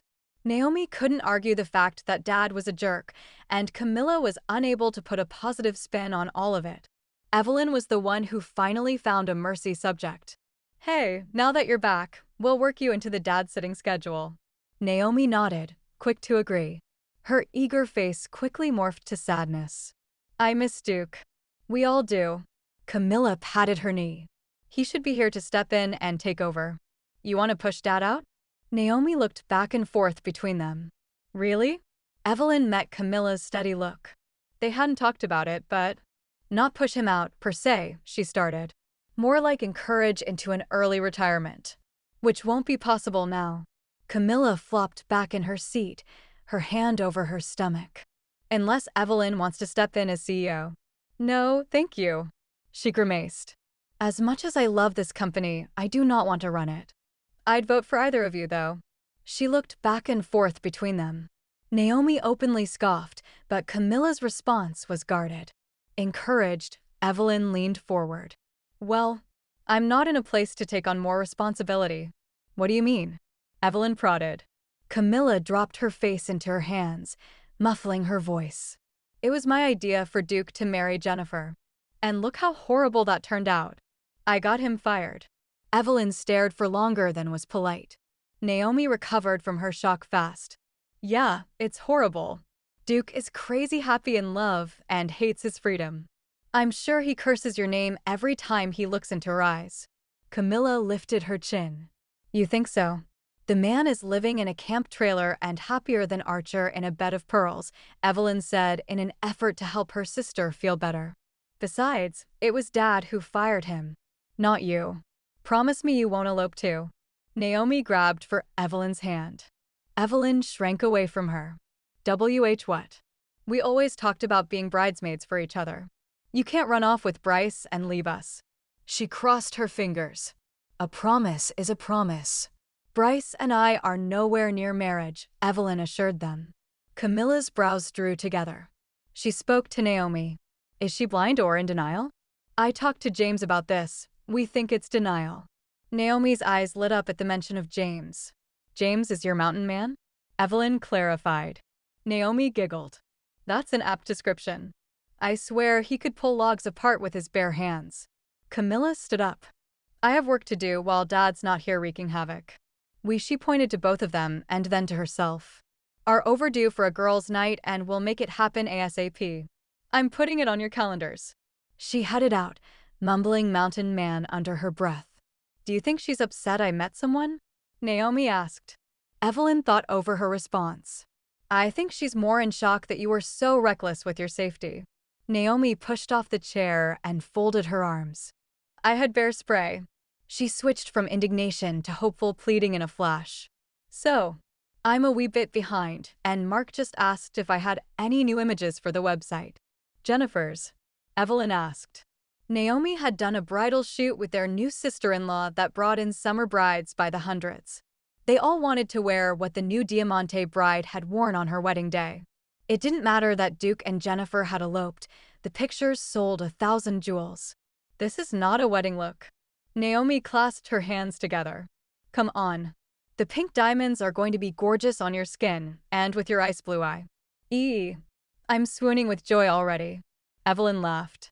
"Fine. You can have tomorrow." Naomi's whole face lit up. The whole day. The whole day. But be warned, I'm staying out late with Bryce at the country club tonight, so there will be bags under my eyes." "Noted. Also, if you could do some extra kissing to plump up your lips, I wouldn't mind." Evelyn shooed her out of the office while laughing. Her baby sister looked like an innocent woman, but she was a bad influence. Which was why she shouldn't be chatting with strange men in the woods. She was right about Duke, though. He should be here, doing the things she and Camilla had been redoing all week. Dad didn't need the stress of running a company right now. What he needed was a good therapist and time to get his mind right. There had to be a way to mend fences with Duke and bring him back into the company. Evelyn pushed her rolling chair back behind her desk and sat down. As she drummed her fingers, her mind drifted to her biological father and the possibility of meeting him. The fact that his profile was on the site made her wonder if he suspected she was his daughter. She and Mom appeared in enough of the company's ads together that it would be difficult for him not to have noticed her. Especially since, well, the hair. His profile said he was open to meeting those who matched to his DNA. What if he'd been waiting for her to find him all this time? Butterflies took flight as she contemplated the expectations he may or may not have of his long-lost daughter. What if she met him, only to find out she wasn't good enough in his eyes? She couldn't sing to save her life, and she'd never had an interest in playing an instrument. Did they have anything in common besides their looks? As she turned inward to gauge her feelings about meeting him, she realized she had a gaping hole inside of her. It was the cause of all her fears, pain, and the sense of betrayal. The label at the front of the hole said, "Unworthy. Unworthy to trust with the truth. Unworthy to stick around and raise. Unworthy to hear secrets. Unworthy of her last name."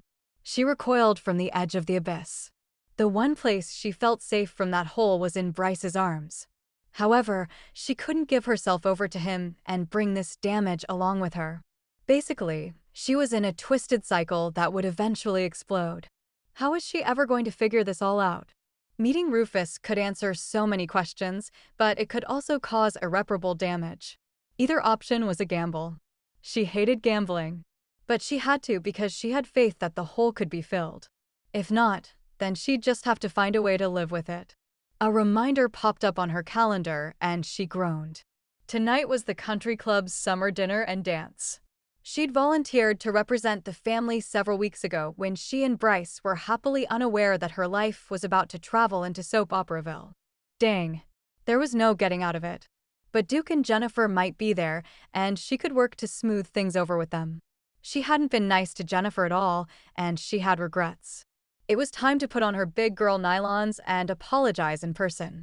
Hopefully Jennifer was the forgiving type. Chapter 15.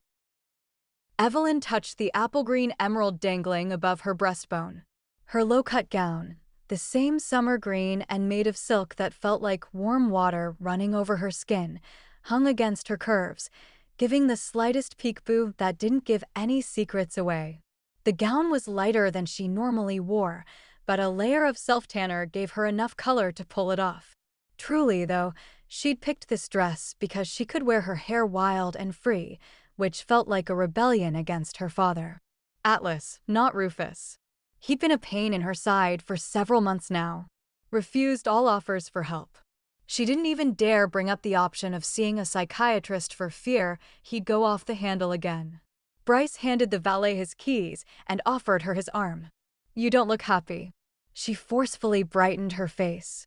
"I have a lot on my mind," she said through a frozen smile as they walked through the double doors, held open by footmen in navy polos and khaki pants. They breezed past the social page photographers who mingled with paparazzi on the other side of the red velvet rope. The club didn't have a rule about residency in Moose Hollow and attracted the rich and famous from all over the world. No doubt there would be a duchess, several A-list actors, and plenty of politicians gliding past their viewfinders tonight. At least it wasn't an election year. Those were brutal, because every person in the room wanted money and they weren't afraid to beg for it. The clubhouse was done in creams and shades of peach, a little old-fashioned with enough silver accents and dark wooden panels to argue that it was classic and not in need of an upgrade. Mom was one of those who'd pushed for a redesign. Since she died, no one had picked up the banner, and it looked like they'd continue in denial as a group bonding exercise. Her family had been members for over 4 decades. Signing up was one of Dad's first priorities when they'd settled in Moose Hollow, which meant that one member of the family had to represent. Dad wasn't in any shape to charm his way through the crowd. He'd gotten sunstroke on the golf course today and was currently throwing up every drink and the club sandwich he'd consumed while flirting with the lunch cart girl, who was younger than him by 2/3.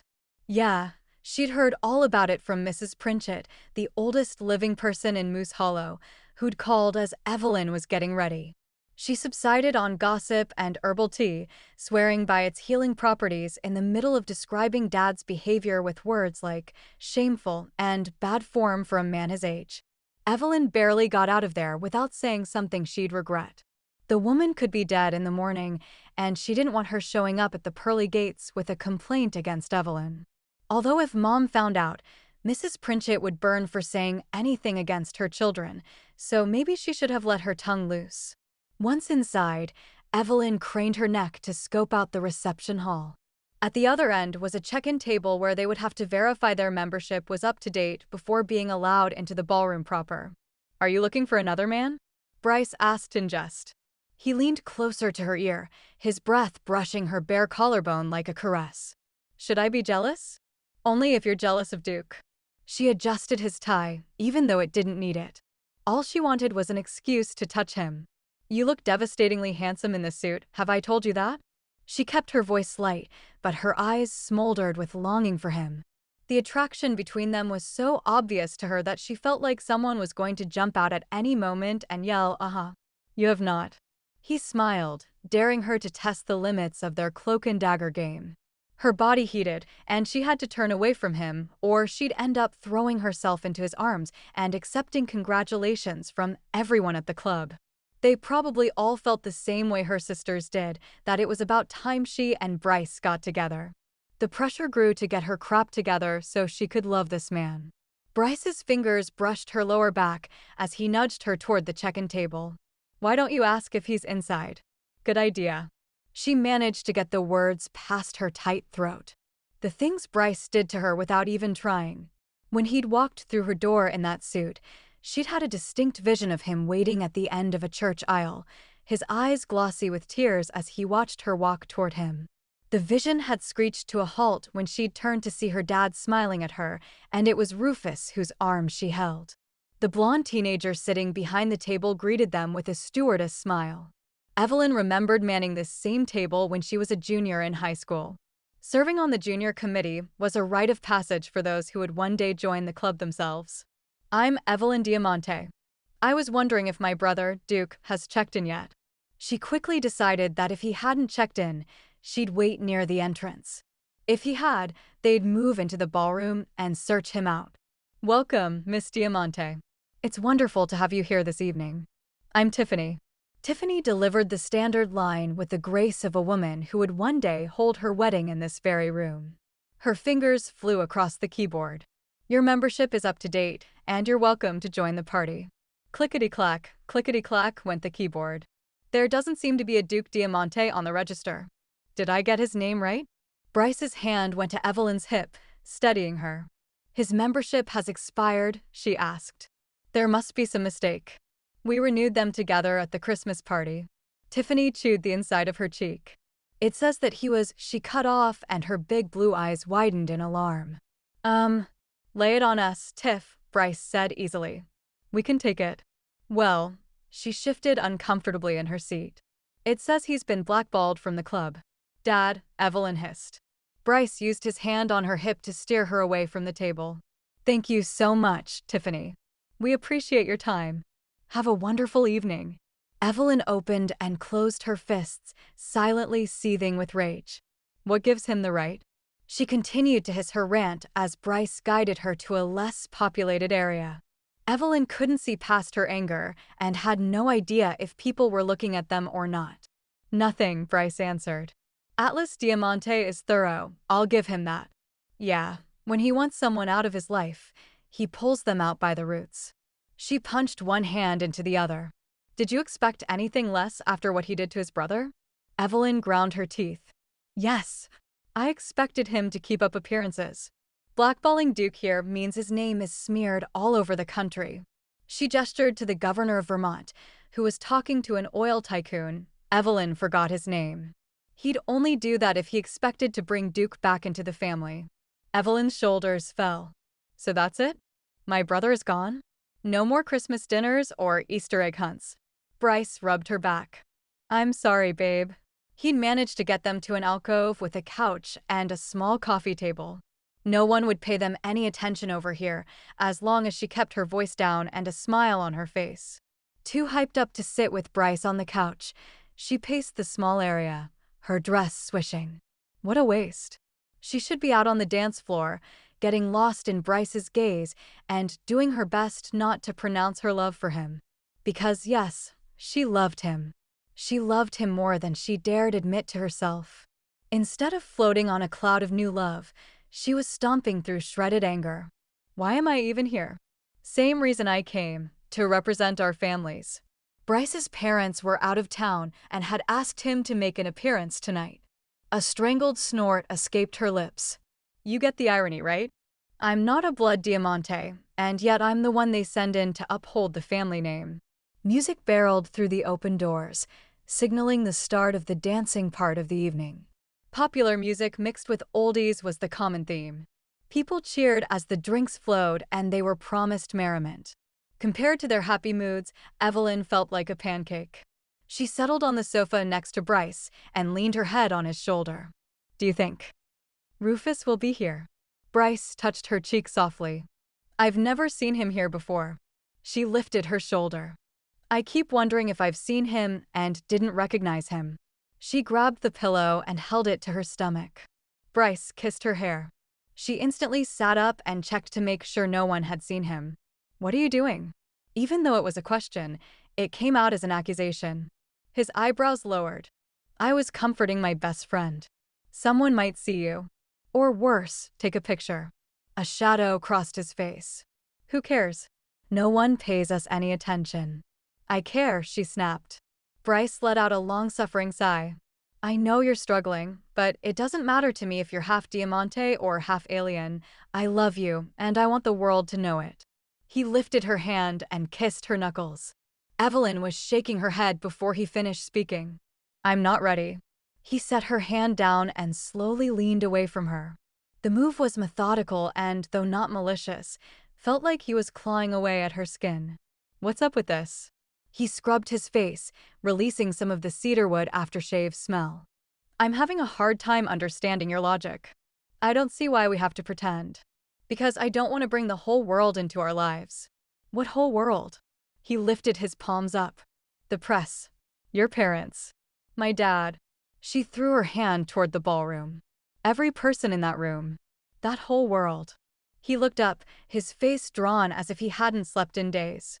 I can't pretend any longer. Why not? You did it for years. She closed her eyes as her own bitterness hit her ears. Bryce stood, buttoning his jacket. The removal of his body heat was like ripping off a layer of her own skin. She hated that he put physical distance between them, hated that her mom created a mess of her life and wasn't there to fix it, hated what her dad was doing to her brother. Hate. Hate. Hate. You promised me. You said nothing would change between us if we gave this a shot. She wagged her finger back and forth between the two of them. You would have never acted like this before. Pain sliced across Bryce's face, causing a wound in her own heart. I can't pretend nothing's changed. I want more than friendship, Evelyn. I want you with all of me. Why can't you say you love me too? Evelyn looked down and to the side. She desperately searched for the words to make all of this right. It's not that I don't care about you. You're the most important person in the world to me. And yet you don't want anyone to know. Sneaking around was fun while we tested the waters. But I don't need to test anymore. I'm ready to move forward with us. Explaining the deficit she had inside because of her parents' lies was nearly impossible. Each time she opened her mouth to try, the ideas folded in on themselves until they were too small to recognize. Bryce traced her cheekbone with the back of his fingers, his eyes achingly tender. I'm sorry, Evelyn, but I can't take back my love for you. And I can't keep pretending that I don't feel it. It's too big. She grabbed at his hand, holding it to her face. What are you saying? I'm saying I will always be your friend, but I need some space. He kissed her softly on the lips and then was gone like a thief in the night. Evelyn clutched her fist to her chest, but it was too late. He'd taken her heart with him. Before the tears could fall, she called for a town car. The club always had a few on hand for those who were too inebriated to drive home, and managed to land in the back seat with her dignity intact. She'd thought losing her identity was difficult, but it was nothing compared to losing her best friend and the love of her life. It was only by drawing upon the training she'd received her whole life on how to hide her emotions that she kept it together until she got home. She supposed that was one thing her mother left her that was useful. Chapter 16. Evelyn awoke the next morning to someone jumping on the bed. "Go away, Naomi," she muttered as she pulled the blanket up over her face to block out the light. She didn't want to be aware and alert in a world where Bryce wasn't her best friend. Her eyes stung with fresh tears at the very thought of him walking away last night. She gulped stale air and did her best not to actually break down and cry. "You promised me a photo shoot today with pouty lips, remember?" Naomi tugged on the blankets. "Come on, let me see what I have to work with." Evelyn threw off the covers and sat up, knowing she looked horrible. Naomi burst into giggles. "Your hair." Evelyn didn't need to feel it to know that the red devil sprang out in all directions, static electricity giving it a life of its own. The strands stood up like puppet strings. The tragedy of flannel sheets. She ran her whole arm from her forehead to the back of her neck in an effort to calm the curls down. A crackle filled the air. "You ever think about lighting your house with that?" teased Naomi. Evelyn glared. "Oh, lighten up. You know I'm just jealous of your curls." "Yeah, because you'd love to wake up sounding like an electrical storm." Evelyn shoved the covers aside and threw her legs over the side of the bed. "You're welcome to cancel the shoot today. It won't hurt my feelings." "No way." Naomi followed her into the bathroom and shut the door behind them. She sat on the toilet and covered her eyes, just like when they were teenagers. These diamonds need their time in the spotlight. Camilla says they aren't selling like the rest of the line, and Archer is considering not using them again. I think he's nuts. They're stunning, and I intend to prove that they have lasting power in the market. Evelyn turned on the water and stripped down. The only way to save the curls was to start over completely. Her bathroom was her oasis. She'd had the snail shower done in Greek marble with a bench and 7 shower heads. She turned on 5 of them, saving the rain feature for another day. The hot water hit her skin, turning it pink. If only there was a way to start over with Bryce. Starting over meant going through the whole decision process of whether to be a couple or stay just friends. Right now, she'd opt to stay friends. Her greatest fear, losing him, and what they had come true. If someone asked her in 10 years, her answer wouldn't change. Better to have some of him than none of him. "Use the protein pack I bought you," Naomi called over the shower wall. "It's here somewhere." Evelyn stepped to the other side of the shower, where things stayed relatively dry, and rummaged through the basket of hair supplies. She was constantly testing new products and periodically had to throw out what didn't work, which was most of them. Finding the sample packet, she ripped it open with her teeth and squeezed the entire thing into her hand and then spread it into her curls. "Did you find it?" "Leave me alone, Naomi. I refuse to be photogenic today." "That's not possible, you're always gorgeous." "I'm serious. I don't think I can paint a smile on, let alone have a real one."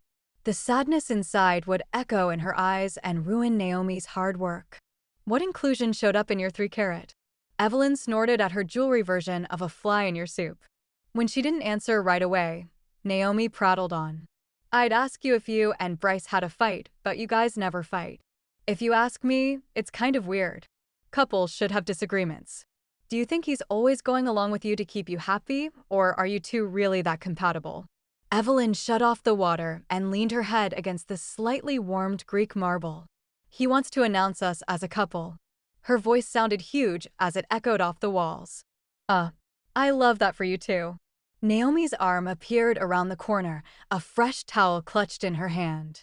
Evelyn took it and toweled off before wrapping it under her arms and stepping out.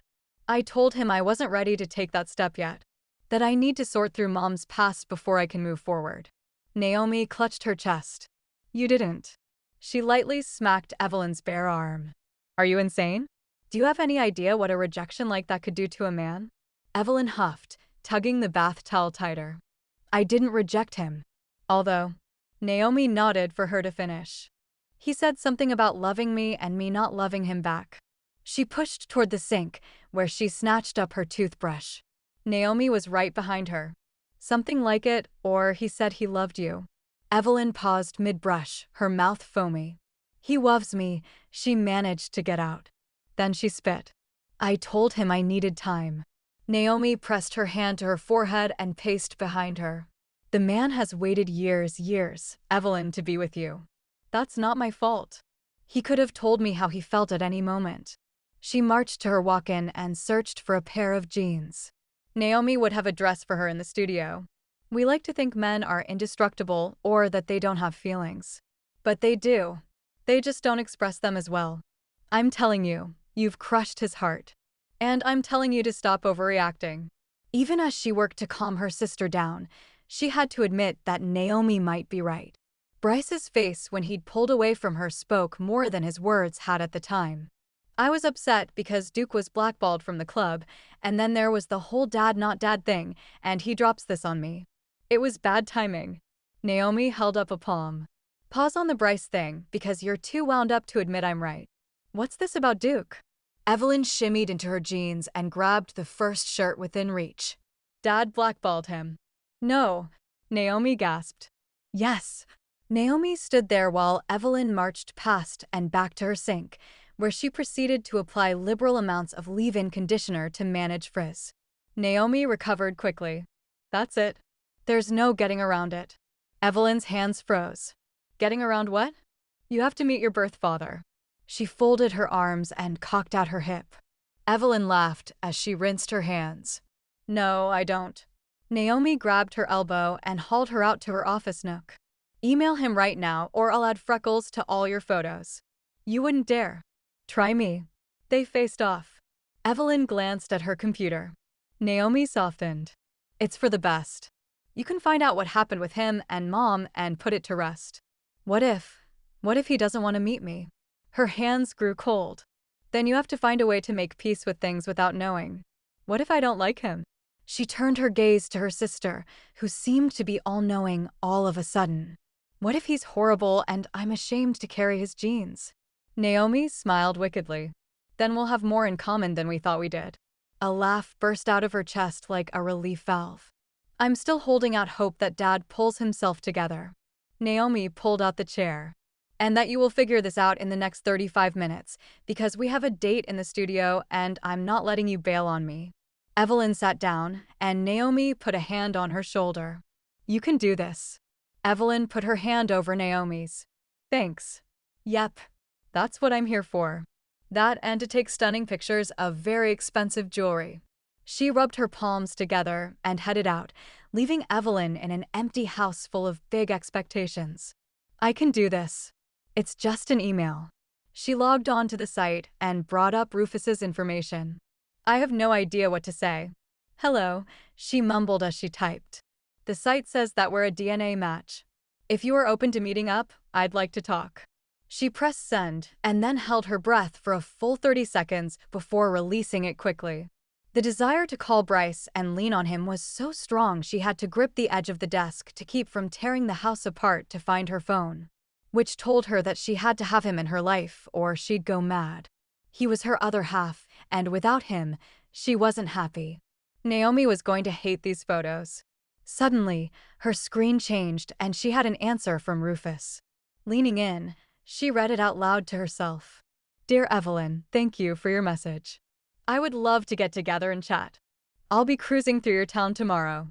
I googled a bakery at blah blah blah. She skipped over the address for the new bakery in town. She knew right where it was. 10 a.m. work for you? Best, Rufus. She sucked in through her teeth and then hurried to respond that she'd be there. All right, she was going to meet her birth father. She surged to her feet and bounced around the room. This was big. So big. She shook out her tingly hands and then wrung them tightly.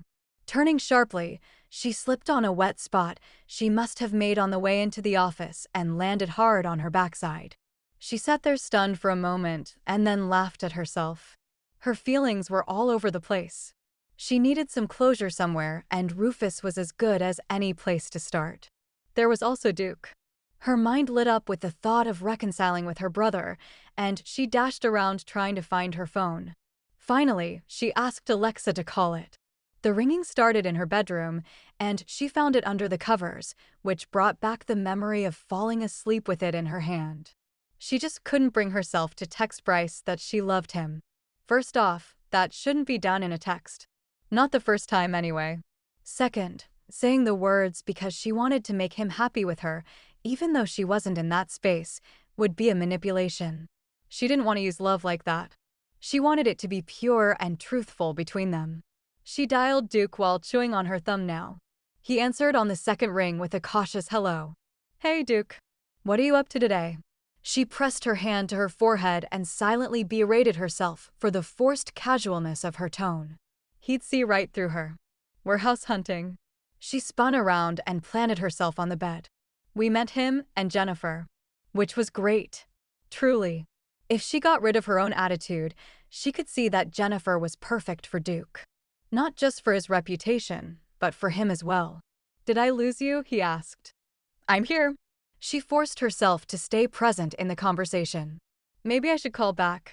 I don't want to interrupt your day." With bad news, she added silently. "You two go on ahead. I'll be in a bit," he said to Jennifer and probably the realtor. "I'm all yours." His kindness when she didn't deserve it was enough to prick her eyes and draw tears. "I'm sorry.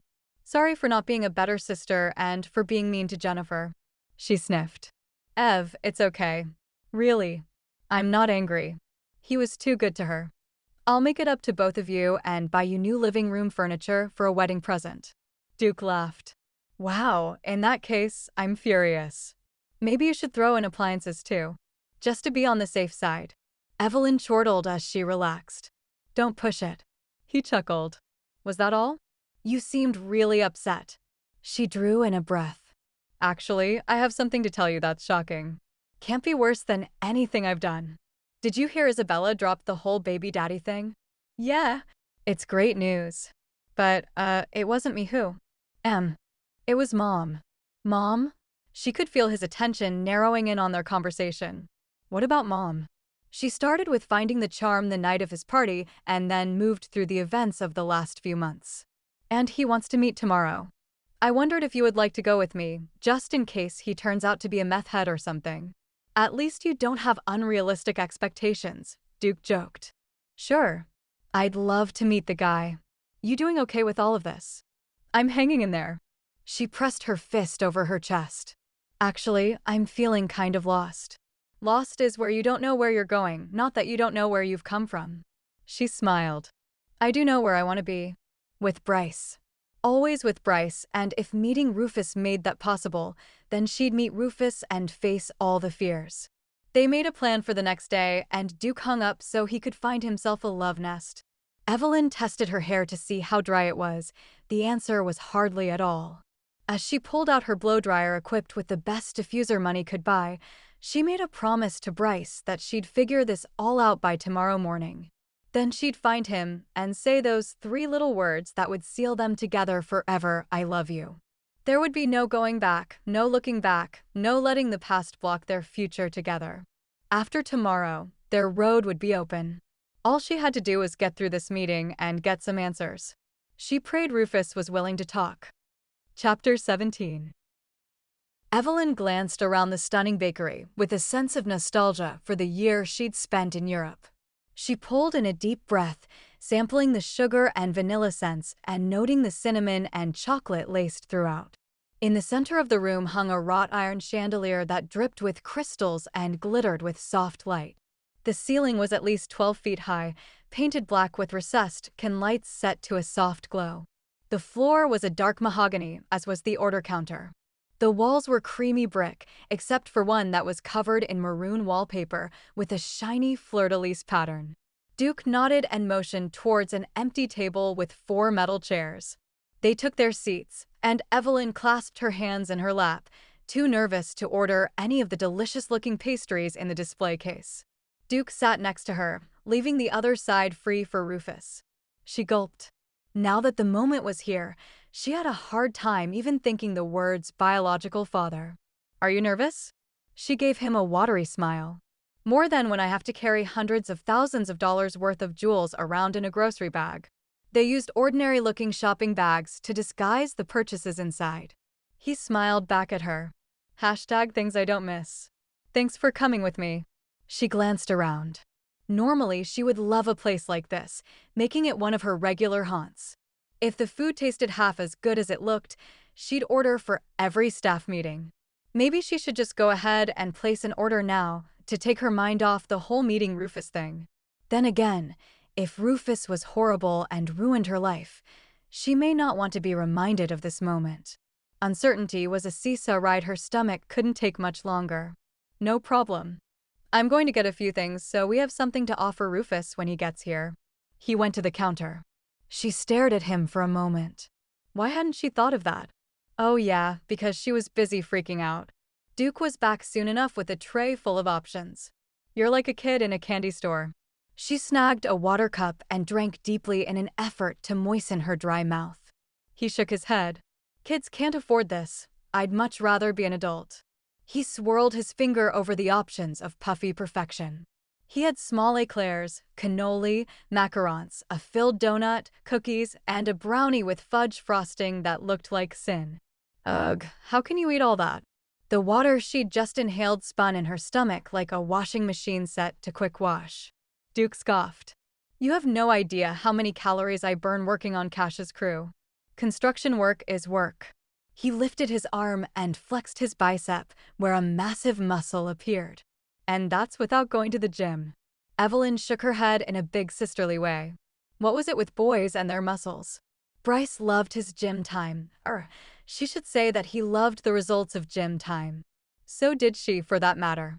The door opened, a warm wind hitting the back of her calves. Rufus stopped in the doorway, taking off his glasses and letting his eyes adjust to the light. Evelyn was halfway out of her chair at the very sight of him, shocked at how easily she recognized her birth father. His hair was several shades lighter than hers and had flecks of silver, like it had faded with time. Hers did the same if she was in the sun too much. He wore it chin length, which set off his ice blue eyes. His nose was round on the end where hers was thin like Mom's. He had high cheekbones and wore a rock and roll t-shirt, a pair of expertly frayed jeans, and a casual blazer. He spotted her and quickly made his way over. Her throat was paralyzed and she was unable to make a sound. The moment was too surreal. The noise that had been in the background, the air conditioner, customers' chatter, and the cash register ding, faded away. Duke noticed her speechlessness and stood quickly, holding out his hand for Rufus to shake. I'm Duke, and this is Evelyn. Evelyn managed to put out a shaky hand. She was still in a half-standing position and unable to feel her legs. Rufus grabbed on with confidence, pumping her arm as if trying to pump life back into her. It worked, but not the way she would have liked. Time sped back up to normal speed and her legs gave out, plopping her back onto the hard chair. Oof, she grunted. Rufus released her, grabbed a chair, and sat down. I could tell right away that you're one of mine. She released a shaky laugh. One of. He smiled like a proud papa. We'll get to that. I know you have questions, so let's dive right in. May I? He pointed to an éclair. Go right ahead. Duke handed him a small plate. Evelyn glanced around to see if anyone had taken notice of them. The woman behind the counter was busy restocking the cupcakes. A few families in their church clothes had breakfast before services. No one was filming them, thank goodness.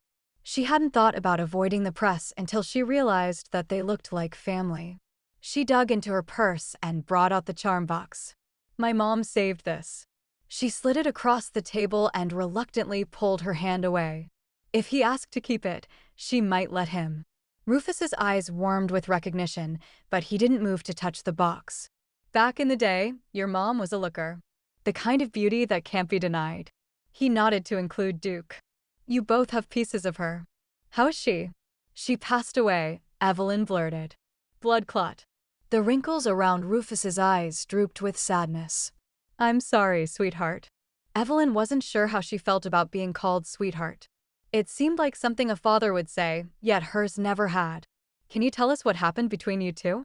All I know is in that note, which isn't much. She smiled ruefully. I don't mean to pry. You just want to know where you come from, I respect that. He had a whole lot of confidence in himself. That, or he'd done this before. I traveled a lot with my band back in that day. We'd come into Arkansas for a series of summer concerts, even got to play with Willie Nelson. What a trip. Well, I took one look at your mom dancing in front of the stage, and I knew I had to meet her. His eyes glazed over as if he was back in his summer concert series. We started out hot and heavy, and the flame continued all summer long. After my last concert, I gave her that box, packed my guitar, and headed out for the next gig. So it was a summer fling? Evelyn's words were full of judgment. Not for two people finding one another, but because he spoke so casually of the relationship that brought her into this world. She wanted it to mean something to him. Was she in love with you? She might have thought she was, he admitted. But what we had wasn't love. Not really. If I'd stayed, I would have resented her, and she would have found out I wasn't the great musician she believed me to be. Evelyn pressed her hand over her heart. Poor Mom, she whispered. Alone in a new city, she meets a handsome rock and roll guitar-playing musician only to be left behind. Duke nudged her with his elbow. Everyone fell in love with Mom at first sight. He smiled knowingly. Dad said the same thing, which was ironic and sad at the same time. Anyway, Rufus licked a bit of cream off his thumb. I was a bit of a wild stallion back then. You are number 27. Evelyn stiffened. Excuse me. Rufus leaned forward, one hand on his knee. Number 27. I don't know what order you are as far as age goes, but you're the 27th child to contact me. Evelyn's blood roared through her ears. She snapped her mouth shut, stunned by his bluntness. You fathered 27 illegitimate children? Her stomach churned, and she was grateful she hadn't eaten any of the pastries. Duke threw her a worried look. Rufus nodded. Don't get your feathers ruffled. It's not like I can go back and change who I was. For now, I'm trying to answer people's questions and give them some closure. Evelyn wanted to cry for her mother's innocence, stolen by this man. He'd probably slept in another woman's bed the day after he'd left her. Several caustic comments rose to the troubled waters of her mind. Instead of hurling them at him, she stood up, gathering the charm box and her purse. She'd had enough answers for today, enough to move on. Rufus wasn't going to be a second father to her. Heck, he might not even make the Christmas card list. No matter how bad Dad was now, at least he'd been decent enough to put a ring on Mom's finger. Duke stood as well, allowing her to direct the flow of this meeting. Thank you for your time. If I have any further questions, I'll contact you. Evelyn smiled tightly. She didn't want to burn the bridge in case something came up, like a medical history form. Rufus stood up in his black alligator cowboy boots. Wait, I just want to know. Did you have a good life? Evelyn thought about the alternatives, the way her life could have gone with a single mother. As hard as her dad was to love right now, she was suddenly grateful for him. I've had a stunning life. She reached for Duke's arm and gave him a squeeze. And the most amazing family on the planet. Her frustrations with Rufus's decisions softened until they melted away. No matter who he was or what he'd done, she'd been blessed. Blessed to have a mother who'd learned from her mistake and picked a man who would stick around. Blessed that they valued family and instilled that in their children. Blessed to have had food to eat and a roof over her head. Because she realized she was a product of her mother's choices, and overall, Mom was pretty smart. Thank you for coming today. Rufus nodded. He sat down and tucked into the tray of goodies Duke hadn't devoured. This was nice. If Evelyn had the emotional bandwidth, she would have liked to know how the 26 other meetings had gone down. Maybe they'd meet up again? She didn't know, but she felt good walking out of there, taller, stronger, more whole. They made their way through the sweltering heat to Duke's truck. He held her door and handed her the keys. She reached across the console and started the truck so the air conditioner could get going. It blew out lukewarm air, and she left her door open for ventilation. Once Duke was settled, she shut the door and they were off. That went well, Duke offered. She rolled her eyes. I guess. Staring out the window, she added, he wasn't what I expected. Oh? What did you expect? She adjusted the vent in front of her. I don't know. Someone more like Dad. Duke ran his hand through his hair. Yeah, they're about as opposite as you can get. The rock and roller and the businessman. Sounds like a horrible book title. He smiled her way. Why didn't Bryce come? Evelyn chewed her lip. If you ask Naomi, it's because I stomped on his heart. I might have ruined our friendship by kissing him a lot. No way. Duke shook his head. He's so in love with you he'd give you his arm. Evelyn burst out laughing. His arm? Do you think he would give me his arm? She said mockingly. Duke shrugged. You know what I mean. I've been putting off committing to him until I figured out all this. She waved the charm box. Have you? I think so. She gathered her thoughts, reaching far and wide to collect them all. I thought Mom kept this a secret because she didn't want me to know that I didn't belong. But I do. I was raised a Diamante. Everything I've ever done has been with that name and for that name. I know who I am, and when it comes time to change my last name, I know who I would change it for. Sounds like you need to apologize to Bryce for putting him off. Duke lifted an eyebrow. Should I take jewelry? Mom and Dad always said they were sorry with sparkly things. It worked for them. Duke shook his head. With Bryce, you'll be enough. Thanks, she said softly, and Duke seemed to know that she meant it for everything, forgiving her bad behavior, being there when she needed him, and talking through her hardest moments. You're not half bad for a brother. He threw his head back and laughed. She'd said those same words the first time she'd held him in her 3-year-old arms. They'd been true then, and they were truer now. With her brother back in her life and a confirmation of who she was, her future was wide open. Evelyn leaned forward in her chair, eager to go find her best friend and beg him to marry her. Chapter 18. Evelyn jumped from Duke's truck and ran to her car parked in the back lot behind the main office building. Out front, the street was crowded with Saturday shoppers, but back here, they had the place to themselves. Duke rolled down the window, laughing at her haste. Call me when you come up for air. Har har, she called over her shoulder. We'll do dinner, he yelled. Evelyn paused in her rush to get to Bryce and turned toward Duke. Yes, and invite Cash and Maggie. Duke sat up taller. Really? She didn't have to think long about how much better she felt knowing her, and Duke's relationship was solid to know that adding her cousin to her inner circle would only enrich her life. Really? It's time I get to know my cousin. Will do. Good luck. Not that you'll need it. He rolled up his window and pulled out of the parking lot. Evelyn flipped around and finished the dash to her car. Once inside, she panted heavily against the heat buildup, so darn hot. She bounced in her seat as she started the engine and prayed the air conditioner would kick in. Glancing at her phone, she considered calling Bryce, but again, she wanted to tell him everything in her heart in person. Besides, if the conversation went as planned, they'd be making wedding plans between kisses, and all that had to happen face to face. Imagining how good it was going to be kept her entertained all the way to his house. He didn't answer the door, and his car wasn't in the driveway. Where else would he be on a Saturday? The gym. She drove down the block and scanned for his car in the lot.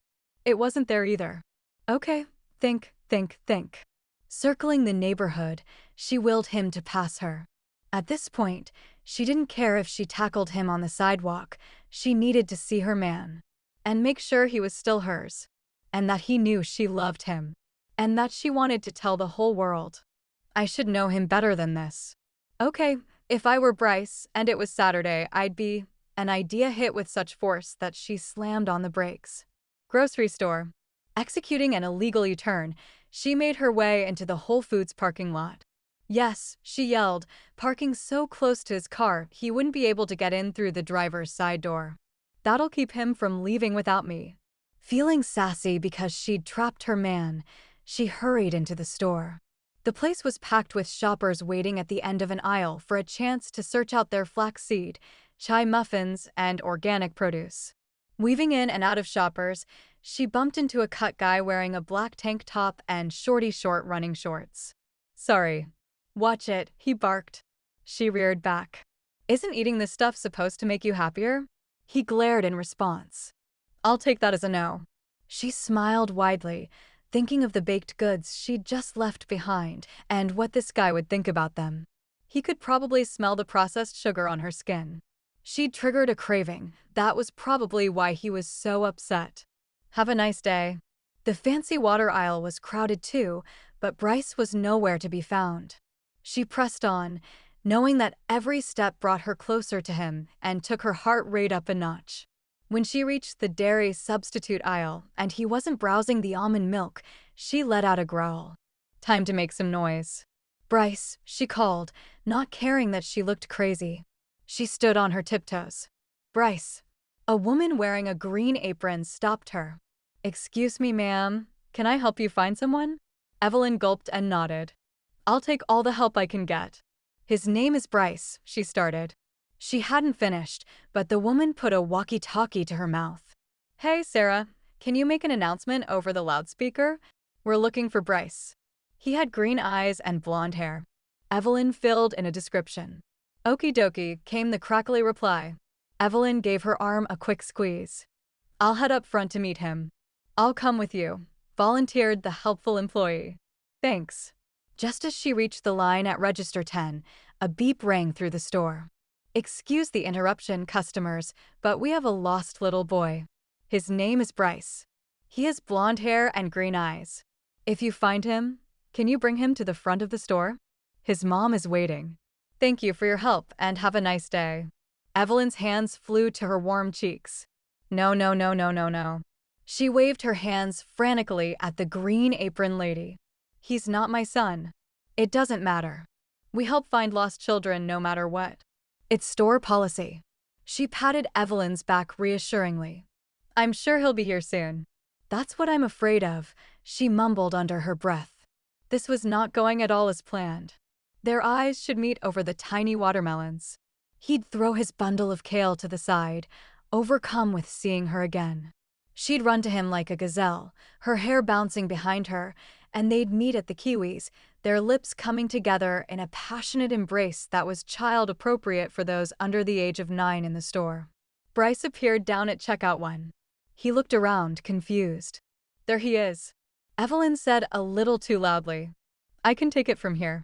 Thanks.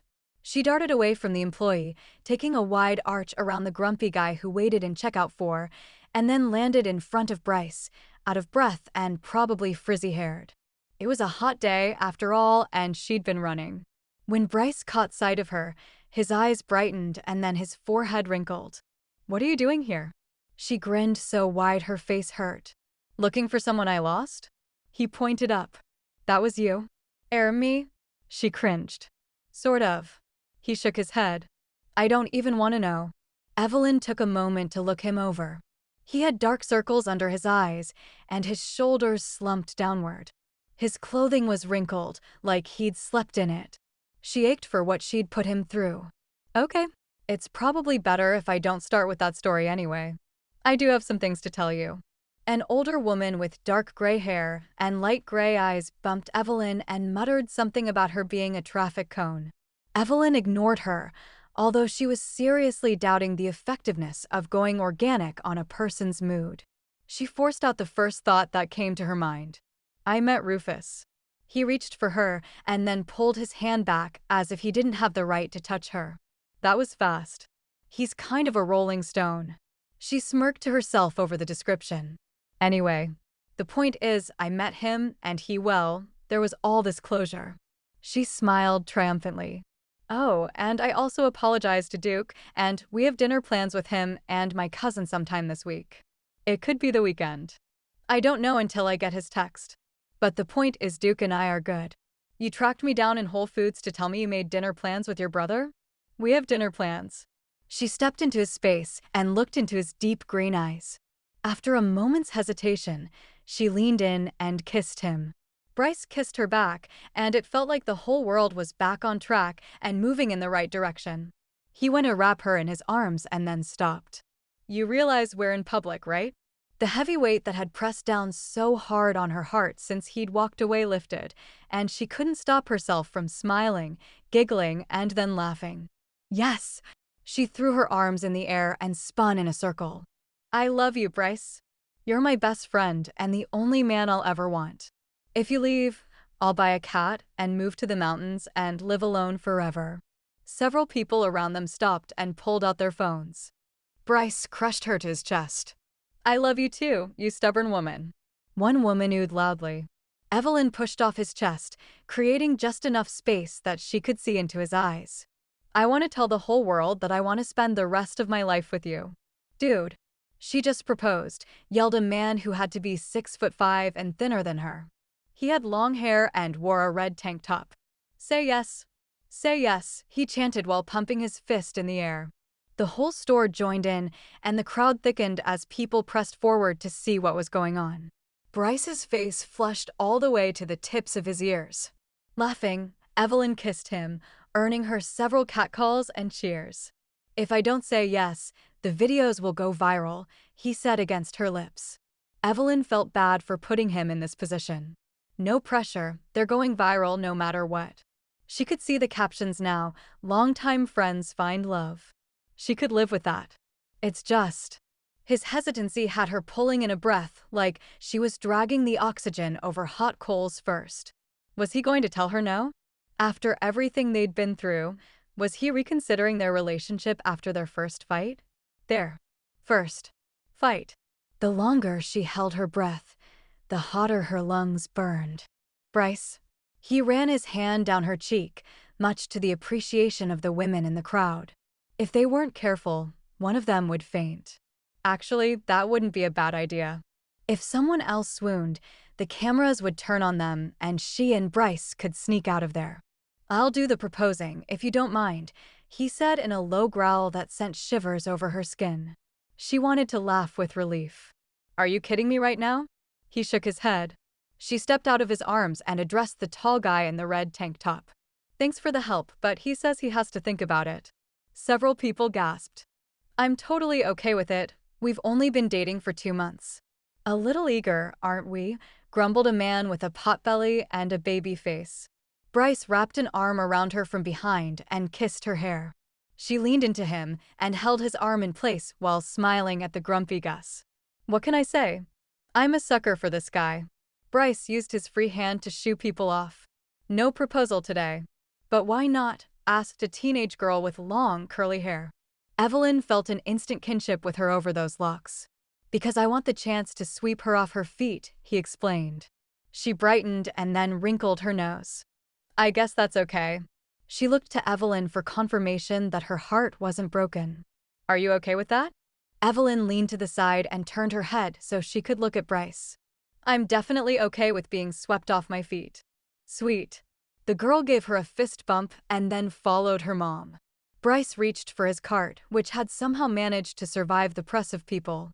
"Come on. We're going to do a very couple-ish thing together and grocery shop."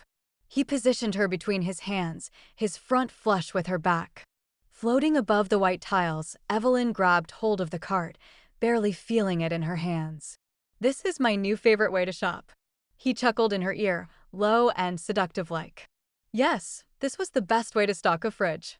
She'd been so dumb to think that admitting she loved him would take away from the friendship that had sustained her for so many years. Because when she allowed her love for him to grow and expand, she was all better for it. They drew stares as they walked through the store, snatching kisses in front of the gluten-free, dairy-free, nut-free muffins. Whole Foods would never be the same. "Are you going to tell me what happened with Rufus?" Bryce said in her ear, his breath feathering across her skin. The idea that they had years and years of pent-up attraction to work through only fueled the butterflies in her stomach. She promised them some quality time with Bryce later on and did her best to behave in public. "I have a much larger family than I thought." "Oh, yeah, I have 26 brothers and sisters that he knows of." Bryce's hand slipped off the handlebars in shock. "No," he said in disbelief. "That's a lot to take in. Are you okay?" Evelyn turned around, the bar of the cart pressing into her lower back. "I'm better than okay.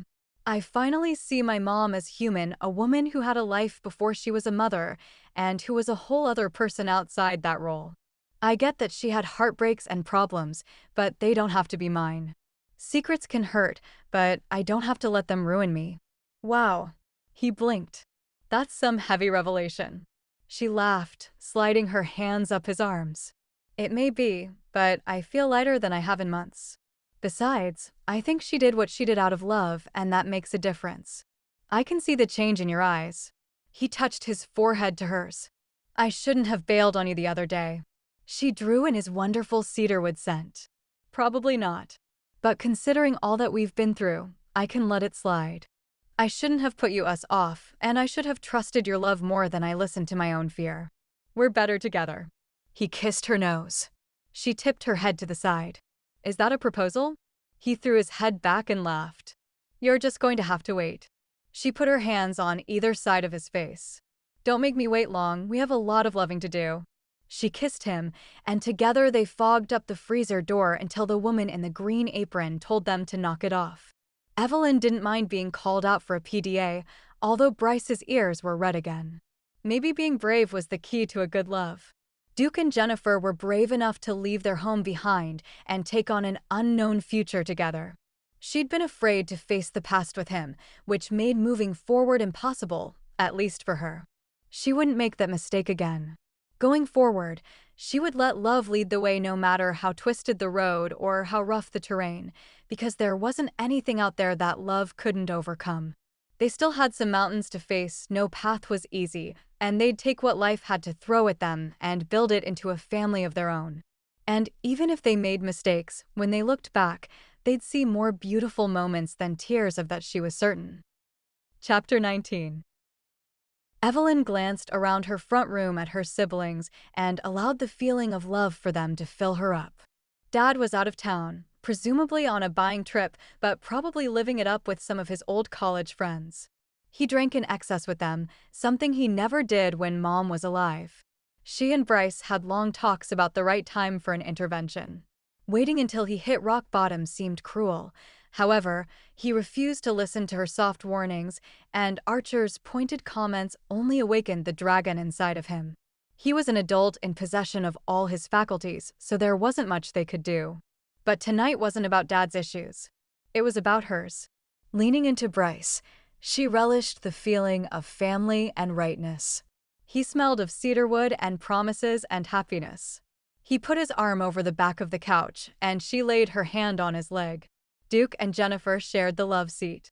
This was their first time back on the property since Dad had kicked them out. Their newlywed status was written all over them like fresh tattoos as they clung to one another. Evelyn was so happy for him.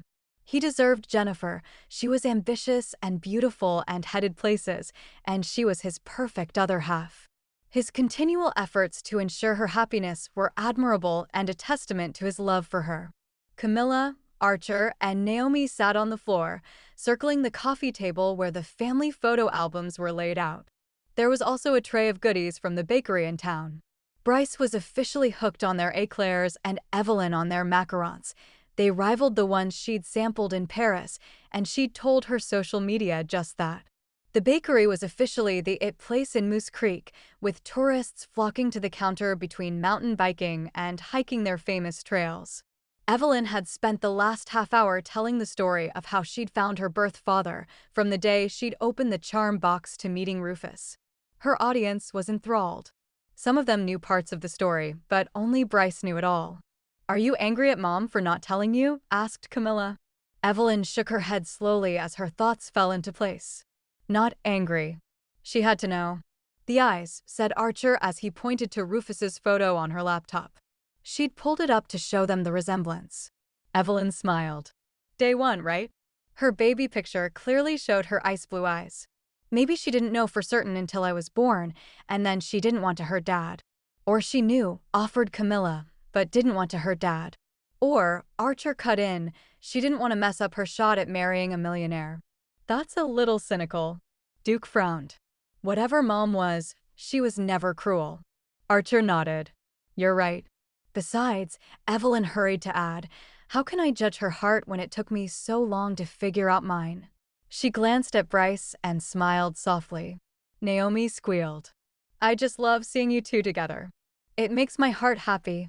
Are you going to tell your father? Asked Jennifer. Ever the reporter, she asked the hard question, though she did it tenderly. Evelyn appreciated her kindness. Bryce squeezed her shoulder. As many times as they'd gone over this, listing pros and cons, he'd always made sure she knew that whatever she decided, he'd support her. I don't think so. If he already knows, then he knows.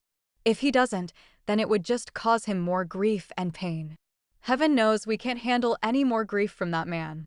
Archer scowled at the donut in his hand. Duke lifted his eclair in salute. Here, here. Evelyn's laptop dinged. Archer glanced at the screen. It says your results are in. Evelyn pushed off the couch.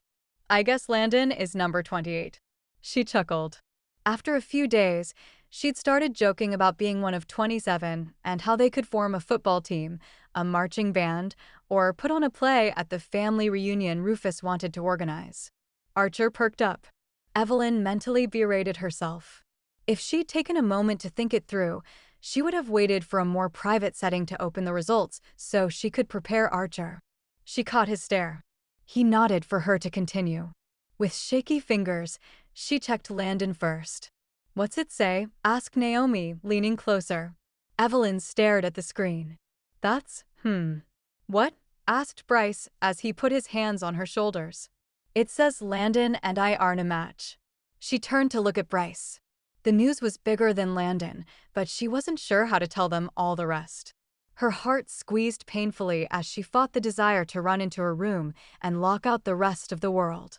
But he came to you, didn't he? Asked Jennifer. Curse her detail-oriented brain, in the nicest way, of course. Evelyn nodded. He thought he was my brother. She tucked the laptop closer to her.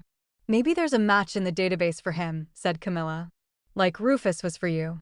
Evelyn swallowed. She was closer to the truth that she realized. There is. Bryce leaned over her and took in the info.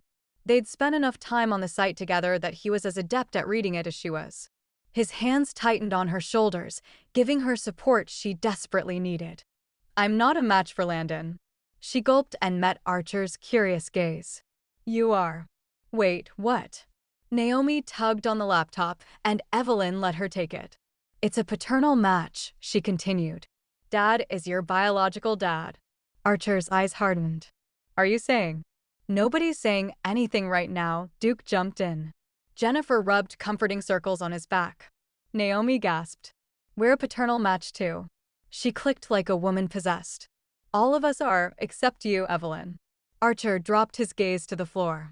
Naomi offered the laptop to Camilla, but she shrank away from it as if it would bite her. In a way, it took a chunk out of her. Dad had been unfaithful and Mom had adopted the child that resulted from the affair. Evelyn searched her memory, looking for evidence that Mom treated Archer any differently than the rest of them, and couldn't find it. She really was an angel. Though maybe her halo was a tad crooked. Is my biological mother listed? He asked in the heavy quiet. Evelyn took her computer and searched. No. Archer stood up. I'm going to take a walk. He strode from the room, leaving the front door partially open in his haste. Camilla scrambled to her feet and ran after him, and then Naomi went after her. Evelyn wanted to scream. Just when they were coming together, it all blew apart. Duke and Jennifer exchanged a look. We're here for you. Whatever you need, Duke said. Jennifer rubbed his back and nodded in agreement. Maybe we should give him some space, babe. They all stood up. Evelyn's eyes wouldn't focus, and she felt like she was swimming in high cotton. Following Duke and Jennifer to the door was a blur. As soon as the lock clicked shut, Bryce wrapped her up and she buried her face in his chest. What have I done? She whispered. Bryce kissed her hair, her cheek, and her forehead. You searched for truth. There's nothing wrong with that. Your father's choices, your mother's choices, and the consequences can't be put off forever. This would be easier if Mom was here. She thought about the conversation that would have to take place and grimaced. Maybe not. Asking her to face Dad's betrayal all over again would be awful. You never knew? He asked. She gulped. I remember a time period when Dad slept in a guest bedroom. I found him in there a couple mornings, and we watched cartoons together. I thought it was strange that he wasn't with Mom, but didn't bring it up. She wrapped her arms around his middle. I don't want a marriage like that. I don't want secrets. He sighed. Will you stop trying to propose to me? She burst out a laugh. The tension of a moment before was eased by his light teasing. He wasn't trying to diminish her fears or toss them aside. He just hated to see her upset. She was ready to put all this aside for a while, to let it rest while she worked out how she wanted to handle all of it. She poked him in the side. If you don't propose quickly, your mother will do it for you. Bryce's mom was over the moon that they'd started dating. She said 10+ years of friendship was a long enough courtship and was already tasting wedding cakes. Of course, She had a huge sweet tooth, so it could just be a reason to eat more cake. Either way, Evelyn loved her for her enthusiasm. Bryce's head fell back. She's been sending me honeymoon destination ideas, hoping it will hurry things along. Evelyn loved her all the more. Instead of telling him how much she appreciated his mother, she tickled his side and commandeered his lips.